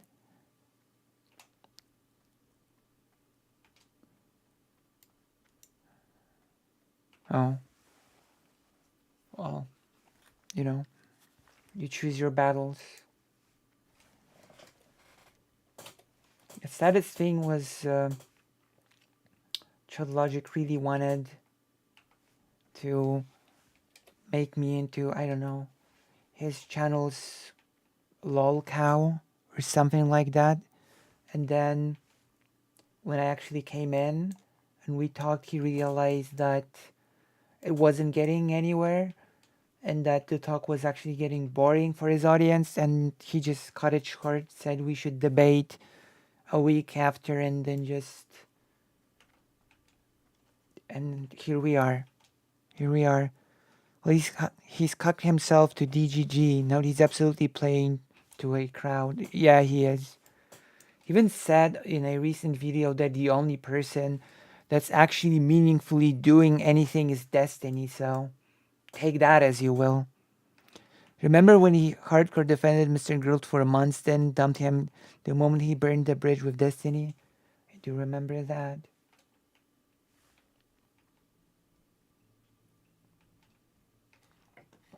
I do remember that. Russia, but they have no choice. I think that China is fully focused on their own internal development right now, which I don't think is going that well. But like, China is so far ahead of these other countries. China happens to be one of the countries that is pushing for peace talks, but the United States, because of its interests in wanting to weaken Russia, is really unwilling to push for that. It's not our decision, and also the peace talks currently involve the precondition that Russia has laid out that are unacceptable. Yeah, India has been more pro-Russia than China has. The thing I wanted to mention is that the United States intends to continue this war for at least 18 months, if not longer. If you don't believe me, take a look at this final video. President Zelensky. On a completely different topic, Lisa, you should just give me mod powers. Not so I can make anything in your chats, better just so I can ban people and delete messages I don't like. Oh, God.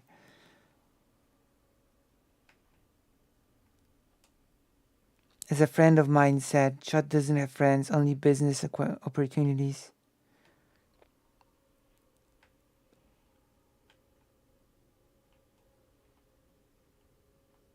Okay, Chad Logic is on your grifter, but has anyone been observing that the Young Turks more closely over the past couple of years and has an idea what's going on?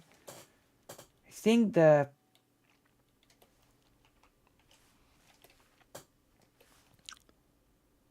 Young Turks are just pro-Russian reactionaries now. I agree that Disney meaningfully helps people like Nick Fuentes and meaningfully created excuses for Crowder. So Chad Logic is right there. It's missing who Disney really helps meaningfully. I guess that's true. Yes, that's a fair point. Money is what is involved there. Oh. I could be right.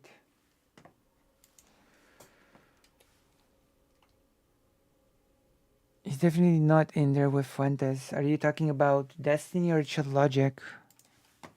He has been begging for them for more than a year. President Biden has resisted until this point. So what changed? Nothing changed. I mean, we have been evolving Oh. support for Ukraine as Yeah, Chad Logic is, yeah. I guess I can agree with that. Yeah.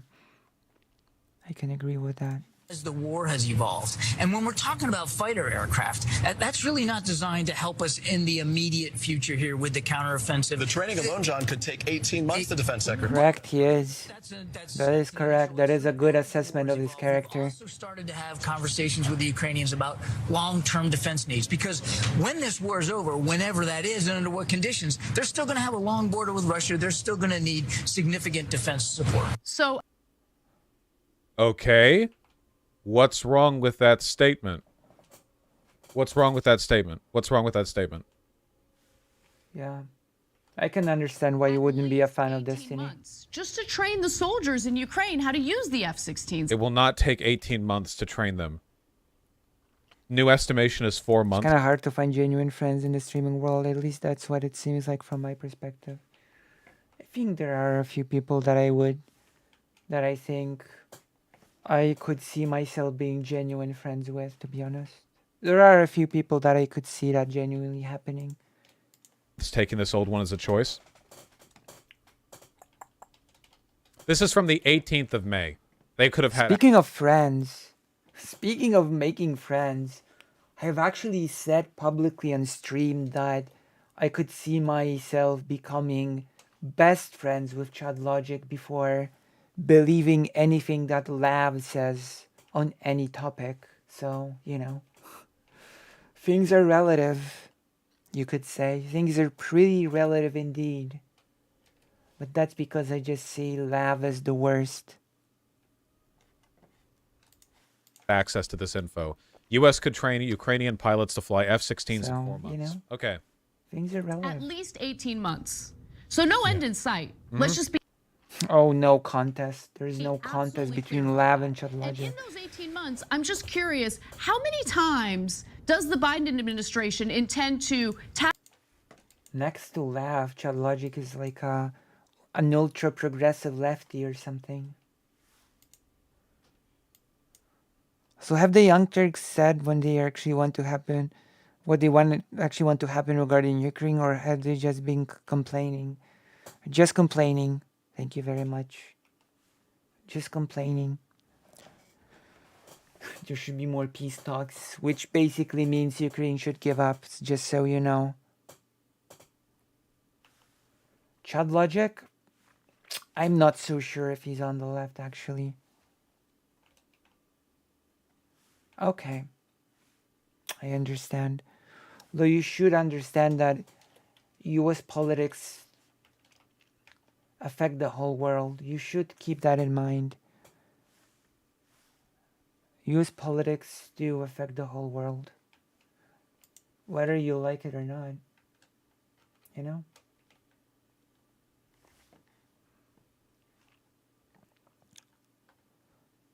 Not sure what the difference is. Lav is cruel and stupid. Chad is cruel and not stupid. I think there are more differences, actually. I think Lav is much crueler than Chad Logic. I think any negative that you can name, I think Lav is worse. I think Lav is worse on every possible metric.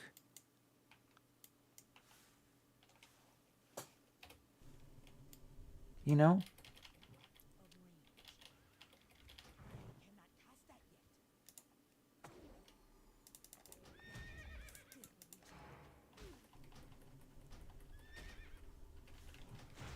Because Chud Logic gives off the air. I'm gonna give you the my impression. Chud Logic gives off the impression of not caring. Okay. And Lav gives off the impression of actively wanting to do harm, which in my opinion makes Lav a lot worse. You know?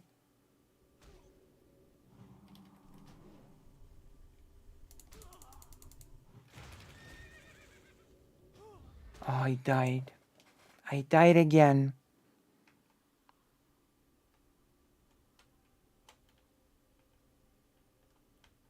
Wait, the wildfire will just attack you instead of running away in this game? I think so. It's so wild. Where's my grave?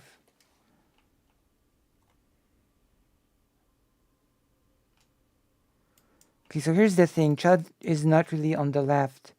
Never talked how UK is getting more anti-immigrant and anti-trans, etc. You let give Lav way too much attention. That actually might be true. That actually might be true. He really is more of a populist in his left-leaning stances, that is.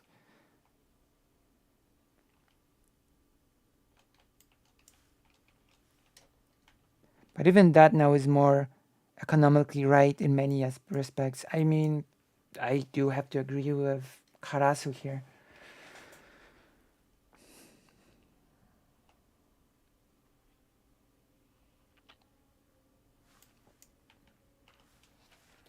That is true. Her horrible video was a disaster. It was such a disaster that we chose not to watch it.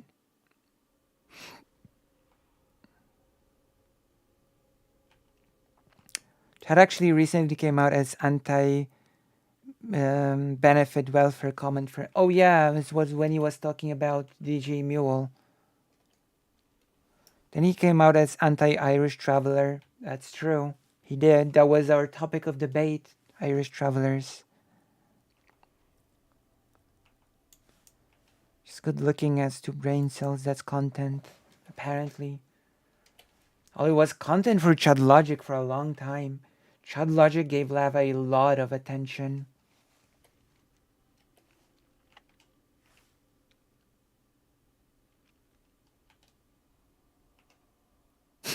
Zebras will try to beat you up. I'm trying to get to the place that will... But it cannot... Oh, God. It's so frustrating in this game.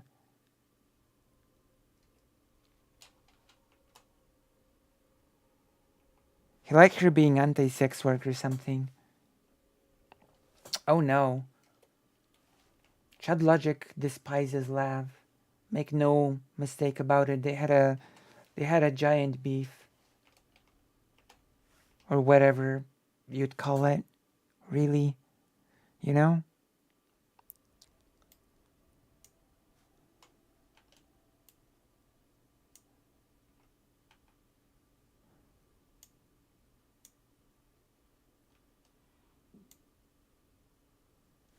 Whose job was on a fox for a farm? Who was a devout vegan? I'm sorry, who are you referring to? Investment gold? He was selling investment gold? Are we talking about Chud Logic here still? Hey, DJ Mule, he was dunking on Mule because he received his benefits. What kind of left-leaning stance is that? Well, Chud Logic went on this weird very strange arc, I guess. And he's in this weird arc right now where he just, well, bases people mainly based on how successful they are as creators, which is pretty strange. Which is also weird because he cried about left-leaning content creators not uploading frequently, even though they are much more successful than he is. Contra points with her uploading very rarely is still a lot more successful as a content creator than Chud Logic, so... Well, Chud is either a rightoid or just drifts to a brain-dead audience. Let's see, that Chud was working as selling investment gold, yeah. Jeez. Of course. Gold digger, Chud Logic.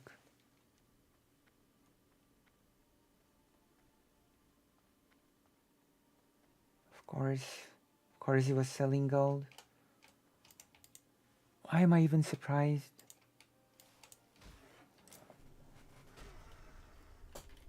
Why does that even surprise me?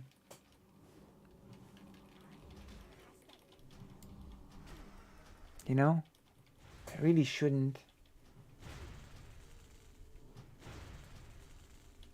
I guess I'm gonna level now.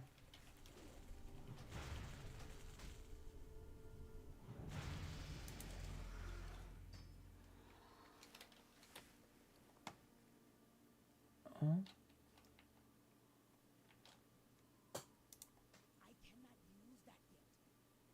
Oh.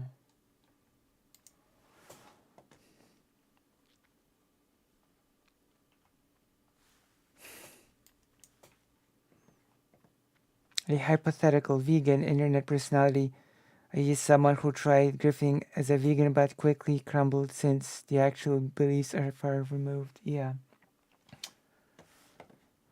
Yeah, I see. Congress to appropriate hundreds of billions of dollars to assist in the war effort in Ukraine. Yeah. While, by the way, simultaneously nickel and diming the American people, right? Right now. Oh my God, she's pushing the idea that the money we're giving Ukraine has anything to do with our social spending.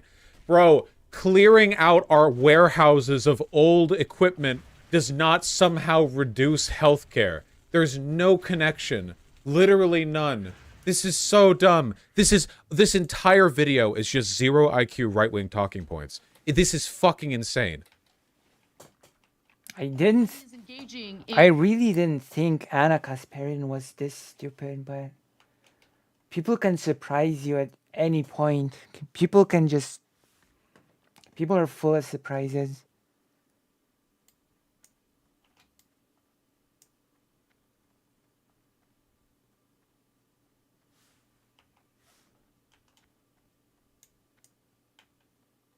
Oh, New Vegas is okay. I'm gonna get it. Thank you. I'm gonna get it later after stream. Thank you. Thank you for telling me. Kevin McCarthy to raise the debt ceiling. Fallout New Vegas, right? The best 3D Fallout game. Americans who are so poor, who are so poverty-stricken, that they would need to do prove that they're looking for work or engaging in work in order to. This is virtue signaling. If I've ever seen it. And the US is the richest country in the world, yeah. Very interesting. I guess the implication is we could sell the weapons and then use the money for social spending. Somehow I don't think Anna would be in favor of that though. It's ridiculous because the US already has enough money to spend on social, on social help. It just won't. It's not a matter of lacking the means to do so. It's a matter of will to do it, you know? That's bad. It has nothing to do with our giving resources to Ukraine. get welfare benefits that they clearly need because they're struggling financially. So nickel and dime the American people, continue this now new endless war with Russia. It's a proxy war. It's just you stupid bit. If you don't want me to call you retarded, stop being retarded, okay? I told you, I called it. I told you Vosh is gonna use the tactical slur once again. I told you Anna is going to be called the R slur. And frankly, I cannot even fault Vosh for it. This is so beyond the pale. I really cannot even blame Vosh for his stance.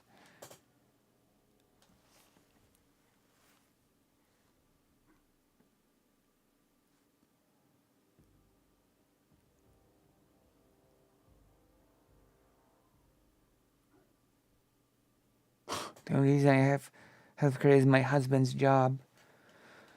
Damn. Listen, it's like the biological pronouns you're so concerned with. I look at you, I see your skull, and I think, wow, that's a retard. What are you doing? You fucking kidding me? You're liberals. You can't even pretend to be leftists. What you're not even the cool. You can't even fake being the cool thing. What is up with you? True. What is wrong with you? What is wrong with you? I don't know. I think that the way the U.S. has now decided to handle this is pretty disastrous. What is wrong with you? Continues to get worse. So some estimates have them being trained by the fall. It's impossible to know. So somebody just informed him about that link that we just looked at. I see. Bottom line is, Ukraine is doing a spring and summer offensive. They will definitely not. The F-16s will definitely not be ready by that offensive. But I also want to temper your expectations there because I see a ton of BS in the mainstream media. Honestly, nothing but BS in that regard. Why, if you are new to politics and news and you didn't follow what happened during the Iraq War, Afghanistan, etc., you might not know that whenever the New York Times starts writing about a new offensive and around the corner after that, we're going to win the conflict, that is untrue 100% of the time. I heard that same story in Iraq. I don't know. This is just like Iraq, guys. It's just like Iraq. It's definitely just like Iraq. Yeah, is he saying that there's not going to be a counteroffensive? 80 times. Oh, a new offensive, and then we're going to end the insurgency right after that. It never ends. There's no insurgency. There's no insurgency. The Young Turks. It's 2 million. Shank should just shut the fuck up and go back to denying the Armenian Wait! Hold on. Shank denies the Armenian genocide? Is that a thing that actually... Wait, is that a fact?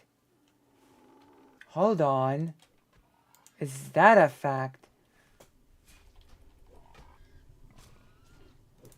He does that? Well, that's interesting. Isn't that interesting?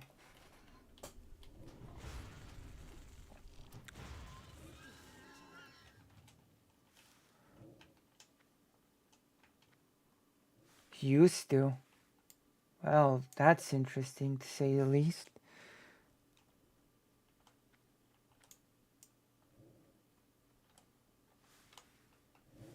Well, that's interesting.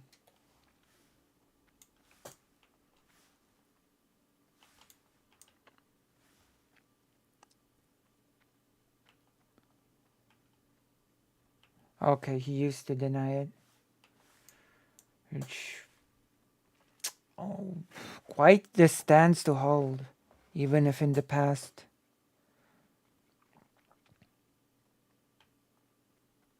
It's not terribly interesting. I mean... On and on forever, for decade after decade. That is something, and though. every time the Pentagon says, us or our allies are doing a surge and we're going to win right after the surge, it is literally never, ever true. Except for all the surges that have already worked in Ukraine as they slowly gain more and more territory. It's already happened. And again, This isn't insurgency. Ukraine isn't trying to conquer a country and deal with this nebulous terrorist force. They're fighting up against an army. This is so fucking brain dead. This is so fucking stupid. This is so dumb. Oh, also, yeah, not to mention the surge worked in Iraq. We won the Iraq War, by the way. I don't know why we would use that as an example. I wish Ukraine would have as easy of a time beating back Russia as we did fucking kicking Iraq's ass. Everyone brings up. So don't buy that load of crap. And then the last point is, so as you saw him there, well, even after the war, we're going to have to keep. We also created ISIS. Yeah, that doesn't mean we didn't win in Iraq, okay? I don't think anyone contests that we won in Iraq. The problem was that we just didn't accomplish anything after winning, but we conquered the whole country in like no time. Sending them weapons. In other words, we found a nice little piggy bank here. And we're going to turn this into, one way of looking at it is Israel, where we're just going to give them billions of dollars in defense spending paid for by them. Ukraine is like Israel. Those are definitely...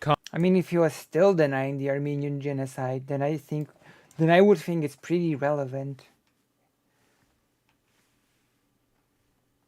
But if he doesn't anymore, then I guess it's like, whatever.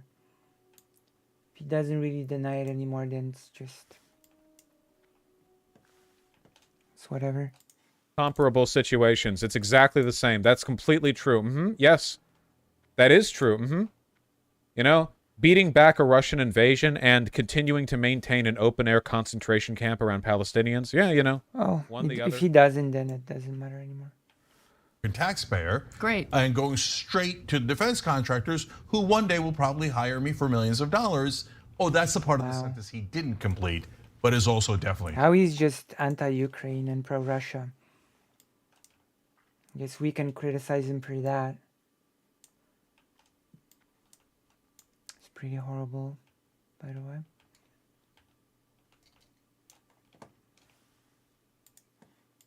Which is great, you know, because the U.S. economy is dealing with a surplus right now. Just a wonderful surplus, and we have unlimited resources to spend on forever wars.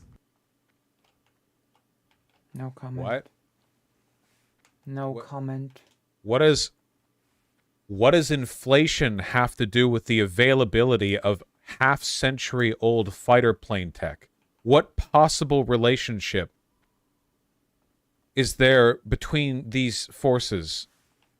No. Yeah, I know she was being sarcastic, but what she said right there was unironically true. Like, there is no connection here. Vosh, we're really good at war. We will always win the war. We just also really suck at nation building. Well, that's a good thing Ukraine's already a nation, right? True. We're not doing any war or nation building. Ukraine's doing the war part. We're helping them out with our munitions, but they don't need to do nation building. They have the nation. It's their nation. Yeah, exactly. What do you mean by the nation building bit? No, do not thank me. Jesus, fuck. God, that was bad. It was horrible. It was the worst. At least everyone is trashing them for it. I just can't believe how bad it is. Good. They weren't. I'd be very disappointed. To be quite frank. I'd be quite disappointed.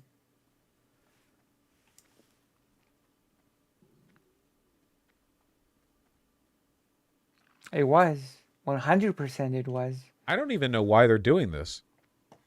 What is TYT? I don't know. The US seems to have been pretty bad at post-World War II as well. Yeah, 100%, 1,000,000% it was. Yeah. It's not a matter of it seemingly being bad. It was bad. When you learn history outside of the US, you actually learn about it, a lot of it. Yeah, it was. They stand to gain from like shifting to the right. What do they stand to gain from that? How do they benefit from that in any way? I mean, the US did. Centrists? But the US did install a lot of the dictators. Who? What? Where's the...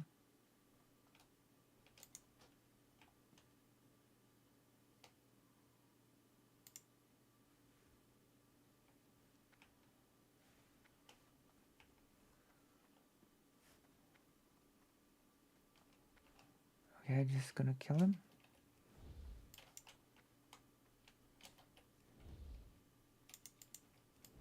I guess I can't.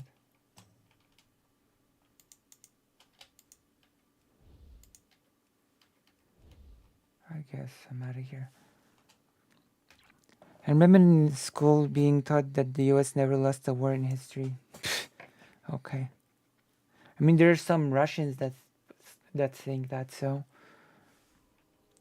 I had a friend from Russia, and when I told her that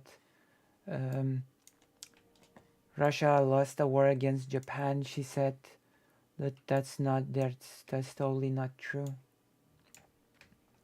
And actually, Russia has totally not lost a war against Japan.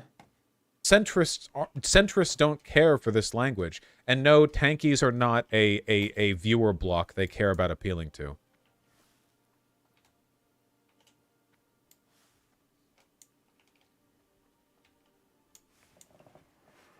Charlie Kirk is not going to put up with pronouns and emails from Fox producers. Is Anna really the person to talk about this? No. At least, no. No, she's not. Nope.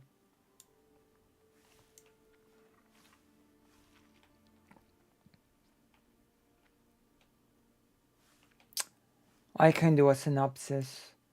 They think... I don't know. It's the typical brain-dead argument of pro-Russia shills. Ukraine is escalating. The US wants an endless war. The US should support its own starving children. The US should push for peace talks. There you go. This is the synopsis. It's not an exaggeration. That is actually the synopsis of the thing. It is an actual real synopsis of this whole thing. Ron DeSantis update. It's in 30 minutes.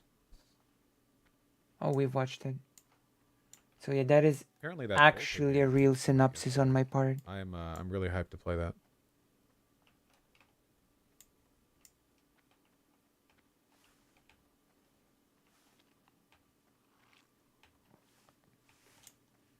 Yeah, we'll take a look at the ads and everything. Let me catch up on donos, then we'll get it moving.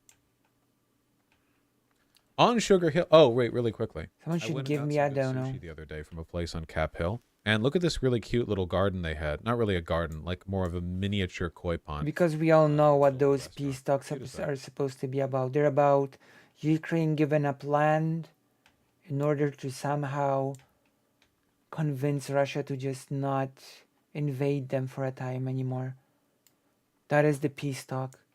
Ukraine should give land. On Sugar Hill with the $5. Look and at then Russia would stop attacking. That is the... Yeah, about a month ago now. That is what it is. Ooh.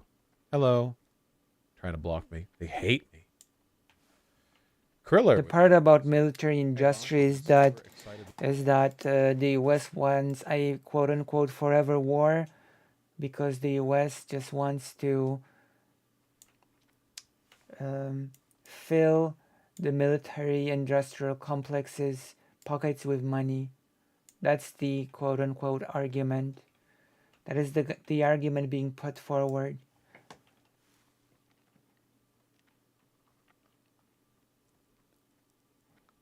That is the argument. This week because Keffels is interested in a shirt design I made up. Love watching you guys. Thank you. Oh, nice. Hell yeah.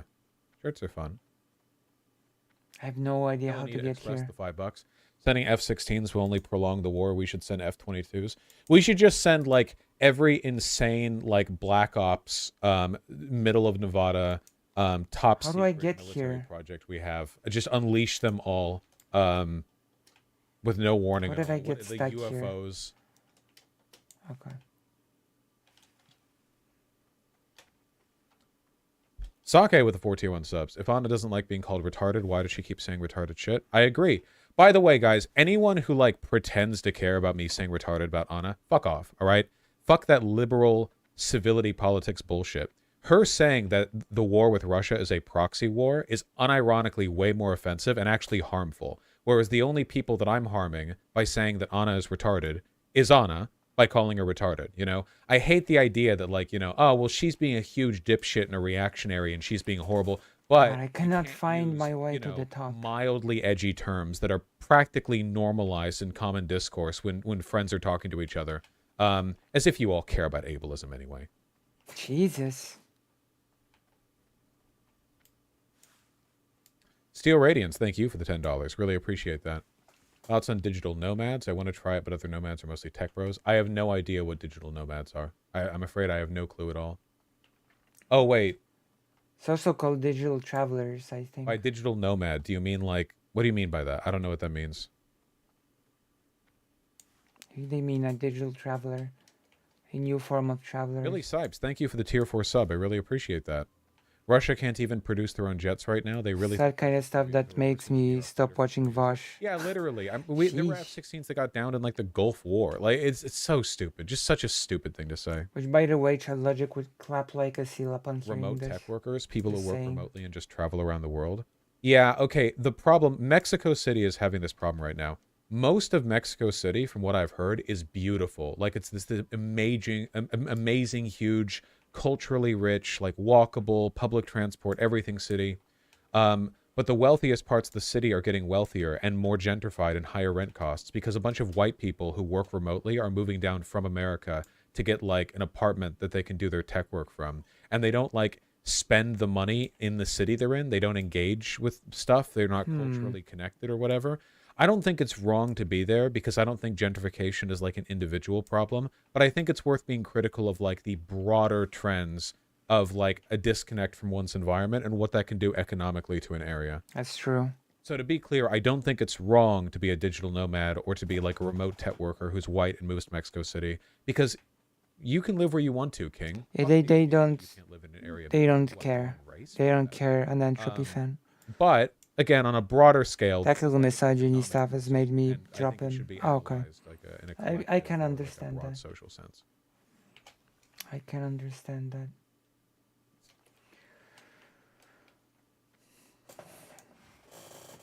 Of course, Posadas John. Should get more Robin Hood, thanks for $5. viewers in here. That's pretty insane. Should get more viewers in For the here. $5. Here's a rabbit hole to enjoy on or off stream. We'll do Frenums. Big Pharma, Big Tech, Synthetic Sex Identities. Maybe I'll look at this. It's pretty long. I am illiterate after all. Oh my gosh. And Pareto Salad with the $10. Anna's good years seem to have been when she was friends with Michael Brooks and was definitely influenced by him. Wonder who she's been hanging out with lately. Yeah, it's genuinely really sad. I don't know. I kind of take it as a point of pride that at this Should get more donos over here. obvious that the good opinions that I have aren't an indirect product of my association with other people. Like, I'm not doing this because I'm trying to suck up to any crowd. Like, nobody could make that argument to me because I don't even fucking have a crowd, you know? I don't even have a like a group to appeal to. I have a crowd. Directly my own audience, which I appeal to by acting the exact same way I always have. Would you say that I have a crowd?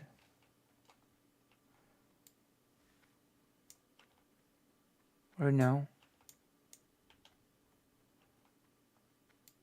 Nice, Seth. That's very flattering, Superjet guy. Okay, now it seems like we don't have much to do until we join with the campaign announcement in 24 minutes. I So found it.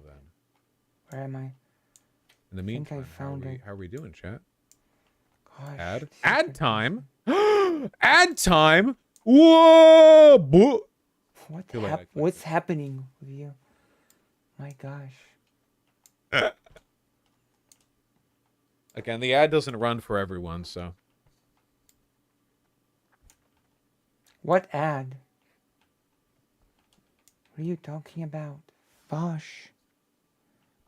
Have you played Diablo 2? Yeah, of course. Played a lot of it. Oh. You haven't played Diablo 1, have you? I'm actually really excited for Diablo 4. True. I think it's going to be bullshit. Because it's fucking Blizzard. It's modern Blizzard. True. But I do really... I do really sad. look forward to it. But also Hi-Fi again same. someday soon. Yeah, for sure. Got to finish Hi-Fi Rush. I am looking forward to Diablo 4, actually. That's true. Do you have any opinions on the lack of a cow level in Diablo 4? Well, they might say there's no cow level, but they did that with Diablo 3 and Diablo 2 as well, and then they popped in. I think that the main problem with the Diablo series is it needs to, like, break more ties to the past. I think it needs to be more adventurous, more explorative. I don't know. Blizzard actually hated the cow level from Hellfire of the original Diablo, just so you know. Happy to see more ads. They actually hated that. Just so you're aware. Okay? Just so you're fully aware of the fact that they really hated it.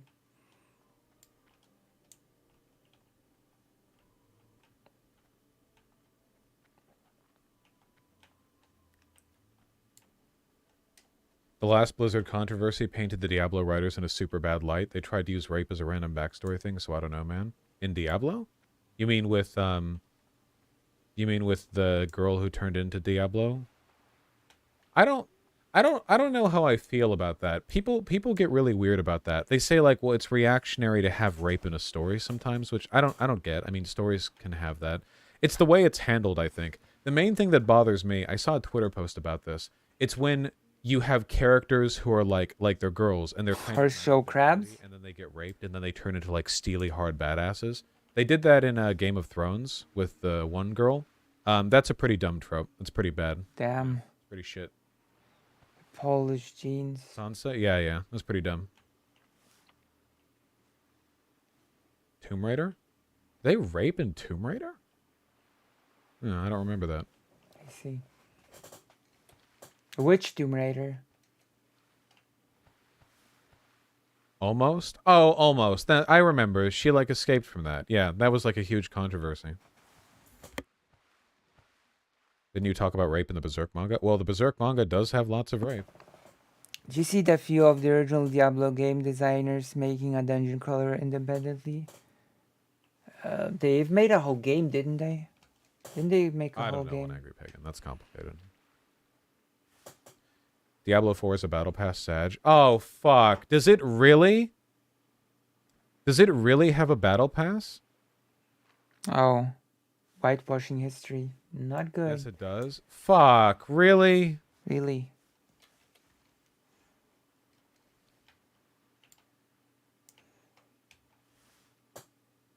Dude. It's true. Fuck this. I might not even get it. God damn it. It's all season grind, which means that the grind will which means that there won't be enough interesting shit for one character to play like continuously. You fucking kidding? Oh no. It's a live service game. God damn it. Yep. This shit is literally ruining games. Yep.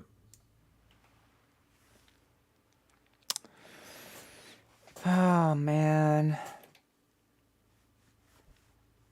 Are we surprised after Overwatch 2? Overwatch 2, where they were like, yeah, Lamau, we're not going to do the content we said we were going to do. Good luck. The main reason why they made Overwatch 2, by the way. Eat the pod and sleep in the bug. If it's ruining games, why do people keep buying this shit? Because people are fucking stupid. True. As for the Battle Pass, it'll have 3 versions. Free, Premium, and Accelerated.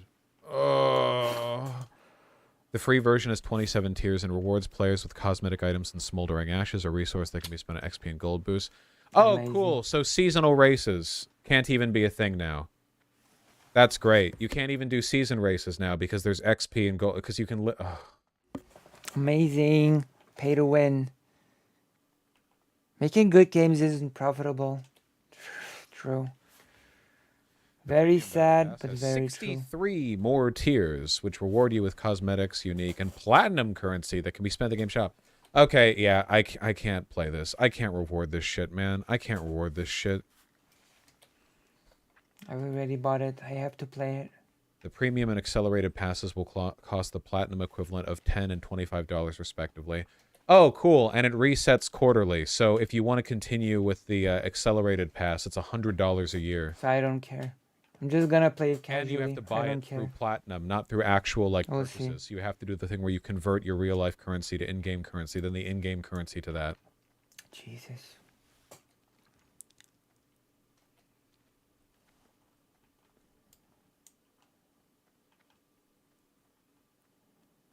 Oh, interesting quote test.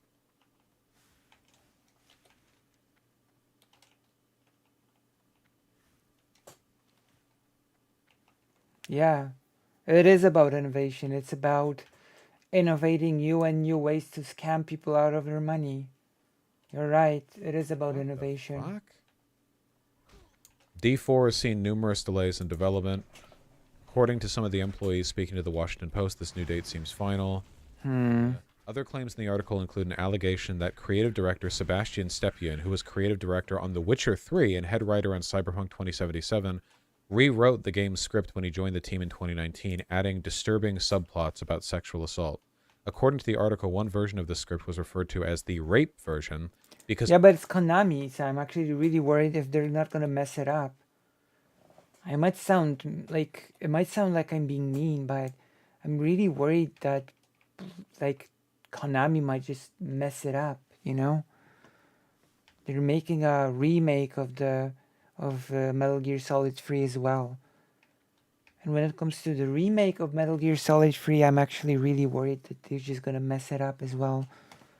Even when Konami was a good company, the Twin Snakes remake of Metal Gear Solid 1 was not that good, you know?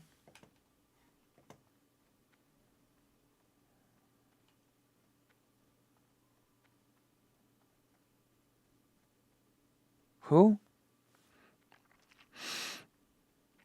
Well, they announced that they had to make changes because of licensing agreements, and of course Kojima isn't going to be on the project, so it doesn't look good as well. They're also gonna do remasters of the two Suikoden games.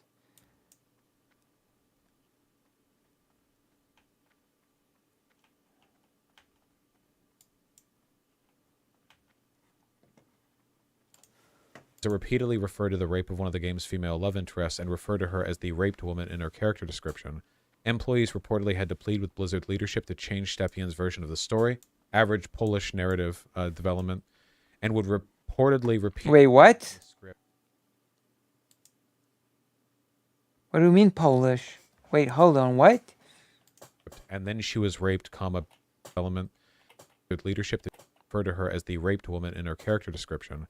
Employees reportedly had to plead with Blizzard leadership to change Stepien's version of the story, average Polish narrative development, and would... Oh, Jesus. Oh, Jesus.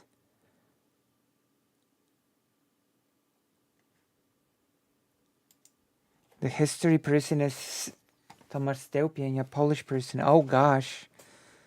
Well, what do you know? Reportedly repeat a line from the script, and then she was raped, brutally out loud to each other in disbelief. One former employee told the Post, rape has no place in the Diablo universe. It's not a thing we should be tackling because it takes a certain amount of nuance and a deft hand. Wow, is that a Blizzard employee being correct? Holy shit. Diablo is supposed to be dark in like the cultist, bloody sacrifice, bones, skeletons, demons, dank dungeon kind of way. Not in the, like, you know, emotional torment of sexual assault. That's a totally different thing. No wonder it's a former employee. Yeah. Oh my god. Vosh, I told you that Blizzard is overrated. It's mid at best. Listen, it was good 20 years ago, okay? 20 years ago it was really good.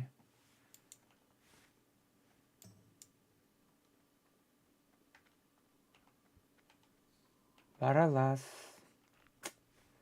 nothing lasts forever, I guess.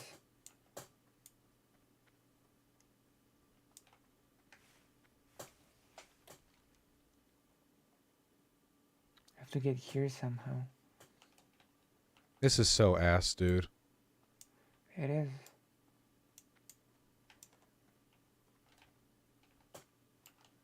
What is there to be done?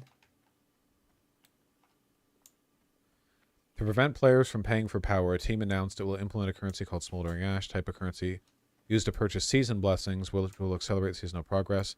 Not transferable between seasons, meaning players will not be able to hoard their Smoldering Ash to gain a boost for the following season. Yeah, but buying the premium pass means you'll get it faster, meaning that season races demand that you'll have to pay the maximum amount. Wait, Smoldering Ash will only be granted through actual progression in the game and is tied to leveling. It means even if you pay for Battle Pass rewards up through a certain tier, your power level won't automatically increase because you haven't added the Smoldering Ash. Wait, okay. So you can't pay for power? Oh. But it said in the previous one that you could get Smoldering Ash. True. XP boosts. True, he should. Should. You actually should play Dragon Guard. It's time. It's time to play the Dragon Guard. If it's just cosmetics, it's fine. If it's just cosmetics, it's fine. What is it?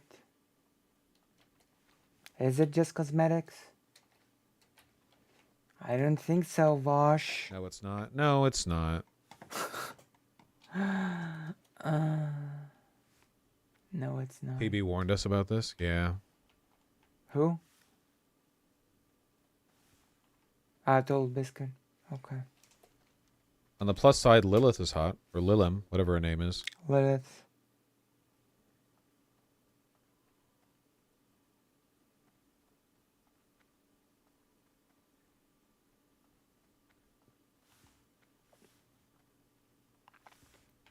So Lilith.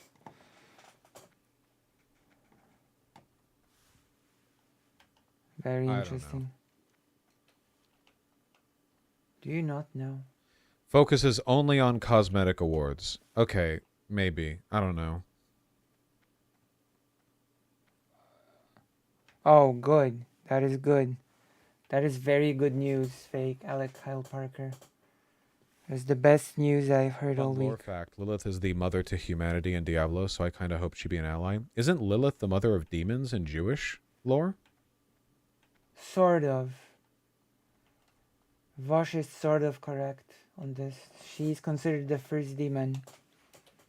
She So I came guess. before Eve. Yeah, she was the first woman alongside Adam. Yes. And she was too dominant and controlling, so she was cast from the garden. And then Eve was created to be partner to Adam. And Lilith became resentful and ended up becoming the mother of demons. The right? first Isn't that demon. the lore? More or less, yeah. Interesting. Vosh knows this stuff. Yeah, that is actually true. That is actually correct. I love Evangelion theories. Am I...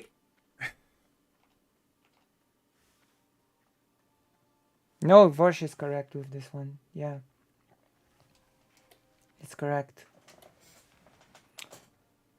I've actually got some knockers in this I've actually attended a whole female figure in Mesopotamian and Judaic mythology theorized to be the first. I've actually went to a whole lecture on this topic. It's like so wild to me that there are people that just believe in demons and angels just being a thing. Well, you know. First wife People of Adam and believe, supposedly the primordial she-demon.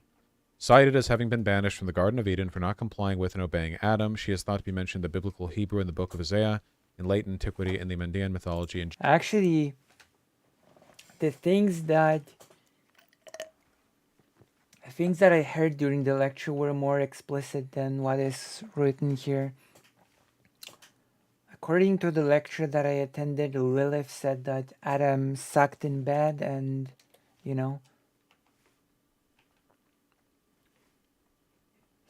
yeah, basically she said that he sucked in bed or something. Jewish mythology sources from 500 CE onwards. She's got some knockers in this one. Though Lilith might not be totally Say canon that in no within show. Judaism. This is like 4,000 years old. It's Babylonian. I feel like those are some hefty knockers, you know? See, she's got like a demon, like crow feet.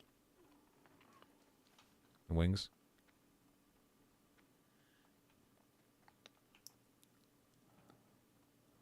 I can't believe Adam tossed that from the And garden. again, I used to talk to boomers who took Feng Shui series, and that stuff might sound wild.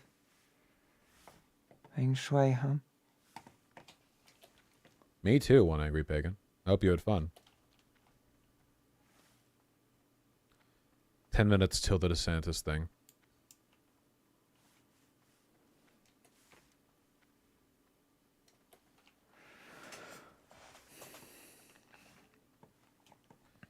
Boomers. Bungie is reviving Marathon as an extraction shooter. Fuck, really?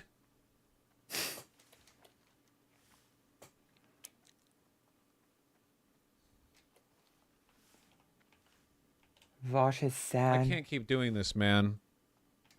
You have to. You have to keep doing this. You have no choice. You don't have a choice. In which players will compete for survival, riches, and renown, the world of evolving persistent zones where any run can lead to greatness. Okay, it's dog shit. I hate. Oh my god. What information did you glean from skipping that much that I hate? The original Marathon games are some of the precursors of the modern first-person shooter. They're old. The original Marathon games are also like heavily referenced in future Bungie games, like Halo. And they're really complicated. It's like you're like a time warp clone soldier man doing missions at the behest of competing AI that control the universe, and maybe it's a dream. It's a whole thing. But now it's Fortnite. Fortnite. We like Fortnite. Sitting. These Marathon Discords convinced me to install the games to eventually try them out. At least we have bolt gun. Yeah, I guess. I'll copy the link. I hate. Don't be so full of hate. I hate. Also, consider supporting your favorite streamer by throwing her way a dono. Marathon is designed from the start as a PvP-focused game and won't have a single-player campaign.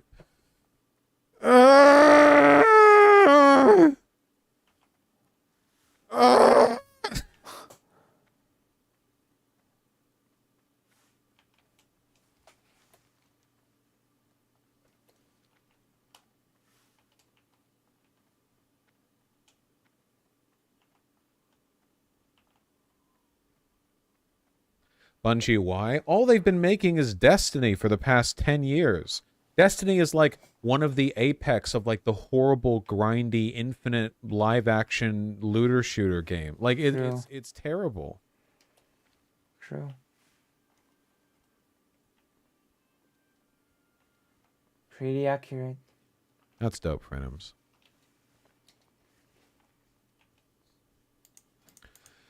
Why is PvP bad, not defensive? I don't like it either, just curious. Okay, this is going to trigger some people, but I'm objectively right, and the older you get, the more you're going to agree, okay? Oh. All PvP Sound like Destiny. Are more or less the same. The fundamental experience of playing versus other humans is preserved regardless of the genre or type of game. I'm not saying they're exactly the same. I'm saying they're fundamentally the same. Some PvP games are far better or worse than others. Again, to be clear, they're not the same, but the fundamental is the same. Which means that once you've played some, eventually you get into a lock or you get kind of tired of it, okay? What you're really playing for is the social experience. And True. that's not bad in and of itself, but it does... But PEV is better for that. Narrative experiences that you just can't get from a multiplayer one. Multiplayer PvP games are just that, multiplayer PvP games. That's what they are. It's like a single genre that everything gets boiled down to. For an example of this, remember how the first Dead Space game was really good and the second one was really good, and then for some reason they made the third one co-op focused? So like the ideal experience of playing Dead Space 3 was playing this horror survivor game alongside another person? I mean, that's PvE, not PvP, so that's a different topic. Right? You can still have a pretty nice experience, story-wise, etc., with PvE. I mean, Final Fantasy XIV. so that you two can be like guffawing the whole way through, because that's what happens when you play a co-op shooter. Why would they take that? Why would they take a single-player horror experience and do that to it? Well, because at the time, co-op shooters were in vogue. And right now, free-to-play, infinite grind, season pass, bullshit, multiplayer PvP games are what's in vogue and make the most money. Maybe. A lot of these games seem to have flops, too.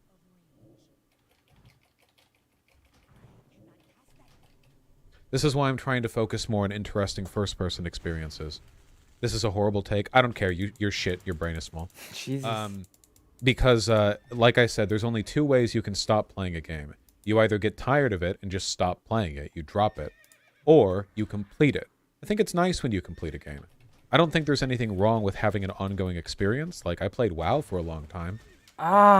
But even within WoW, because I did it like based on rating tiers, there was a goal for me to accomplish, after which I felt like I had finished. And for some people, they can do that with any multiplayer game.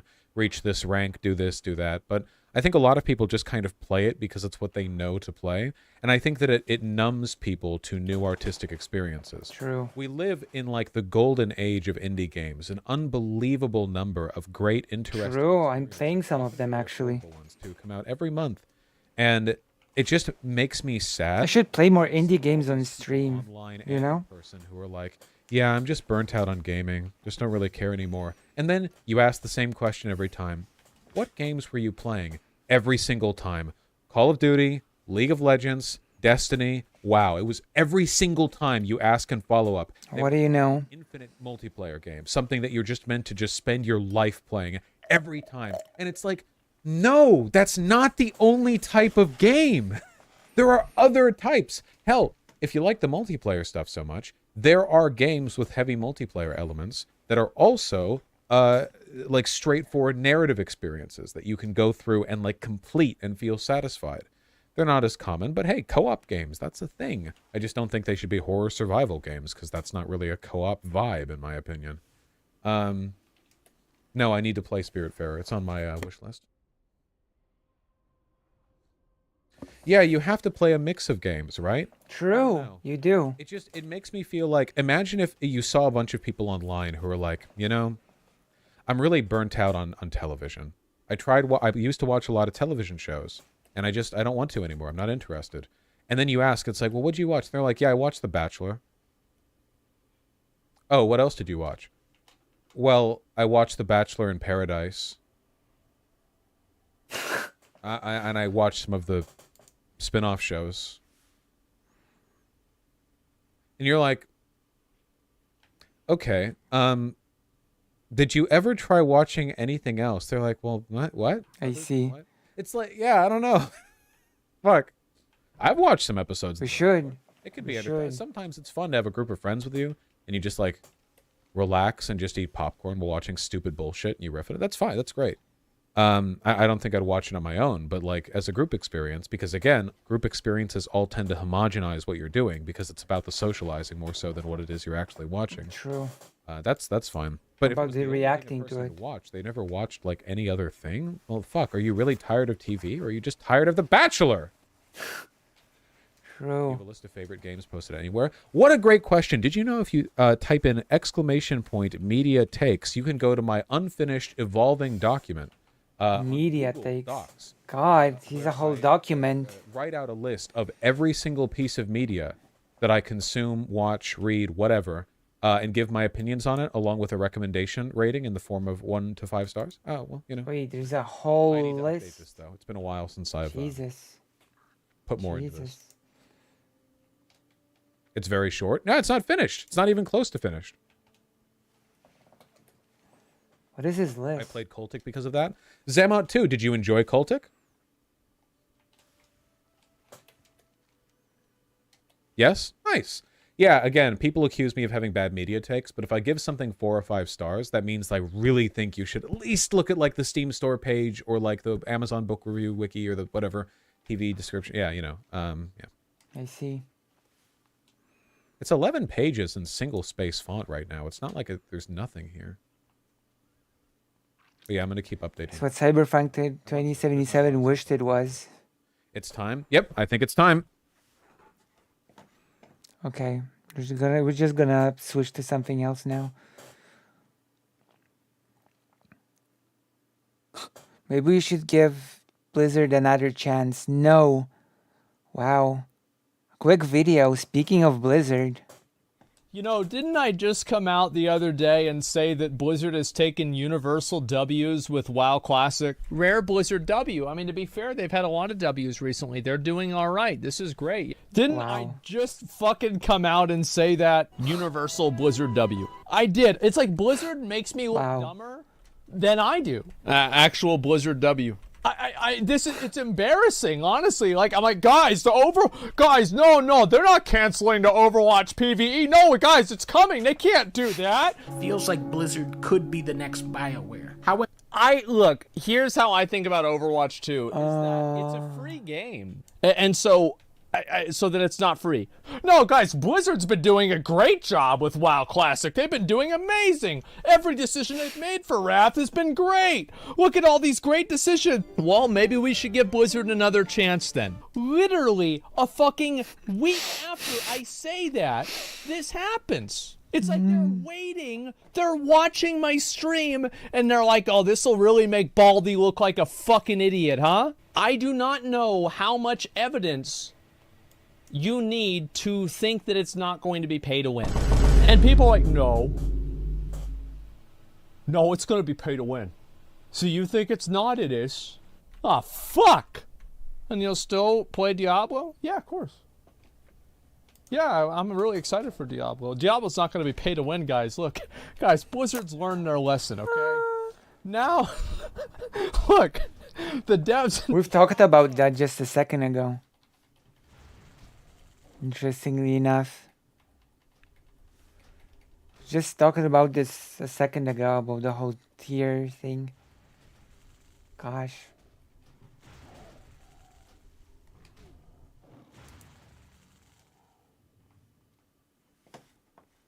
Okay.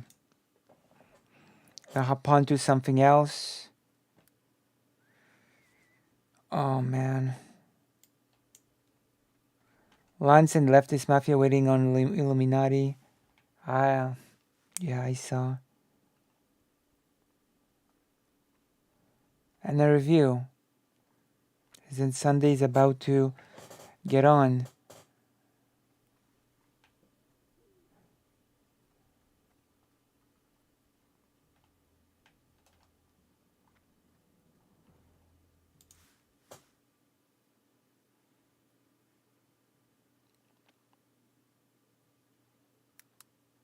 Illuminati investigation.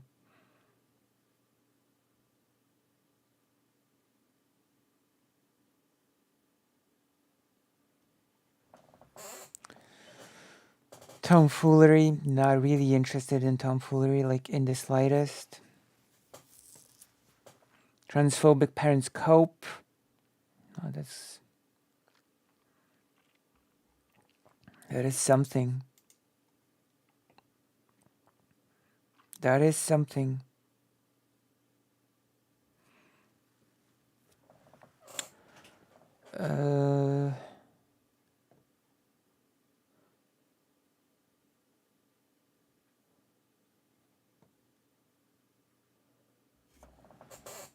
Oh gosh. I think this is an old debate. Oh, Loner Box criticizing Vosh for the nurse thing. Not really that interesting. Not really that interesting. Especially since it allowed for Destiny to go on a whole tangent about how... I think we're gonna watch this humiliation of DG Mule thing to get a full picture from Xander Hall about DG Mule. Okay, I'm gonna go to the toilet. I'll be right back. Consider throwing a sub or a dono my way. I'm gonna see you in a few moments. And yeah, that's it. I'll see you in a moment. It's toilet time.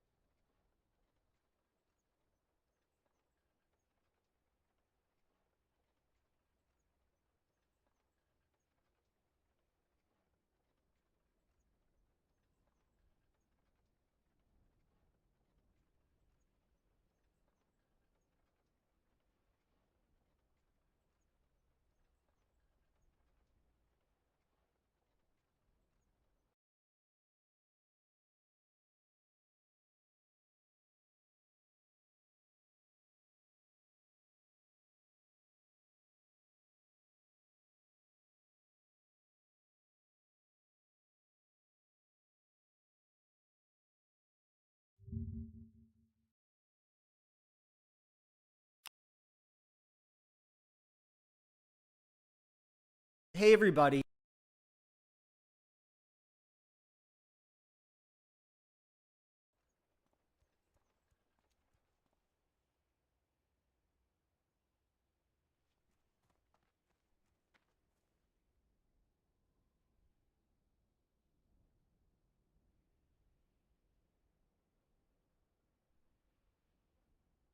Oh, very nice. Classic me. I'm gonna repeat my shilling. We're gonna watch the 6-minute video. I'm gonna repeat my shilling shamelessly. True. If you enjoy the content that I do, if you enjoy my commentary as well as my blunders, just like this one, then consider throwing in some money for the Mother's Day Fund. Hello, Mika Ruth.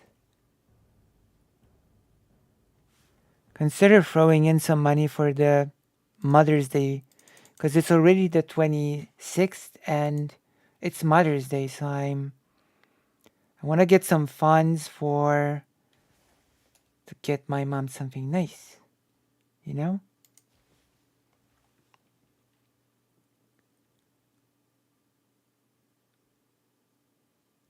Oh yeah, if you can link it, then we'll take a look at it for sure. So I'm gathering funds for the Mother's Day Fund.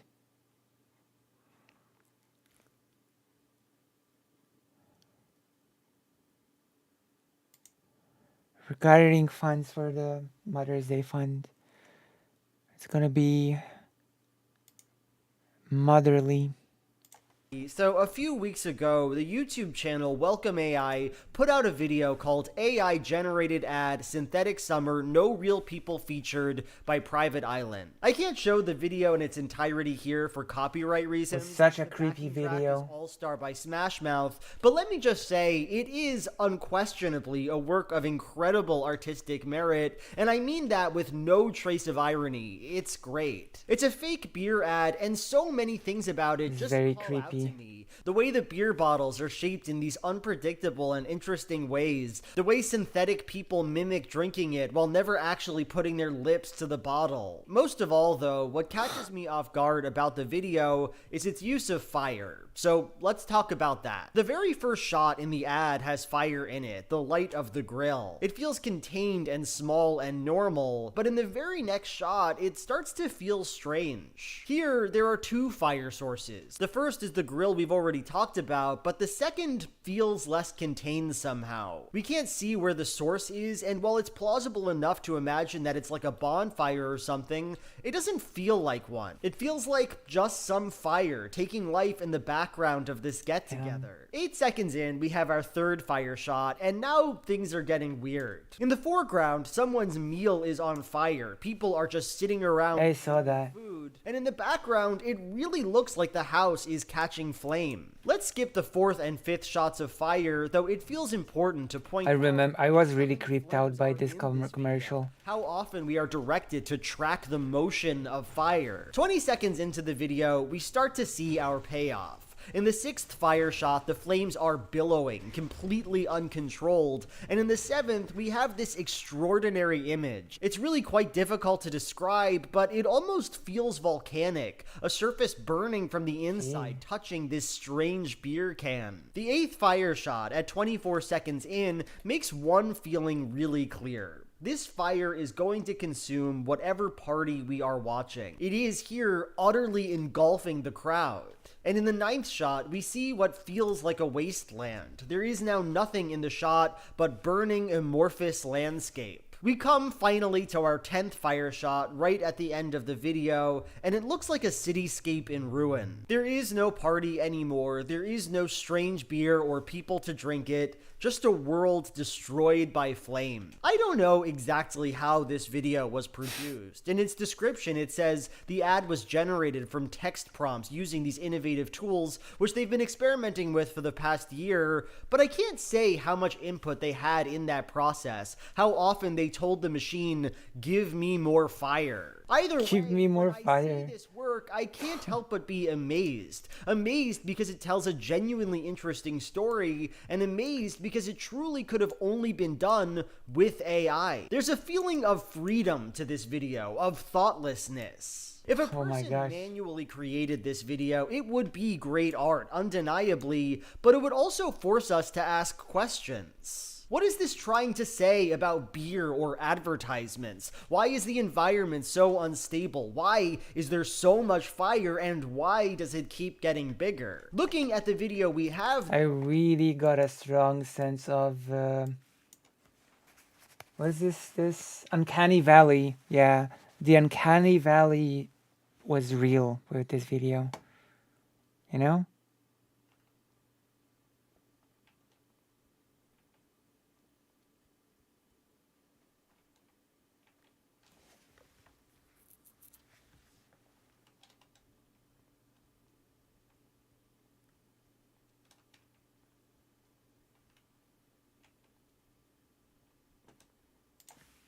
We're not forced to ask anything. It feels very simply like some inputs were put into a machine, and that machine generated something without purpose and which nobody could have ever predicted. To me, this is what's great about generated art. Its unpredictability and surreality. Its power to convey a dream state precisely because we lack perfect control over what it does, because we cannot ask questions about its inner world or artistic process. True, but there's the Uncanny Valley that is, for me, really a super strong opinion about it yet, besides that the people who are too into it kind of annoy me. But I will say, there's a melancholy in the direction this art is taking, because recently, it seems that the main sales pitch of AI is that it will give us what we want. We can tell a machine to make a composition and it'll pop one out that impresses us with how similar it is to one we'd make, or the one we'd want to make if we had the talent. It's without a doubt impressive. Even if most of the art is painfully ugly,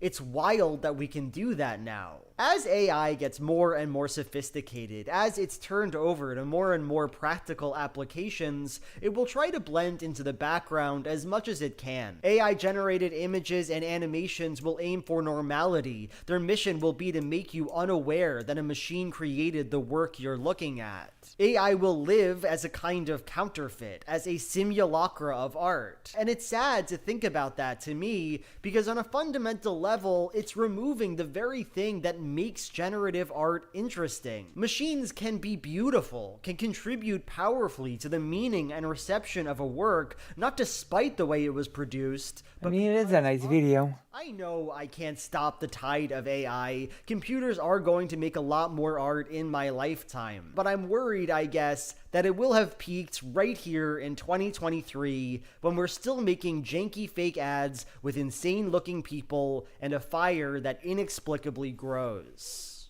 Is it? Maybe. Maybe I'm being unfair. Now let's get back to the Xander Hall, to DJ Mule.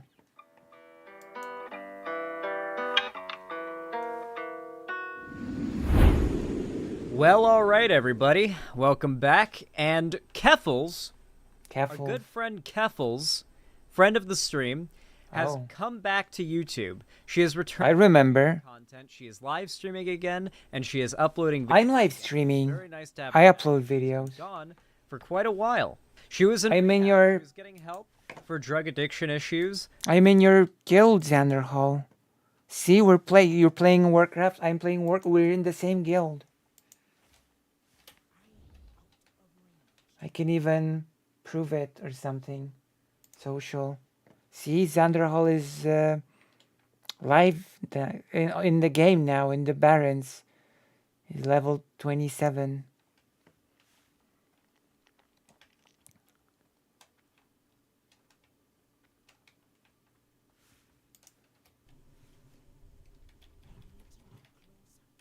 Oh, thank you, Miek Ruth. You should join the page. Wait, why don't you join the page? Come, join the page. I'm gonna link you the page. You need to have a nice chat with Keffels, by the way.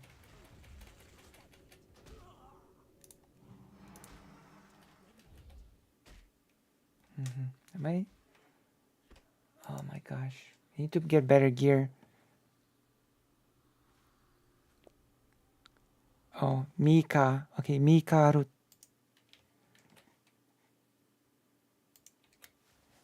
Boom.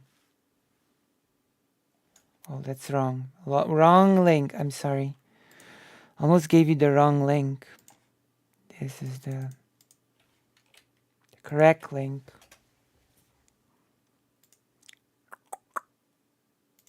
Mika Rut. I have a good friend called Ruth, by the way. Caused in large part by the harassment she would receive online. As someone who like knows her personally and like knows at least a bit more about what she was going through, I just want to say the amount of people who were maliciously, knowingly utilizing her drug addiction against her. I do know. While trying to claim they were like from some woke position of like when Keffels was getting a lot of heat, our conversation happened, which I've explained our, the context of our talk a few times, so I don't think I need to talk about it again.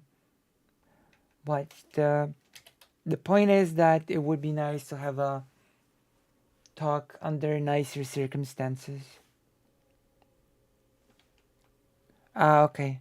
I understand.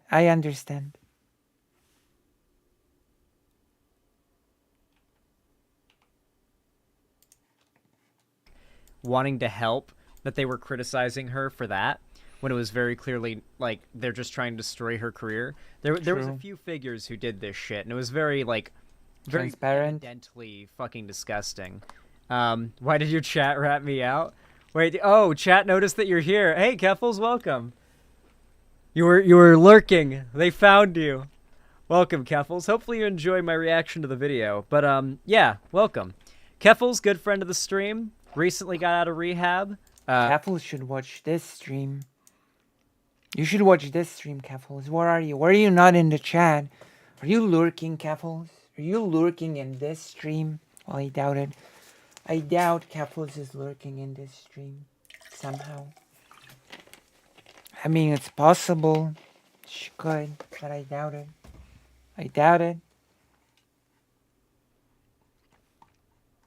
Sad.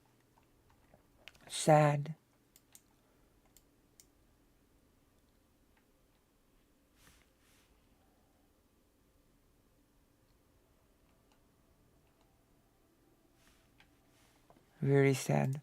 A bunch of random assholes in the internet who were trying to claim that they're good people from like some progressive woke stance criticizing her were very clearly just trying to engage in character assassination and very desperately and transparently want to destroy her career. So with that said, Keffels has returned, and she has made a video, apparently, attacking somebody who has also done very similar things, but to me. Oh. Fuck, I need to get on that classic WoW I beat. Beat. I love classic WoW. Hell yeah. Join our guild. You on here. We've got lots of people in the guild, and I'm totally down to have you level with my ult, because I've got a mage that I'm leveling as my ult. So if you want to level up a character, you can level with my mage. That's going to be awesome. But yeah, with all that said, Keffels just recently put out a video. Join our guild. Who made a very bad video on me. And like in a blatant attempt to try to make money off of character assassination, he basically took like my abusive ex. Oh, as I walk in simulators and imagine what I think is reflecting the environment.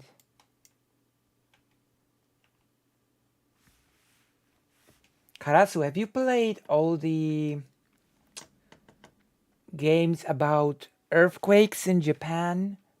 Have you played those? They're basically they are basically walking simulators, but you're in the middle of an earthquake situation, so you sort of deal with that. You go talk to different civilians. You're a civilian yourself, I think, and you sort of observe how people act and react to the situation of suddenly being in the middle of a very big earthquake. I think that's a game that you would enjoy. If you don't know it already, I think you might. You know? You know that game? I don't remember the title. I don't remember the title, but I really think you might enjoy the game about being in the middle of an earthquake situation in Japan. Let me see. Let me Google it. I'm gonna maybe show you a bit of gameplay.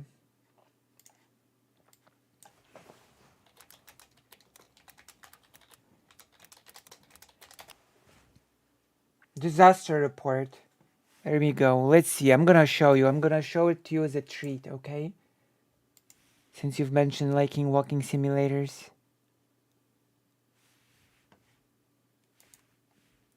I'm gonna show you a gameplay of this game.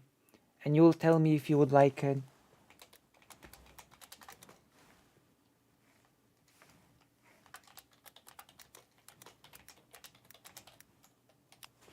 Here we go.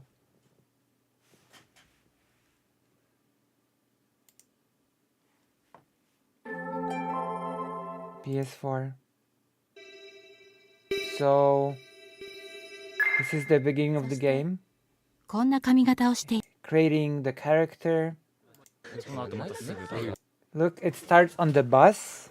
The game starts on the bus. Right? We're in the situation on the bus. And then suddenly the earthquake starts.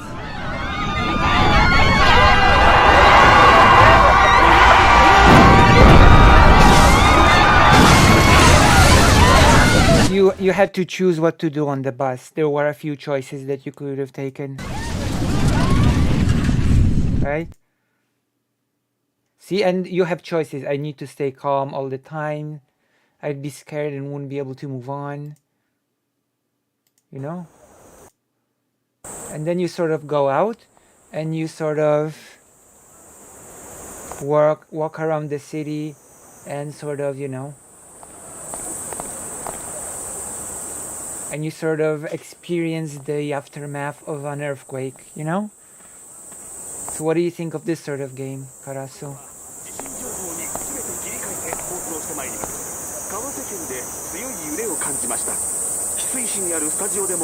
What do you think?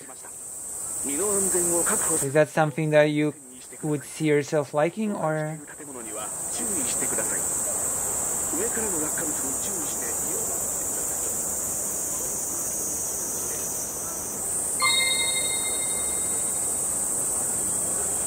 What do you think?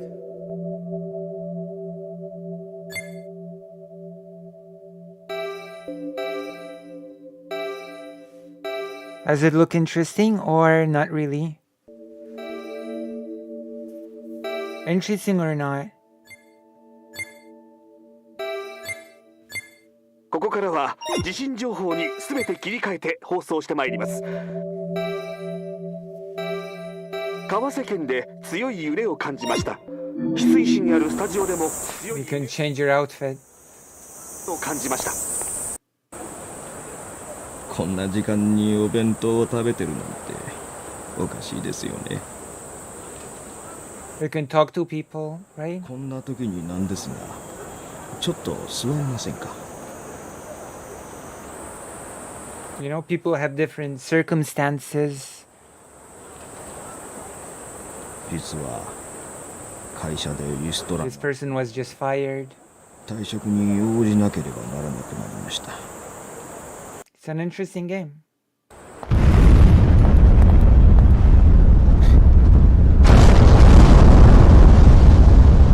今大きな揺れを感じました。先ほど強い地震があり、今も余震が発生しました。GZ ラジオのスタジオでも大きな揺れを感じました。See?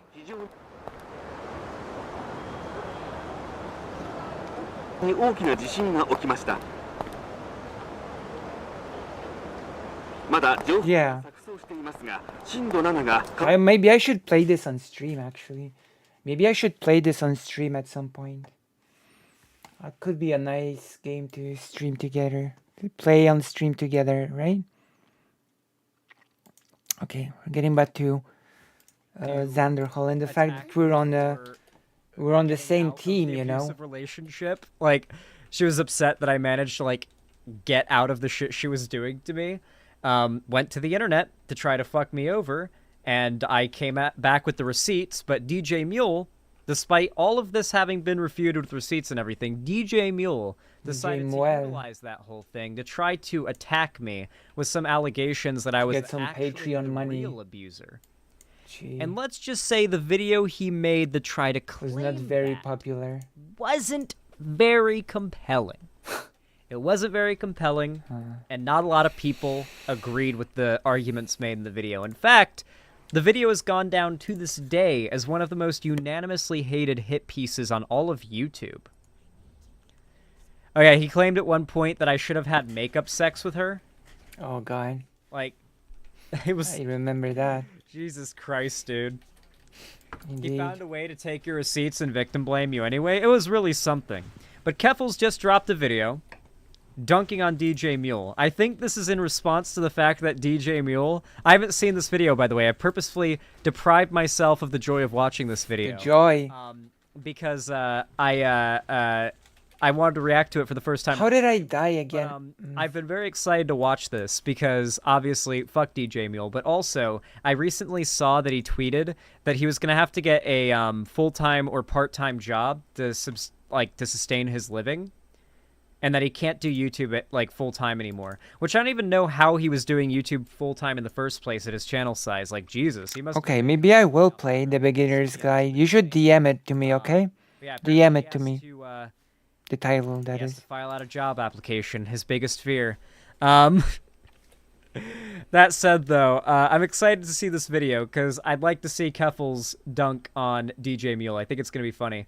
He did a podcast with Sophie from Mars and Bad Bunny. I think he got a cut from that. Ah, that makes sense. That does make sense. Okay. All right, let's watch this. I'm excited to see what all the hubbub's about. There he is. Well, DJ internet. Mule. Hello. You could be doing another one of these videos. You could be making content about how leftists. True, you could be doing so much. Just for a second to tell you guys a joke I wanted to make on stream. Oh gosh. Not on stream. I wanted to make. Oh gosh. Oh no. On Twitter. Oh no. Not to, but I'm gonna make it now on stream so oh you guys no. get to hear the joke, Gee. even though I didn't tweet it. I'm scared. I wanted to quote tweet DJ Mule's tweet scared. Where he says he has to get a job and he can't do YouTube full time anymore, with an image of Sonic and Dr. Eggman fighting, like from some official art, and then I was just gonna caption it, "This could be us."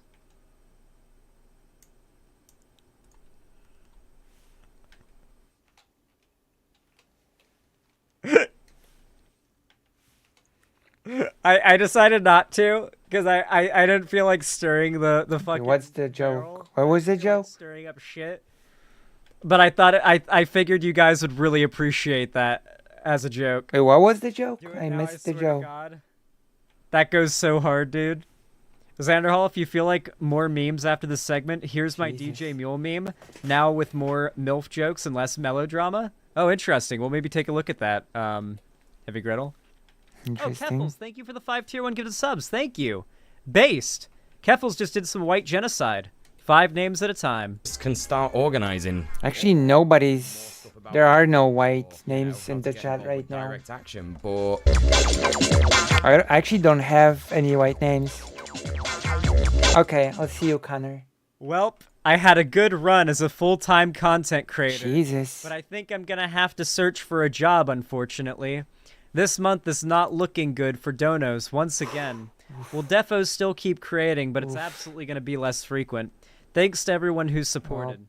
Listen, this would be a sad message that would make me feel for him from anybody else, okay? True.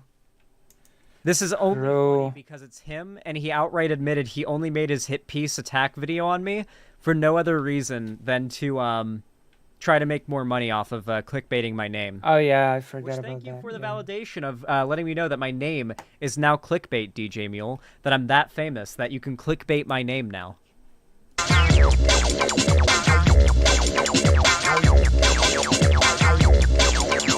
I've been going through the YouTube comments in my most recent video where I announced my detransition into a commentary YouTuber, and the message has been received loud and clear. I'm going to continue with this style of content for a while to see how things go. I'm going to provide you all with... I love the detransition memes. Keffels will just post a video that'll be like, why I'm detransitioning, why I regret the surgery, just like something along those lines, but then it's like not what you think it is. It's a good meme. It's some good trans shit posting. And the left needs more trans shit posting. Believe me. With the alternate ending for the story of Leafy, one where transition saved her, and she got off drugs. Wait, is this voice AI? Holy shit, I think this is Keffels' voice AI. Oh my god. No, that's my voice? Okay, it might just be the editing. I'm telling you, when they make an AI of my voice, alright? I've got so many video essay ideas I've wanted to make, and the only reason I haven't done it is because I don't like having to read out the script and edit Jesus. I don't I'm like too weak having for to this. edit each segment of me talking together, so there's Oh my god. or like stutters or like anything like that. That is actually partially my problem as well. AI voice for me, when someone does that, you better believe I'm going to be using that shit to do all of my like ideas I've had for video essay videos and just using AI voice. Like, there's just no reason not to. It's my voice. I still wrote the script. I'm still like talking about something I believe in. But like, for the sake of just getting the video out sooner and not having to strain my voice and all that bullshit, I will absolutely use my own AI voice for YouTube videos. And if you see me start to upload more often, you know that it happened. Xander.ai, is that a real link? Someone in chat confirm or deny if it's a real link. But yeah, I feel like the AI like technology has gotten to be so prevalent that I now see AI voice where it doesn't exist. Like someone edits their like the pauses out of their video. And I didn't actually think that was AI, but you can like audibly hear, like between someone's sentences, and you start to think it's AI voice, but it's just editing. That's always been there, and people have done for like over a decade. You, Xander. Okay. And didn't fry all of her brain cells. In today's video, I want to talk about a lesser known content creator, but one whose entire notoriety is based on lying about people and has accumulated an incredibly toxic reputation. I'm talking, of course, Is this rendered surfing footage? Keffels, did he use like a render of surfing footage? That's so funny. It's not even surfing gameplay you like ripped from another YouTuber. It's like a render of a surf gameplay footage. That's great. I tried to get into surfing lobbies in CS:GO, and that shit is hard. CS:GO surfing was actually way harder than it looks. Back in like the day when I was watching lots of Leafy and stuff, you know, I was 15. I was like 15, 16 years old. Imagine watching Leafy. I saw the surfing. Couldn't be me. So Could not be me. And I got decent at it, but it was hard. It was hard, and I never got good at it. Isn't the Dr. decent pretty good? DJ Mule. At the beginning of the year, I released a video about him called The Most Disgusting Video Essayist on the Left, and I'll leave a link to that video in the description. Recently, DJ Mule made the brave and courageous decision to retire from full-time content creation. And by that, I mean no one actually liked his content, and he was riding off of the notoriety of abuse apologia and slandering other content creators as abusers and pedophiles to his audience of woke scolds that evidently didn't like him enough to actually support him as a creator. Well, that and also the bit of like support that he was getting was from the larger, more successful, and arguably more talented content creators that are friends with him. Like damn. Sophie from Mars, Bad Bunny, like all the other like woke scold lefty YouTubers. Like he was riding on their coattails pretty hard, while offering like literally nothing. Yeah, FD Signifier even boosted him, and it really had no effect on his channel. Because at the end of the day, the woke scold sphere is not interested in the well-being or the concept of content creators in the left spreading left-wing ideas. They're not interested in the well-being of left-wing content creators. Their only interest is drama and the career destruction. That is true. YouTubers on the left they don't like. So they'll only come out the support when it comes to drama. But when it comes to just general support for their content, that is so bizarre for these content creators, much like for the right. This is how apologia is actually pronounced. Google it. I mean, that is how it's pronounced. Apologia, right? Yeah. Apologia? I mean, apparently both are. Huh. I only care about drama, I'll be real. Apparently both are correct, so. Both pronunciations are okay? People correct. say they don't like drama, and they get so pissy whenever I do drama videos. But it's fun, and people like drama. The problem is... Okay, I need to go somewhere else. Don't sit on your high horse and act like drama. I'm gonna sit on my horse. Okay. Everybody likes drama. And if it was the right kind of drama, or drama about the right thing, you would be eating it up like nothing else. Before I recap some of the bigger so many times dramas surrounding DJ Mule, my YouTube analytics tells me that I know where you live, so please subscribe to my channel. It's free to do. True. Please subscribe to my channel and throw up Me also. True. And, like my stream also, and to Keffels too. And give me a donation if as well. If you don't, I'm going to... Welp, I had a good run as a full-time content creator, but I think I'm gonna have to search for a job, unfortunately. This month is not looking good for donos once again. We'll defo still keep creating, but it's absolutely gonna be less frequent, thanks to everyone who's supported. Thank God. Wow, you can pretend to be a pro a little more convincingly now. LARPing Lefty gets his first job, how exciting. Have you tried not doing abuse apologia and Soon. to make money? Soon. The job search, hope you never come back to YouTube. You'll be remembered as one of the most toxic influences on the online left, using the aesthetics of progressivism to defend an abuser and promote lies and harassment towards the victim. Reap what you sow, Chief. Spoken like a true abuser. The only thing I abuse is DoorDash. First Flamenco, now DJ Mule. Xander Hall sent these men who crossed him to the literal streets using nothing but his mind, patience, and persistence to outplay them. When will he finally take an L? It's just True, my major. Okay? It's the Xander Hall. It's like Yakuza without the fighting. I am controversially correct about something. I guess. I get tons of shit for it, and I get canceled for being controversially correct about something. Usually it involves me, like, predicting the future. Then a bunch of other people in this space who are more liked than me, or have larger audiences than me, start to realize the same thing I did a little later, and they start to say the same thing and back me up. And then everybody starts to realize I was right, but then everyone forgets that I was the first one to say it, and then we repeat the cycle all over again. And we're on, like, number 15 of the cycle, I'd say. Damn. Like, right now, we're doing a new cycle with the serfs. Lance from the Surf, so it's like, where it's just, it happens over and over and over again. I'm like, I'm correct about somebody or something. I get shit for being controversially correct. I get proven correct in the future. Everyone realizes I was right, and then everyone forgets that I'm right about these things, and then does the same shit to me all over again. And then it just keeps going. It just keeps looping. Too bad not even support from FT Signifier was enough to save him laugh my ass off. It's time for an honest conversation about being a full-time content creator. The truth is, DJ Mule was never a full-time content creator. It was at best a hobby for him. He has 200,000 views in total over 2 years of content, half of which come from 2 drama content cycle videos he's made in desperation for relevance. In the past 3 months, he has streamed 28 days, averaging 43 viewers. Sure, there are a handful of people who support him on Patreon, but these are not full-time job numbers. Oh no. DJ Mule has had more viewers than me. Soon after.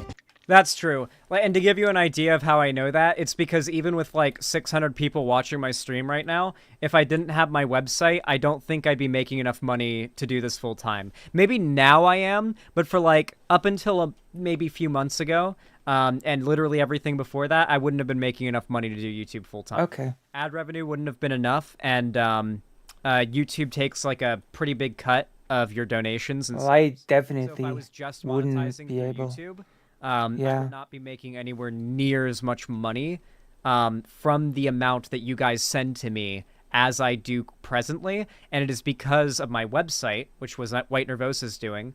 I mean, not quite the same scale, but I gotta parrot Xander Hall's sentiment, to be honest. You know? that I am actually able to monetize my content in such a way that I make the amount of money that you guys intend to send my way in donos. If it weren't for this website, I don't know if I would make enough to be able to do this for a living. I think I'd probably have to have a part-time job, because YouTube takes a pretty substantial cut of your income.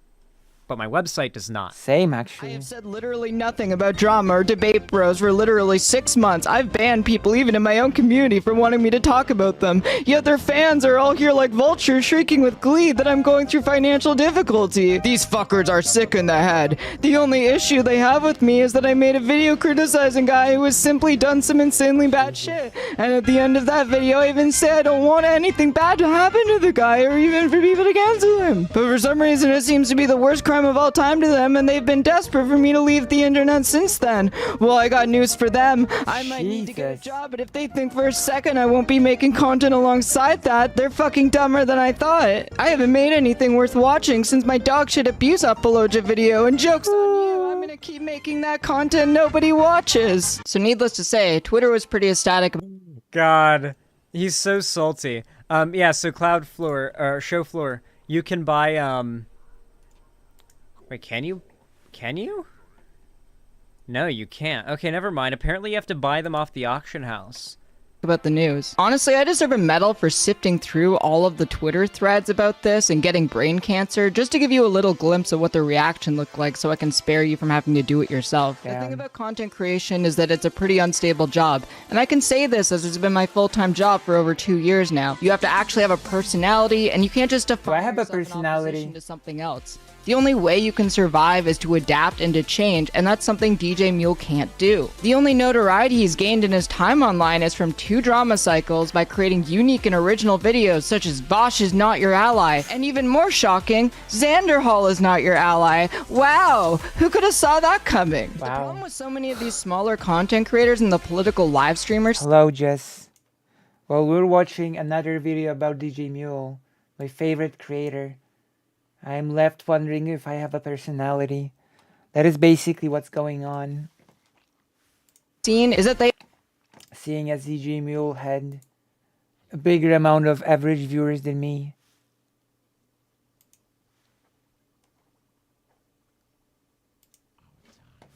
They have nothing unique or original to say, and only pander to tender queers and woke scolds, defining themselves almost entirely in opposition to other content creators. Exactly, and not only that, but it's a fickle audience, right? Like, the ones among them that actually have a following are the ones that make, like, actually good content, but just happen to fucking suck, not the ones who suck and make content about how much they suck. Like, Jesse Gender, FD Signifier, etc., they've made some shitty videos about these topics, but most of their suckiness is relegated to Twitter, you know? Like, they keep it mostly on Twitter. But with their YouTube content, they actually put out well-made videos that indicate they have talent when it comes to video production and making content and discussing these things. But people like DJ Mule, Soul Bunny, all they do is make content about how other content creators on the left aren't woke enough. And their audience is very fickle. You're not woke enough for me. They do that isn't shit-stirring in the left. True, you're not woke enough for me. Notice how the best video essaying, H-Bomber Guy, of course, never gets into drama. I mean, when H-Bomber Guy does get into drama, he's based, too. Like, H-Bomber Guy immediately jumped on criticizing Illuminati as soon as she called out Legal Eagle's editor. H-Bomber Guy was one of the first people who was prominent with the platform to call out the bullshit in those accusations from Illuminati. Based H-Bomber Guy. I'm glad to know that he's not in that little circle of abuse defending. H-Bomber Guy seems like a dope and cool and awesome and wholesome guy. Acting like the internet is just one big town hall instead of thousands upon thousands of micro communities that all intermingle with each other. True. Like my micro community. That's not how the internet works. Bosch having viewers and Destiny having viewers and any other streamer or content creator having viewers that you do not like does not take away from you having viewers, and even if it did, you wouldn't want their viewers in your audience anyways. Except you don't even have viewers. Because while you constantly denounce these content creators as supposed clan members, here's who your best friend and Red Planet podcast co-host is. Okay, so maybe since you know literally nothing, you should probably, not try to present yourself as a person that knows anything. What? The fact that she rebranded herself from Bad Bunny to Kira Chats clearly indicates that she knows that what she did was fucked, and that she's rebranded to escape it. You know? Like, her rebranding is explicitly to escape. Like, rebranding as a content creator isn't uncommon, especially when you have a name like I did, like Pig Puncher, and I changed it to Xanderhall. But there's a big difference between rebranding because you want to run away from your old name or your old branding or your old reputation, and, like, making a very public rebrand. Bad Bunny. Like, it's no secret my old name was Pig Puncher, and my old videos are still up. There's nothing being hidden or anything like that. But Bad Bunny explicitly is running away from shit. And that's why I think her particular rebrand indicates a very clear admission of her knowing what she did was wrong and wanting to get away from, like, the evil past, responsible for what she's done, rather than owning up to it, like an adult or like a lefty would. Also, clearly white, clearly racist. You can't think of a single possible form of anti-black racism. If you found me a black bisexual man, I might throw up in my mouth at the thought of sexual contact with them. You can't hate gay people anymore. Why not? I want to hate whoever the fuck I want. I, for one, would never be involved with a guy who's bisexual. If a guy's the music, yeah. with other guys. This woman's friends with, like, pretty much all of the, like, clouded up lefty video essayist YouTubers that hate me, Vosh, Keffels, Demon Mama, Shark. Like, do they hate me? I guess I'm too small for them to hate. Is friends with pretty much all of them. So I hope it's very clear how hypocritical they all are. Like, I hope it's very clear how blatantly hypocritical they are. Because it's really clear to me.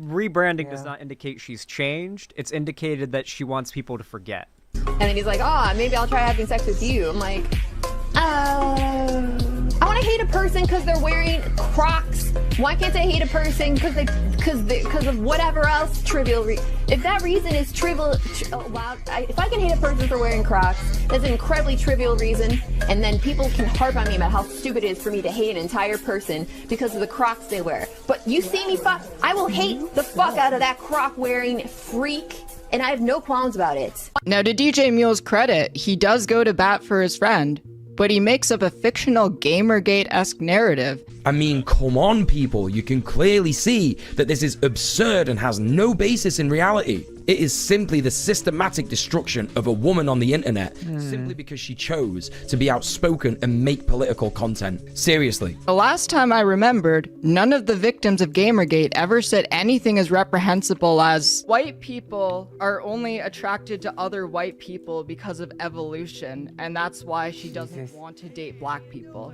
I'm like, that's her argument. It's fucking insane. She literally transitioned into Adolf Hitler. That's a huge section of people to just completely write off as unattractive, and it just seems like kind of strange. Like, is it literally like just the skin color is like unattractive to you? Like, I don't know. It just seems like a weird statement. It's as simple as evolutionarily, we want to fucking propagate our fucking like shit, and so propagating our own fucking shit involves finding people that are similar to our own shit.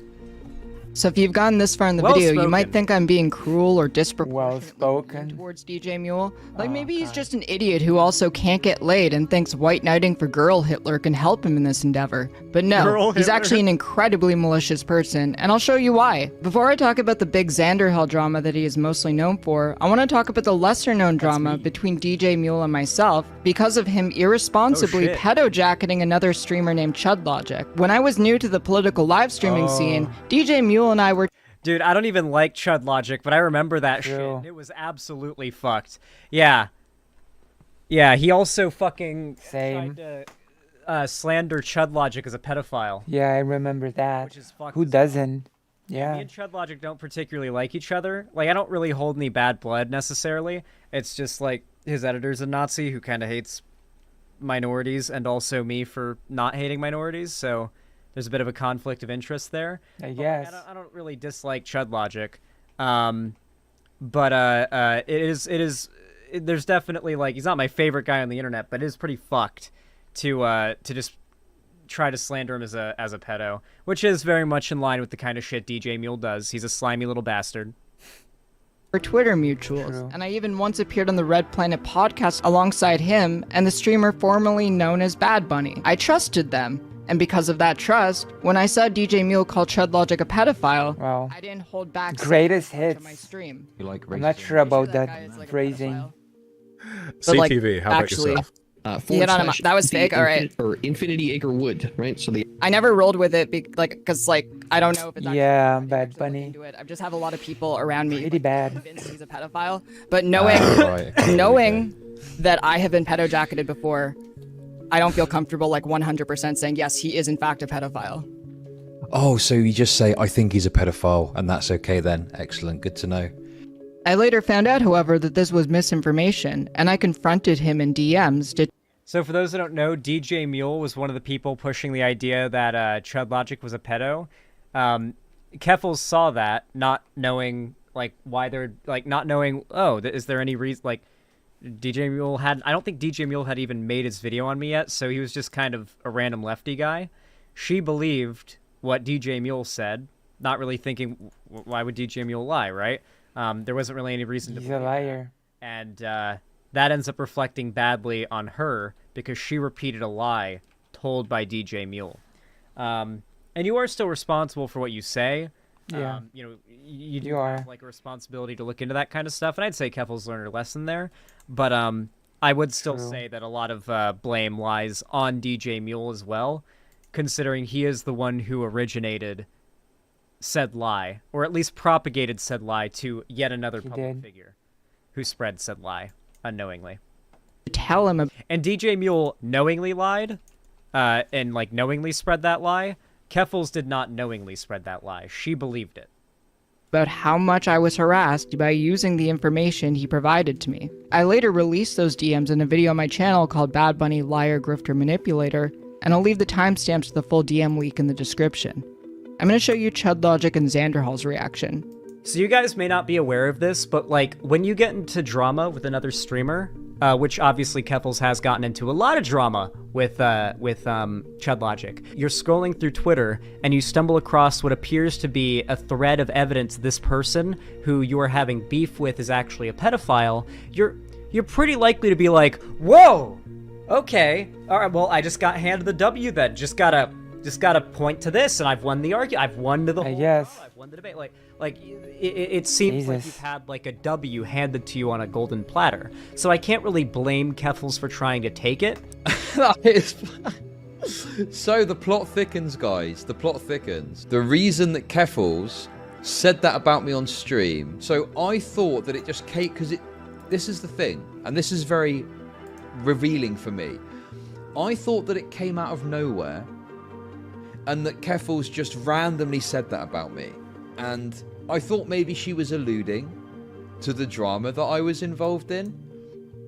But I didn't realize that this person had said it to her. So actually, it was DJ Mule that had told her this. True, it was DJ Mule. Claim on stream. Unbelievable. I actually was pretty amicable with the guy. I think that not anymore. The allegations came out, and he obviously sided super hard against me, which a lot of people did. It is what it is. Okay. Wasn't the girl in question 30 years old? There were two girls. One was 30 years old, and the other definitively lied to Chudlogic's face about her age. Come on, man. That evidence is out there. See, DJ Mule has a habit of, just lying, making shit up, even though there's already pretty substantial hard evidence to debunk whatever claims he's trying to make about people. See, no one can say that I'm not fair and that I'm a spiteful shit. People are giving me so much shit about calling out Lance's abuse apologia of what Illuminati did to her collaborators on her channel / tenants, because she's a landlord.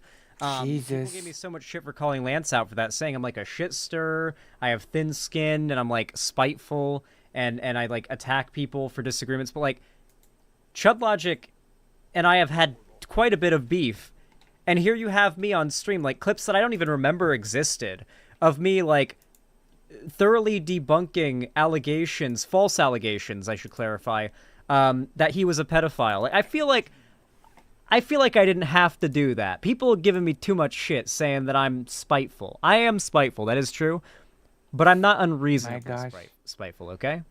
Nazan, you're pretty good at being logic-pilled and not making hasty generalizations when it comes to drama. I try not to, thank you. But, like, people have been giving me shit about that. But, like, I'm not going to sit here and allow a lie like that to spread about another creator in this space, regardless. I mean, that is fair, right? That is fair. That is a good standard to have, not to just allow lies to spread, yeah. Reaching allegations, and it's false, so, of course. Yeah. But then she did apologise to me. But then since then, he is like, at every opportunity that's plausible to do so, you know, obviously he is a completely failed loser content creator. This man has like an Avengers lineup of debate streamers in his mind. It's like me, Vosh, I don't even, like, probably Demon Mama, maybe. Funnily enough, it was actually Demon Mama. This is like a little while ago. Demon Mama asked me to raid a charity stream. And I thought, okay, yeah, sure, I'll raid a charity stream. Why not? Diversing. Bad Bunny's charity stream. Okay.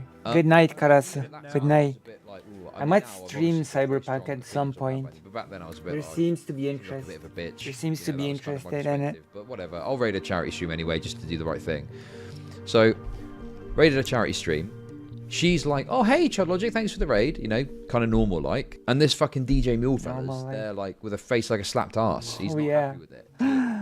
And I know that DJ Mule is someone that has spoken hardly against it, quite hardly. We should. Allegations. We should do it. And I just sort of like just left, didn't say anything, and just thought nothing more of it. Right.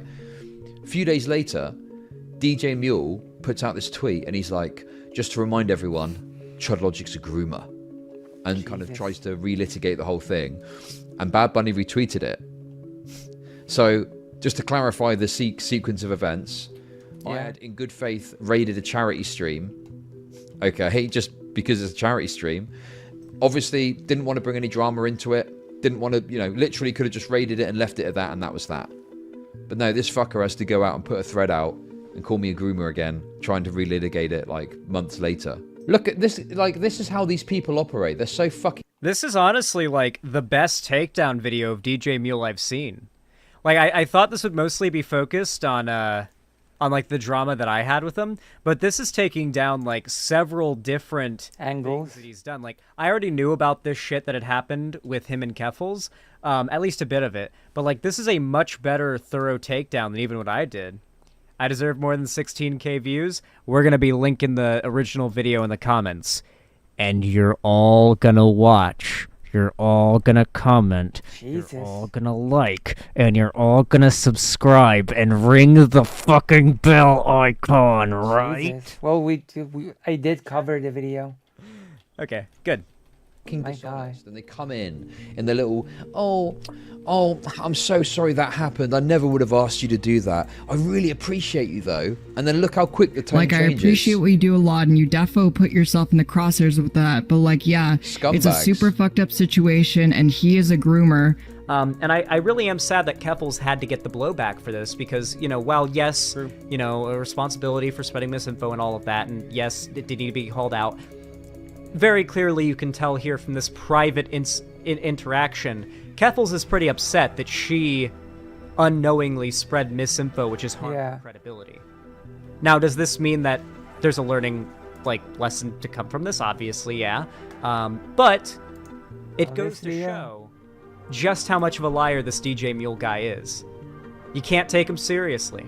I'm going to be honest with you, right? In this situation, I don't think that Keffels has really done anything wrong. Like, you know, she wanted some more information because she felt that she'd been misled in regards to my situation from tweets he'd put out. Hold on, there's a meme. I have a meme that What's the meme? There was a meme that I saw Give us the today meme. that I feel like perfectly illustrates exactly what you gotta do whenever you see some shit like this, okay? What is it? Okay, What is it? find the meme Tell with us. the caption, but I can find the meme image, and I'll just tell you what the caption said, okay? Okay. So this is the image. We're getting into the memes. And it was captioned, "You must learn to simply observe. Not everything needs to be reacted to." True. If you get the reference, this is funny as fuck. And he provided the information, and then 12 hours later, I don't get the reference. Reeing in her DMs. Keffels is right. Why should she trust you?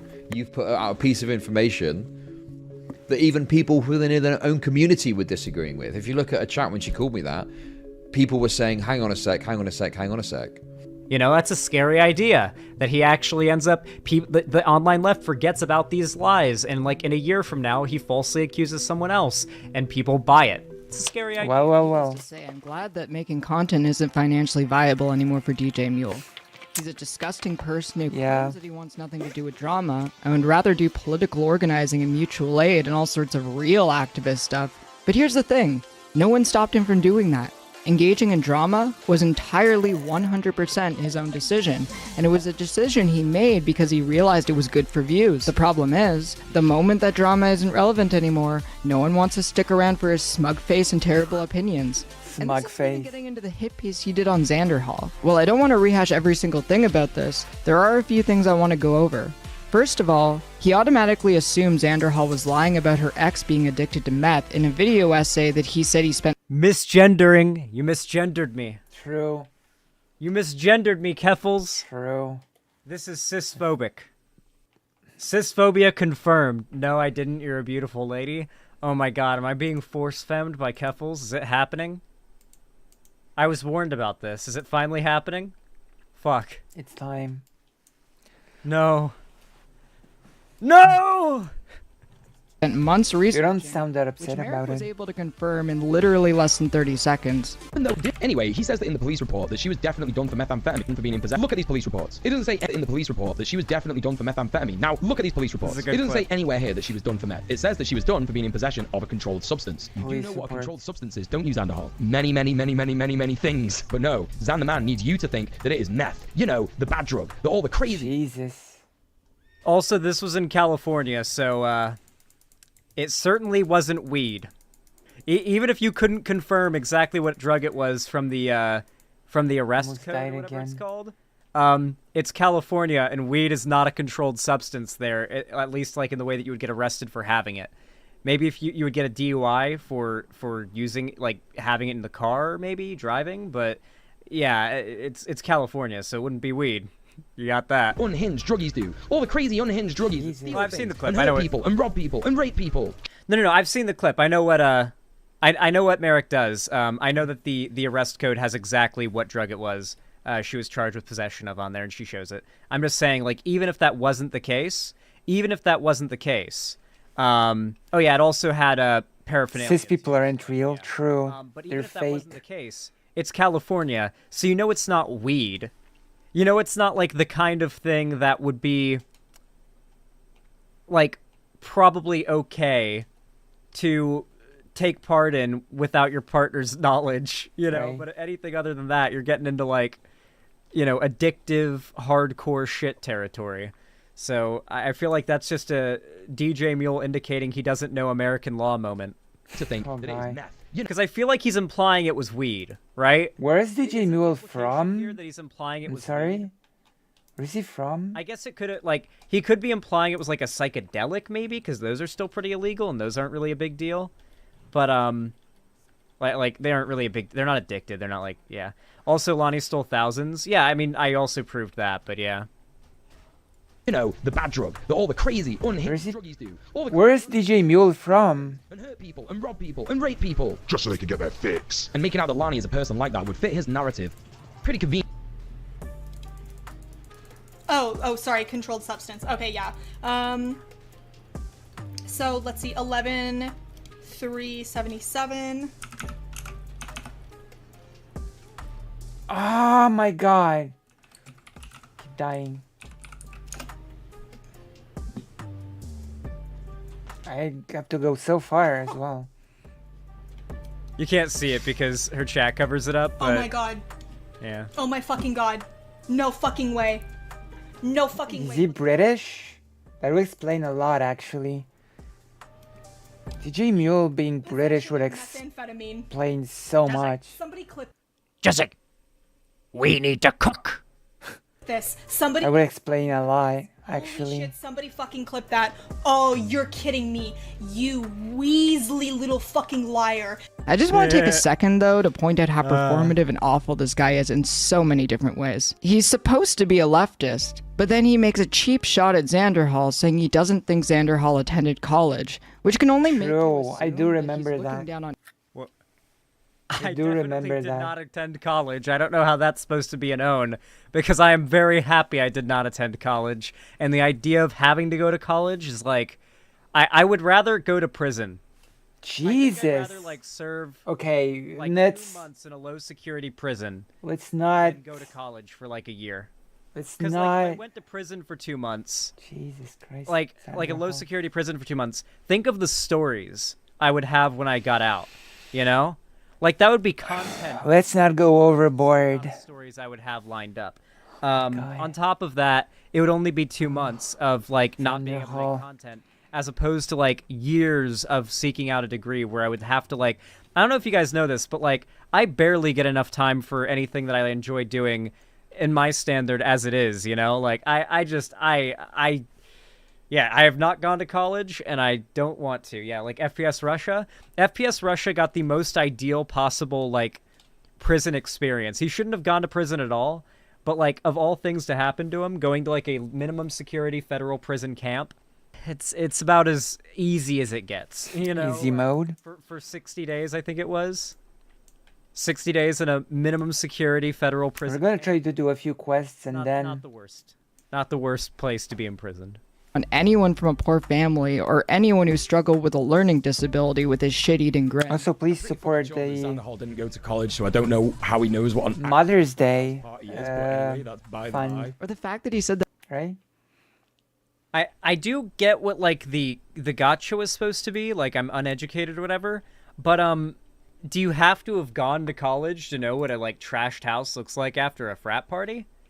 Because I don't know if DJ Mule's been to a frat party, but a lot of people at frat parties aren't in college or in the fraternity.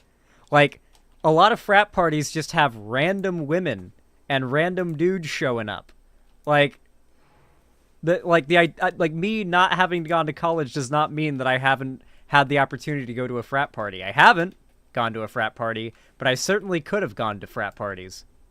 Yeah, like frat houses throw parties. Just a party. Like, just random Come on, like, just you a don't party. Have to be at the college or in Yeah. the fraternity to go to there. You don't need to That be Xander Hall in should college have to go to a sex with his party. abusive ex, which is just like, what the fuck, dude? No debrief, no makeup set. Debrief. Just sweep it all under the carpet. Don't even think about your poor, homeless ex-girlfriend. But the funniest part of this entire video is him trying to attack Xander Hall for saying his ex would leave rotten food in the fridge. He complains that all the food in the fridge would go bad, and I'm not being funny, man, but like, Xander Hall, have you never been in... I guess for those that don't know the story behind that, as I said earlier in the stream, actually, coincidentally enough, my diet is very manageable and very cheap, okay? And I mostly buy things that don't go bad.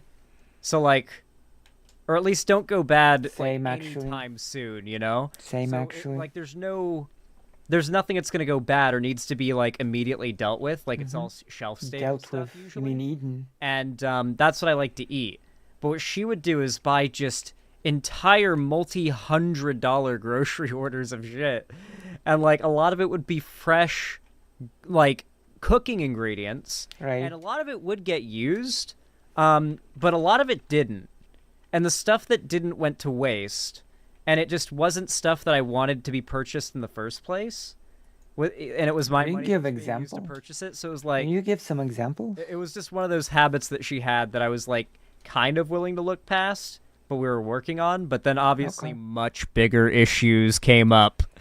But I felt it was relevant to the story, so that's why I brought it up. But yeah, I mean, her buying like lots of like perishable food ingredients and letting them go bad was kind of a problem. I wonder what the products were. Also stealing from me, and I'm really wondering.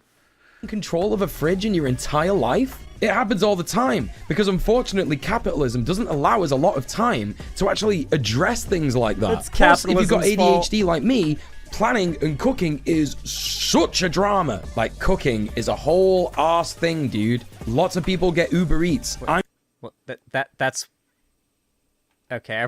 This has already been responded to a million times. I'm gonna be getting an Uber Eat after I've recorded this video because I've got no energy to cook. He just told on himself so badly because really as it was did. revealed, he had only streamed 28 days in the last 3 months.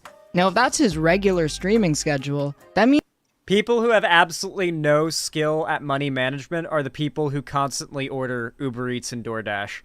I mentioned this earlier, but I only at this point order or Uber Eats or DoorDash or order any food whenever I have friends over and they're hungry.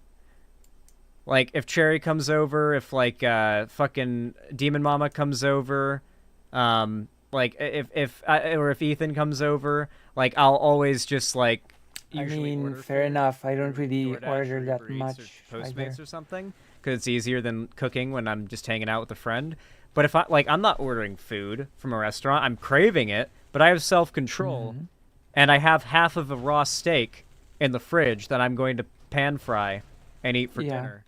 Alongside with probably some green beans. I think I'll throw some green beans in afterwards, butter them up, throw in some lemon juice and some lemon pepper. I like a little bit of, like, citrusy. Like, I like to break down the not green beans, sorry, asparagus, sorry. I don't know why I said green. This is my asparagus. Some lemon pepper. Guild leader speaking. Is he still on? I like to break down the asparagus and, like, nice citrusy lemon juice. No. Like, kind of glaze and get it like nice and. Xander Hall is no longer on. Okay, I don't know why I'm going. Okay, I just stun locked on like hornily describing the food I'm gonna make for dinner tonight. I should probably resume the video. Means that he only streams 3 days a week, leaving 4 days a week where he could cook easily. And don't even give me the ADHD sob story. Be like a regular adult and take some Adderall. I do it. Vosh does it. Loads of other content creators have to do it because we're all ADHD brained as shit. I definitely do need to get on Adderall. Guys, when I get on some ADHD medication, it's going to be over for all of my enemies, okay? Like, I don't think you guys understand. I'm pretty certain I'm operating at like 60% brain power and have been my entire life. I can't imagine how wild it's going to be when I finally get on some good shit. When we both get medicated, it's over for our haters. Oh, it's fucking over. Shit. How can you call yourself any kind of leftist when you've got an opinion like that? There's literally no excuse. Like, I don't even like making these arguments, but it's, like, honestly infuriating. It's like they made him up in a lab to be literally the worst socialist ever. Like, he's literally everything that right-wingers think socialists are. He literally said, oh, you know, I only work 3 days a week. I have 4 days off every week, but I can't cook. I'm too lazy to cook because I have all these problems and shit that I made up. The last thing I'm going to say about this is that he's so obviously manipulative with how he frames things. If he really cared about the victim, which he believes is Lonnie, he would listen to her. Because in situations involving domestic abuse, you're supposed to listen to the victim. But instead of doing that, he continues, to this day, to double down on calling Xander Hall an abuser and making up lies about the situation, even though Lonnie herself has commented on the video multiple times, saying it shouldn't have had as many views as it did, and that it was a dogshit video. But anyway, that's basically everything I have to say about the DJ Mule situation. Dude sucks, and I wonder if she feels guilty. I feel like she's kind of got to, because what she did was really fucked up. Like, I think I was 20 years old when we started talking, and she lied to me about her age and said she was 2 years younger than she really is. She was actually, like, 31, I think, when I broke up with her. So she would have been 29, I think, when I started talking to her. Okay. And I was 20. Which I don't think that's I don't think the age gap was problematic. Like, I don't think we had, like, a problematic age gap going on. And had she not been, like, lying about her age or doing other shit behind the scenes, I don't think it would have been an issue. Or it wouldn't have been an issue, the age gap, in my opinion, between the two of us. But then, like, manipulating, lying, and robbing said, like, much younger person that you've, like, gotten into a relationship and had move across the country to live with you. Not a good look. And like pay for you to exist for the last couple years, really fucked up. So I wonder I wonder Yeah. if she felt guilty about it and was like, holy fuck. People Maybe. are trying to weaponize Maybe yeah, this maybe to, like, no. destroy him. That's not what I wanted, you know? I feel like her motivations were more self-serving than, like, who knows? Trying to destroy me, right? Like, I feel like the things that she did were more so in a narcissistic, self-serving effort to, like, help herself, not so much a spiteful attempt to fuck me over. Maybe that's me being too generous or too charitable, but, like, I feel like she realized it was going too far.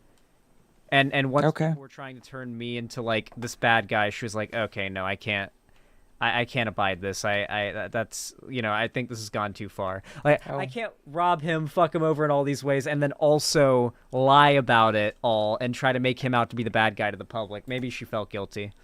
And he deserves worse than this, quite honestly. This video is probably going to get demonetized just like my last 2 videos did. So if you'd like to support the channel, you can subscribe to my Patreon for only $5 a month. Love you all.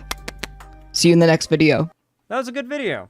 Good shit, Keffels. That was probably the best takedown of just DJ Mule as a content creator overall that I've seen. Damn. That was really good. That was a damn good video. Well, it's not a takedown anymore at this point. It's a post-mortem, isn't it? Since DJ Mule sort of quit, it's more like a post-mortem than a takedown, right? $5 a month. True. You heard her. Also, remember, chat, there's a link down below in the pinned comment of the video to Keffel's original video. Go watch it, go comment, go like, go subscribe. Or I will find you, and I will kill you. Well, I live on the other side of the world. So. Yeah, so thank you. I appreciate the video. It was based as Keffel's, and I appreciate all the support that you guys have sent my way, and I hope you guys send some of that support over Keffel's way. Because that video... Send some my way. And, we're Gosh building dang. a wall, a vanguard of not cringe, terminally online, socially inept lefties.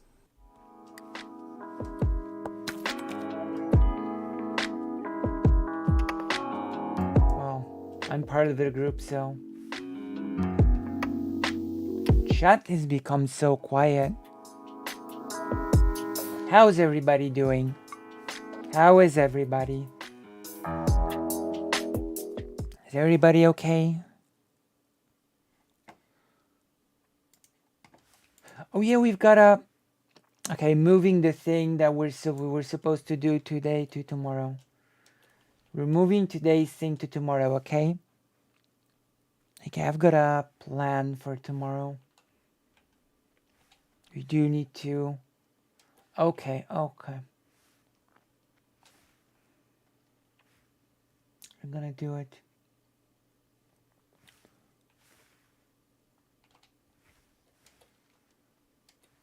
I'm gonna finish the quest. We're probably going to retire to bed. Right? Okay, you will not attack me. The giraffes are not gonna attack me. You need to finish the quest. Are these gonna attack me? Yeah, those are aggro.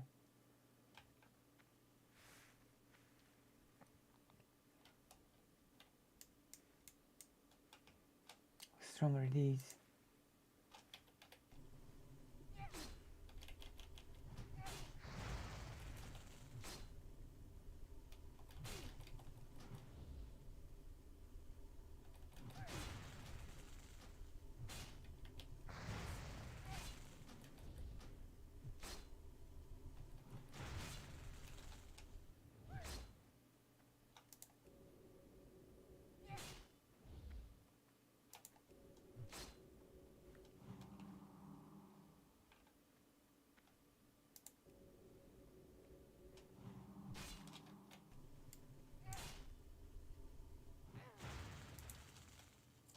Here you go. Although these are some pretty strong enemies, so... British. True. Maybe true.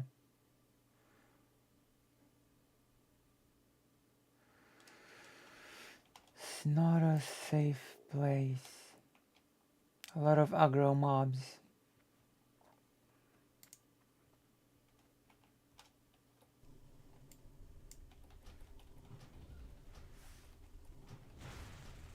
Yeah, I guess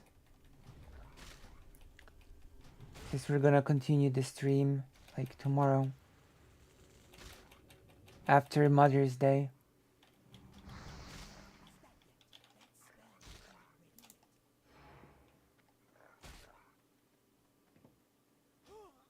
I died.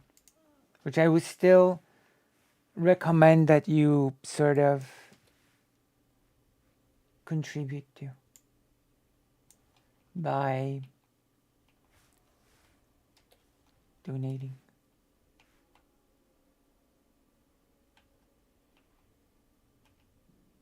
Oh.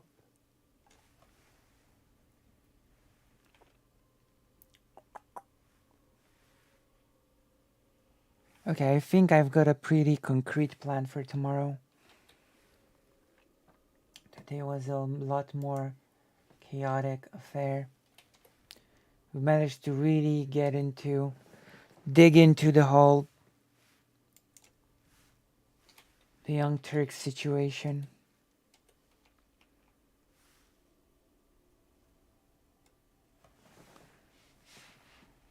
What's at least a few?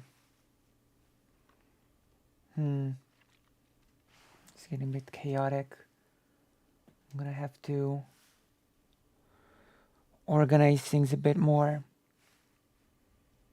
as we move forward. I don't know why the character just turned like that all of a sudden, by the way.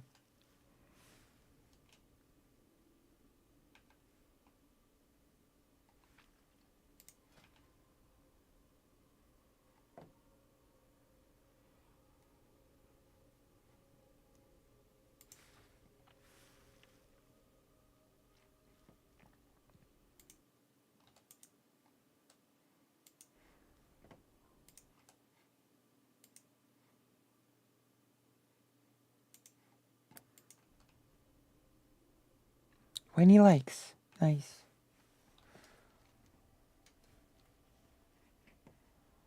So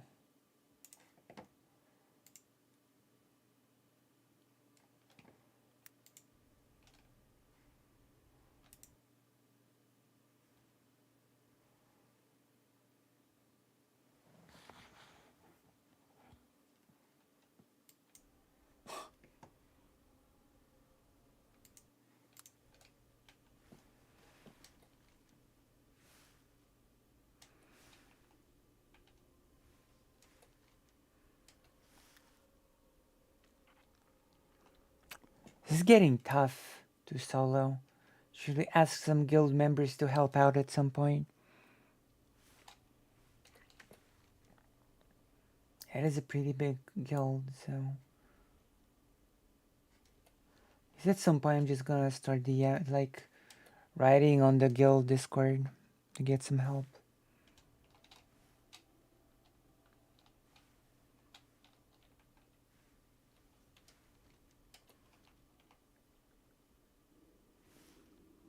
I'm dying far too much. Shouldn't be dying so much.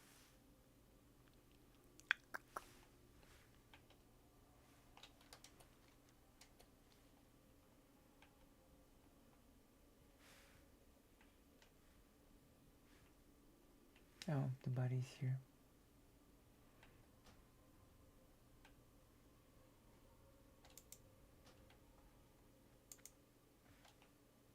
Everything is aggro here. My gosh.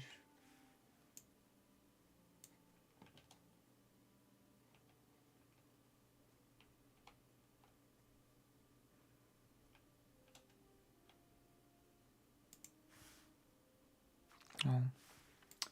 Yes, that's it for today. Oh. Okay, I'm gonna...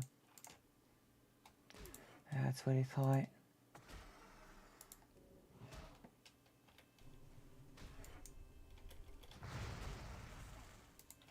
Okay, I'm dead again. The other raptor just attacked me. Jesus. Jesus. Oh my God. This is so annoying. It's really like these old MMOs when you have to, where you had to like, where there were aggro mobs, you really had to be careful about the aggro mobs.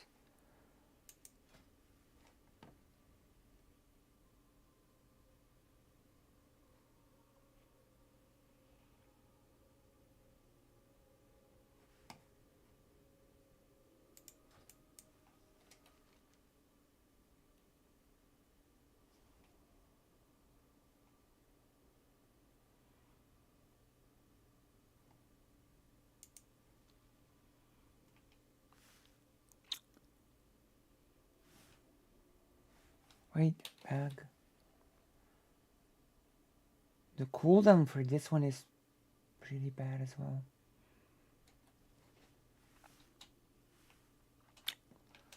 I don't know why this is happening.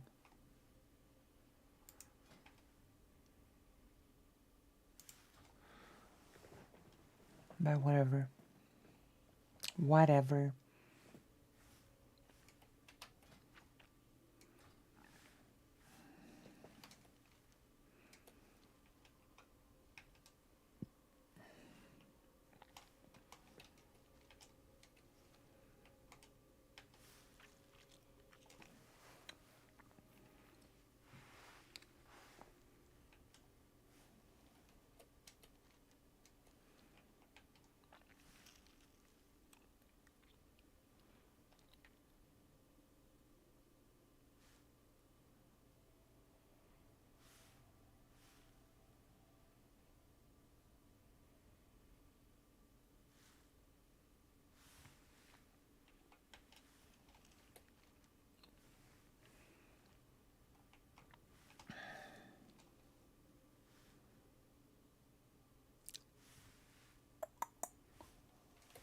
Gonna get here. Yeah.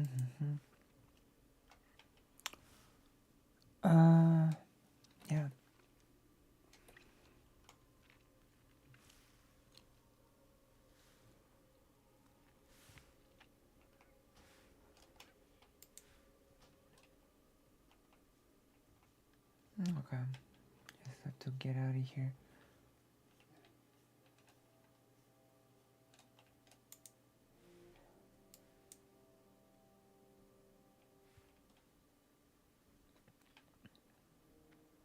Dead.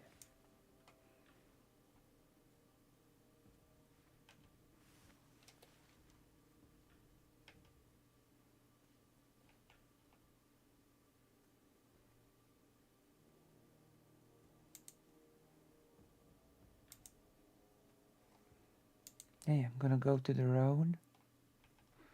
Then we're gonna log out and finish for today because it's almost 4 a.m. We've streamed for a long time.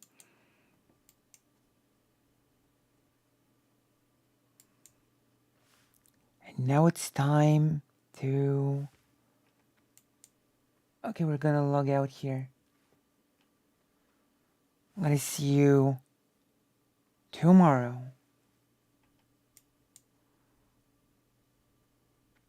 We'll log out here. This little hut.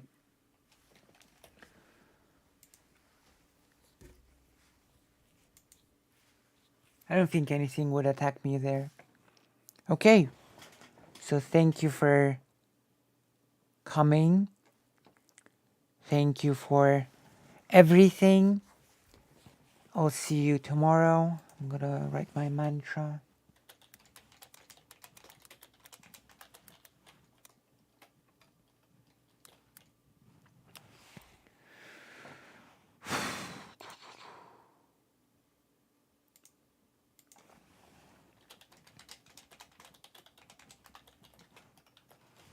There we go.